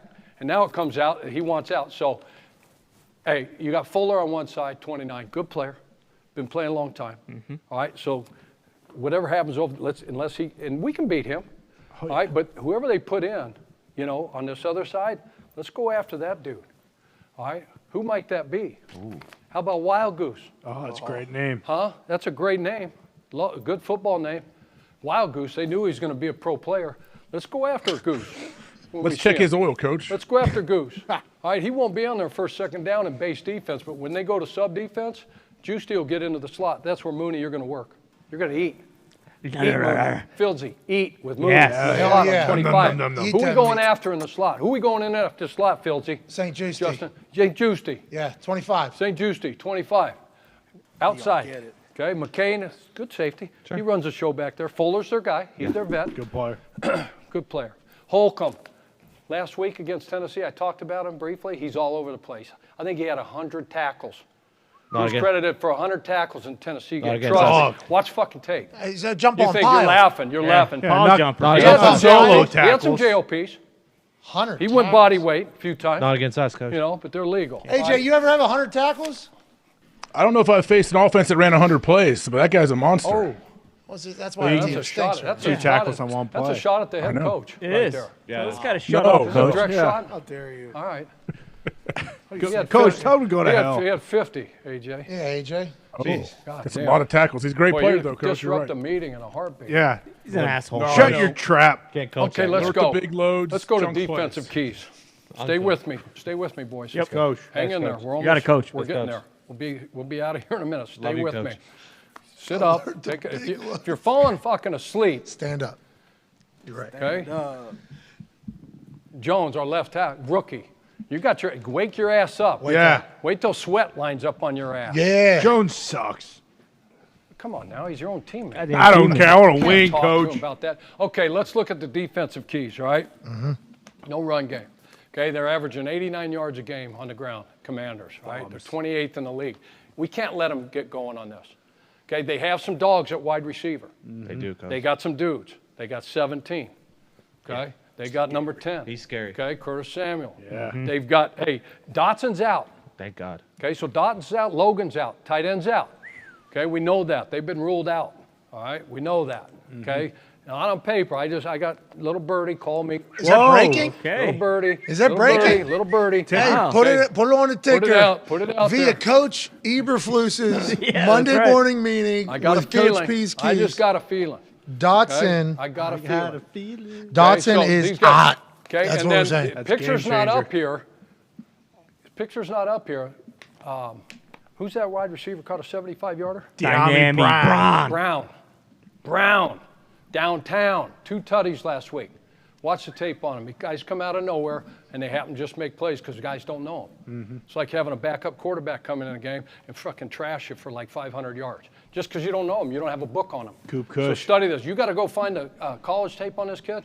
Ask the video guy, hey, video guy, get some college tape out, whatever clips we got on this cat, and let's know him. Oh, great. Now I got to Okay. work in a college, too. Say, so no bomb. Scotty Turner, hey, you got somewhere else to be? You got somebody. Maybe that's fucking reason we're below 500. Oh. Video coordinator. Not 3-2, huh? Video coordinator. He's not all in. Video coordinator's not all in. No bombs. Okay, who did I just say is the offensive coordinator for the Commanders? Scotty Turner. Scott Turner. Who's his father? North Turner, Coach. North Turner, long time. Long time. Head coach, offensive play caller, loves to throw the ball down the field. Does. So Scott, from the day he was born, was designing shot plays. Yeah, long ball. Watching it, growing up, that's all he loves to do. Okay, they're going to have some direct runs. They're going to run the zone schemes. They're going to run the misdirection stuff, some gap schemes, and then it's the hard action, play action. And you're going to know. They're going to have a tight end on one side. Quarterback's going to be under center. All right, Wentzy's going to be under center. Okay, they're going to have another tight end here, and then they're going to have two wideouts out over here, stacked up like this. And it's probably after a big, long play. And you're going to get a hard sell play action pass. And what happens is it's 7-man protection. You got the tight end here, you got the back and the other tight end. So if there's any pressure coming, it's max protection. Okay, so they verticals out of those two guys. So when you see that, secondary guys, when you see Jalen, you're coming back, Eddie Jackson, Brisker, you guys, when you see that set, know that you're going to get a 7-man protection, hard sell, play action pass, and they're fucking chucking. Are you paying? What are you watching on your iPad? Well, I'm actually trying to play. Pay attention now. Coach, don't. I'm more paying attention. We're not going to than buy on play anybody action, Coach. They 28th in the run game. We don't care about it. And we're going to have to play. That's a good point. We're going to play some split safety. Okay, thank you. Some too high to make sure they don't get behind us and get a big play on us. So understand they love to take those shots. And that formation, that setup, they could have two tight ends over here in the back. Keep all the 7 in, protection, and get those guys vertical down the field. So you got to do a great job. Sacks, picks, and fumbles. Hell yeah.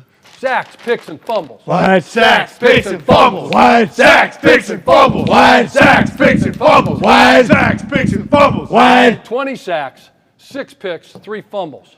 Okay? Wow. Turnover machine. They got Carl Wentz. They've struggled on the offensive line. They've had injuries on the offensive line. Their coach buried him this week. They're missing some dudes. All right, so those guys that are coming in there, they're trying to gel. They're trying to get on the same page. We got to take advantage of that.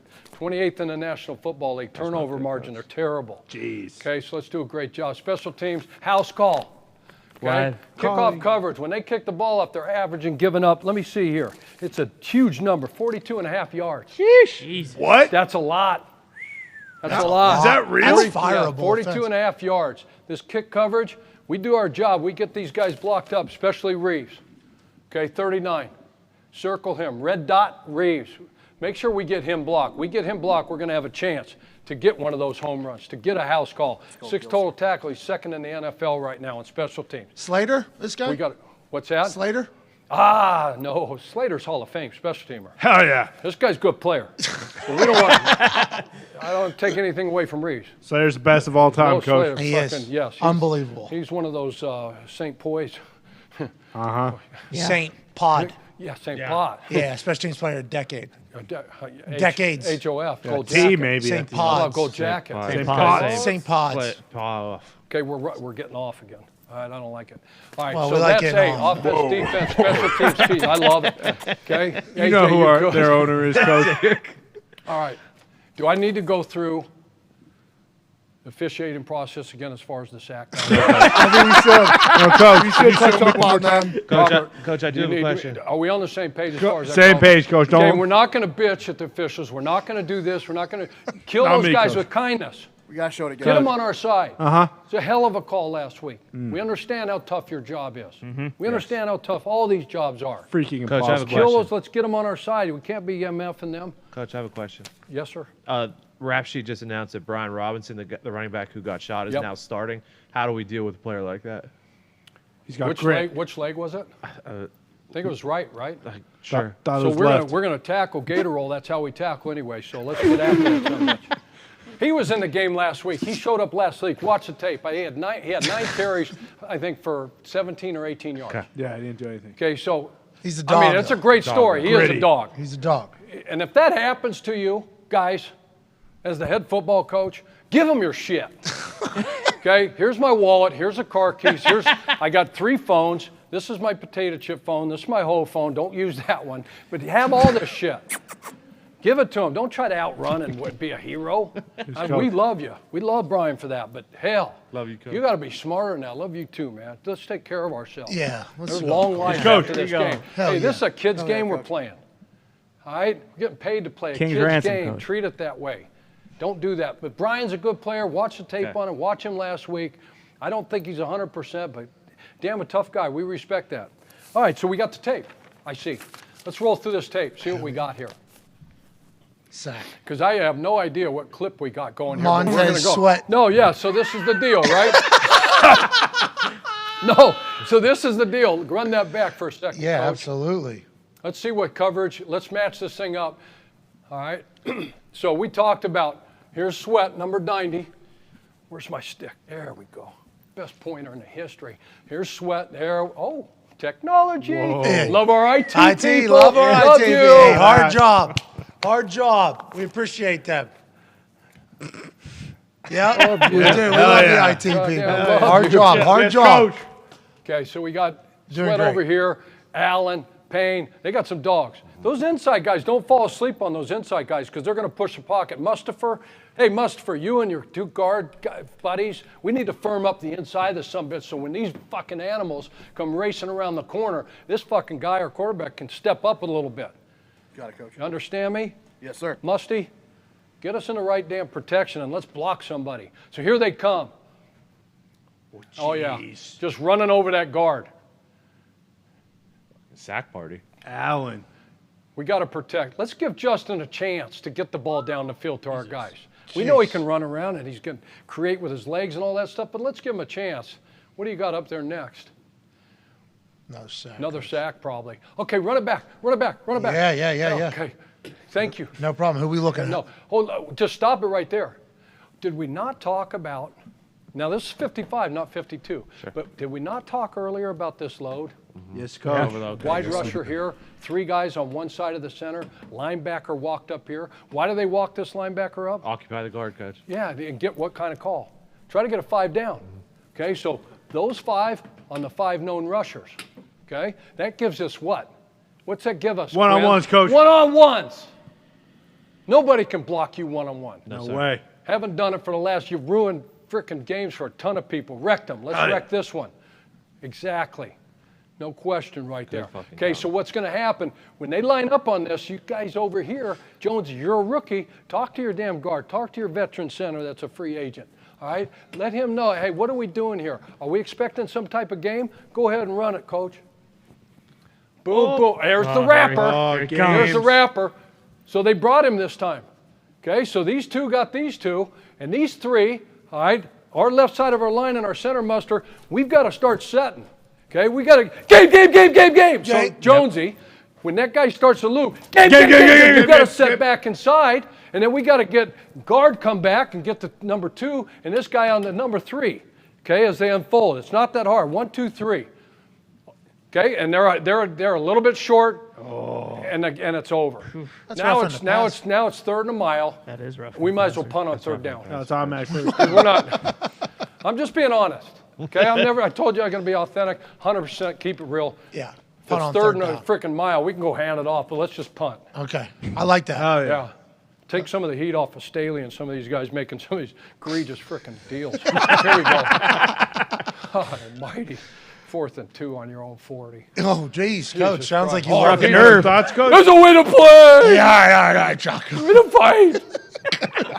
Jesus, Coach, you damn near cost us a game. I feel you, but goddamn, he was crying. You see that, guys? Oh, yeah. I'm not going to do that to you. No crying football. I hope I have an opportunity to make a decision like that. Here we go. Okay, so this guy, what did we say his name was? De'Ami Brown. De'Ami Brown. Okay, pay attention. Dotson's out. This is their new game record. What did we say about what? They like to do what? What does Scotty Turner like to do? Fucking take shots, coach. Boom. Chuck it. Run, shot, okay? Love to run the, throw the shot. So, okay, so we've got what? Stop. Perfect. 1, 2, 3, 4, 5, 6, 7. Oh. Okay, so I told you there was a tight end, there was a back, there's another tight end, right? Any way, shape, or form, you get a 2-back set or a 1-back set with 2 tight ends hanging, expect the 7-man pro. Run it back a little bit more and then stop. So now they've got the 5 offensive linemen, right? They've got the tight end and they've got the back here, so they got their 7-man pro. Now they've got 2 over here or here, so watch the vertical routes that come out of this, off this play action. And there he goes. Oh, that's so beautiful. Run it back. Kendall, Vildor. One more time. Yeah. Vildor, you in here? Yes, Coach. Okay, you play left corner, right? You're number 22. Yeah, you are. Okay. Oh, yeah. So here's number 3. Get out of your pedal. This kid can run. Go. Run it back, please. Just one more time, Coacher. Okay, we're communicating. They're communicating. And he said, okay, I'm here for you. I'm here for you. I'm not here for you. No. And he just lets him go. Come on, man. We can't do that. Can't have it, Coach. Don't give up these chunks to this dude. If you guys pay attention, watch the tape, you're going to know when these shots are coming. Okay? You're going to know. Go ahead, Coach. This quarterback has arm talent. Coach. Fumbles, picks, yep, let's sacks. go. Catch. Wide. Here's the rule. Catch the ones they throw to you, and you lead the league every fucking year. See? All you got to do is catch the ones they throw to you. See, Toddy. Is 11 going to throw us some balls? Toddy. Is he going to throw some balls? Is Wentz going to throw us some balls? Yes. Yeah, several. Just catch them. Yeah. You heard Just his, catch them. You heard Watch. his coach. He's going to try. All right. This kid only had 15 picks last year. Yeah. Right? He's going to try them. Just catch the ones they throw to you. Boom. All right, and you'll lead. That's what we have to do. We have to create some turnovers. We got to give our guys a short field. Run that back for our D-line one time. We've got this game in. They're all standing up. Jeez. Is this that play, right? Mm-hmm. Yeah. They're going to have a really hard time watching picking up these twists and these stunts and these overloads. Time to eat. Eat. Oh, yum, yum, yum, yum. Yum, yum, yum, yum, yum, yum. Sack Like 20 sacks, Coach. Okay, let's go. Yeah. Sacks, picks, and fumbles. Now, go run that back real quick because we had a – do I need to get you back up here on this roughing the passer stuff? Whatever you need, as Coach. Right there. Can you stop it right when he hits the Yeah, quarterback? I'll go from the backside, too. Oh, perfect. Yeah. End zone shot would be Yeah. amazing. So we're going to shut it down. So, Robert, go. I'm coming back to you. Yes, Coach. Can you contact the guy in the head and neck area? No, Coach. After he's thrown that ball? No, Coach. So if your hands just graze that mask, right, like that, what's happening? Automatic first down, 15 yards. Rag's coming out. Mm-hmm. Rag's coming out. We got an interception, change the possession, short field for offense, which we're going to need. All right, now it's over. They got a free 15 yards and a fresh set of downs. Pretty long field. Be disciplined. Be disciplined. I know you all want to get after the quarterback. Do we have any more? Yes, sir. Another pick, Another one? I believe. Yeah. I'm just telling you, catch the ones they throw to you. Cotty. We're going to have opportunities. Man, that was a Okay, so shitty pass, again, we Coach. got to do a great job defensively. If we run this thing back, Coach, is let's this why? let's analyze what we're. Is this what why we're- Coach Rivera said what he said this week? Let's analyze what we're getting here. Do you want the 'Cause backs we're- or 'cause side we're- view? Wide copy, please. Oh, Sideline. okay. Hey, no problem. That would be unbelievable. Doing an amazing job too. Hey, not Okay, so the best, but close. They're trying to show middle what? Middle open? Well, let's run it back. What year is this for you, Jalen? Well, I mean, he's outside. Yeah, I know. Yeah. And you probably, they're Okay, showing now. middle close. Yeah, now they are. Get you thinking, single high, man to man maybe. And now all of a sudden you run it. And this is what we got to do a great job at disguising our coverages. Because if we do that, it's going to confuse Carson. Okay, it's going to confuse him. All right, they're running to a Tampa 2 right here. Okay, so he's your middle run through, half. Okay, they got the flats and then your curl window players. Curl window players have eyes on the quarterback. Okay, so if we do a great job here, he's going to look one way and then he's going to come back. Get set up. All right, you burst. All right, bounce and burst. Get set up. Quarterback sets up. You set up. Read his eyes. He's looking over here. You melt. He comes back this way. You melt with it. You step in front and pick this ball. Oh, yeah. Just make a play. Easy peasy. Easy peasy. It is easy peasy. Coach Hawkins been sleeping. Jalen, catch the ones they throw to you and what happens? We lead the league. Yeah, there you go. Great answer. Hey. How are you? Yeah. You got it out. Easier for you to say. You got it out. It's right, though. Is that? And we win the game. Oh, yeah. Okay, look.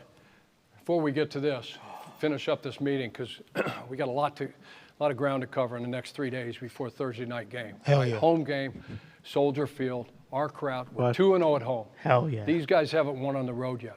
We got to dominate at home. You got to beat the teams you're supposed to beat. This was a game that we had circled, all right, on the schedule. Hey, look, we got them coming to our place. This is a game we're supposed to win. That doesn't mean because of all the controversy they got going on. You got earmuffs and blinders. Don't listen to that shit. I don't know if that shit's true or not. But if you fall prey to that, you start listening to oh shoot, this guy wants to trade, this guy's hurt, he's faking an injury, Dotson's out, tight end's out, this guy, Jackson wants to transfer, he wants to get in the portal, he wants to trade, he wants all that shit. They got all this controversy, button heads, divisiveness in the building, owner, who knows, on the yacht, I don't know. But we can sit there and listen to all that shit. Okay, let me handle the meeting, let me handle all that. You guys lock in. Because what happens if you sit there hey, God, these guys are going to come down. Bro, this one's going to be easy. Mm-hmm. It's going to be easy, and we're going to roll the ball out. Guess what? It's going to be 21-3 again. Don't fall for that shit. Let's have a great week of preparation. Get after these motherfuckers. Hell yeah! Let's go, Coach. Woo! All right. You've been Coach Ron Rivera before he buried the quarterback. Yep. You addressed it, though, as if it was a plan. You've been Coach Eberflus. You let us know everything we need to know. This is a game Bears should win, is what Coach Eberflus is telling the team. Now let's hear what Chuck Pagano thinks. Chuck, you've obviously researched both of these teams in-depthly. You've been around the game for 4 decades. What do you think happens this evening? 4-1 against the spread so far. So I think I don't suspect a high-scoring game.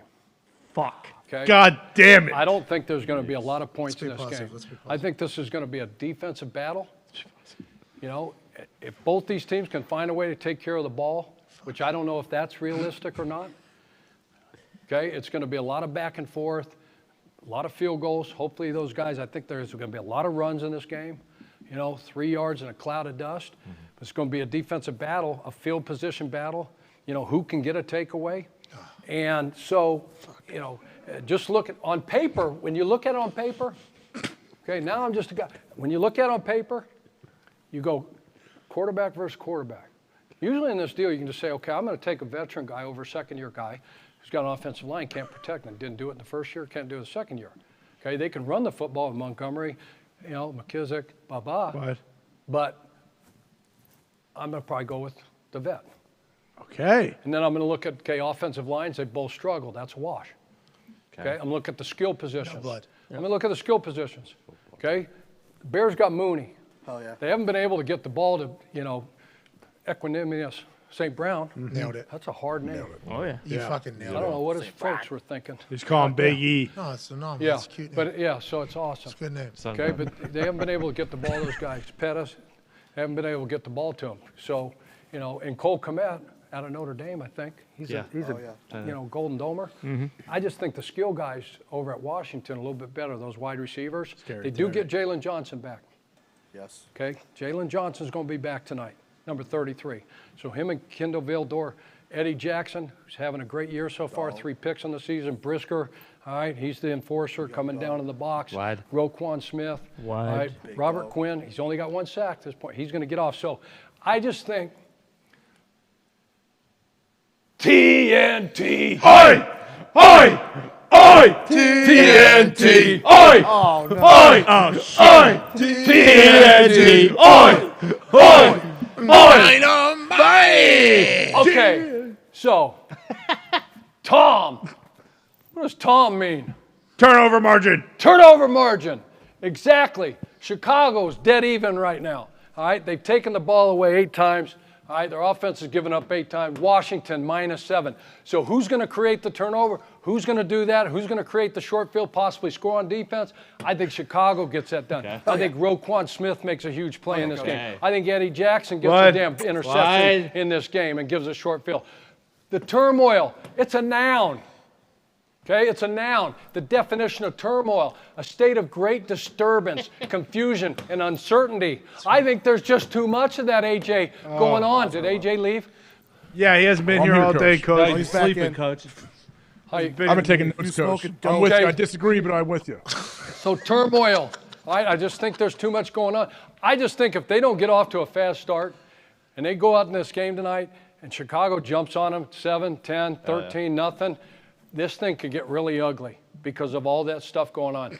So I got Chicago prevailing this one. Hell yeah, Coach. Low-scoring game, 17-13. Wow. Thanks, Coach. Thank you, Coach. Thank you, That was Coach. incredible. That was amazing.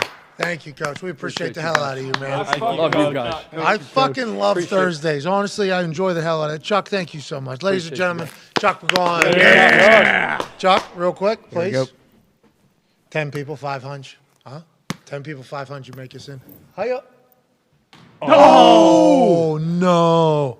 Is this an indicator for his picks? Bang.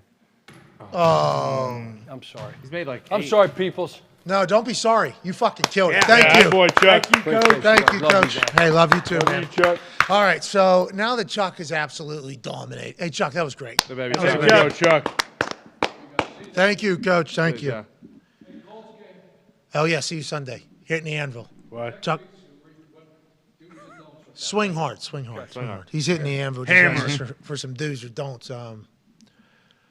Everything Coach said is awesome. I love it. Coach Fiesky is one of my favorite things. We just boosted the over, and It was because you wanted to 37 be and a half. positive. It's not because you felt great about it. yeah, let's be positive. So we're boosting the over. Let's all be positive. Let's Yeah. let's put positive things That's a out into low the number. universe. Let's be positive. He also likes the Bears. AJ, your thoughts? Well, like I said, I had to tell Chuck I disagree, but I am with him 100% on his message. Yeah, but you weren't with him though because you were sleeping in the middle of the meeting. Yeah. True. Oh, no. Yeah, I took notes. I have you were. detailed notes for part of the all of it. Show us I got notes. it all. It's all right here. Where? Oh, you took your notes on your And break. down here. And on my. You saw me taking notes multiple times. Yeah, well, I saw you lift a piece of paper and a pen for sure. It's a Wetzel the pretzel situation. Yeah, you had sunglasses Strong on. twigs. Did he change your mind at all going into this evening's game? I mean, he does make a compelling argument, but no, I'm sticking with what I said. Over and Washington to win. All right, we boosted the over. I'm counting on, though, but I am counting on either at least one of these defenses to score or like a special team score to help us with that over. Which I think is why we're being positive, is because last week there was nothing and nothing. There was just nothing. Great defense. We appreciate that. Hey, Yeah. Let's go good defense. defense. But every once in a while, it's nice to see an exciting play. Last week there wasn't a lot of those.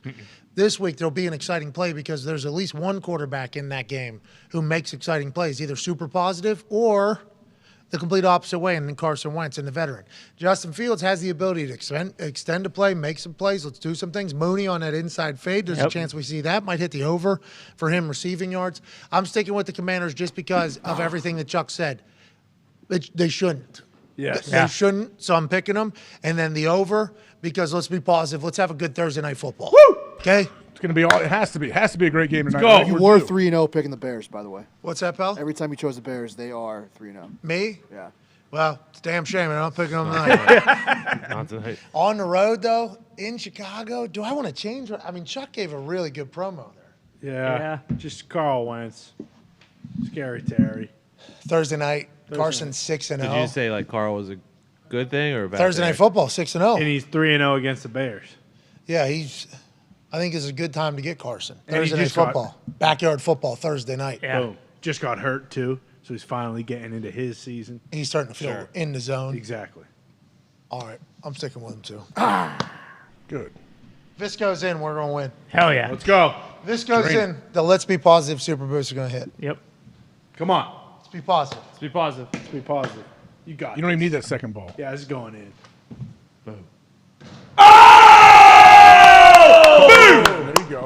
Let's be positive. Here we go. Can't wait to talk to you guys tomorrow. AJ, thank you so much. Vaughn Miller, we appreciate your time. Ian Rapoport, you're the greatest. Chuck Pagano with Coach P's Keys at Electrifying. The Toxic Table, Boston Connor, Ty Schmidt, I thank you guys. The Hammer, Dahn, Cowboy Tone Diggs, which will have an episode of Hammer, Dahn in 15 minutes. Can't wait to hear that show. You're the best. Everybody in the back, thank you. We battled through some tech, but we ended it on a positive. Thank you to everybody that watches. We will see you manana for a Feel Good Friday after the over hits in the Let's Be Positive Super Boost on FanDuel. Cheers.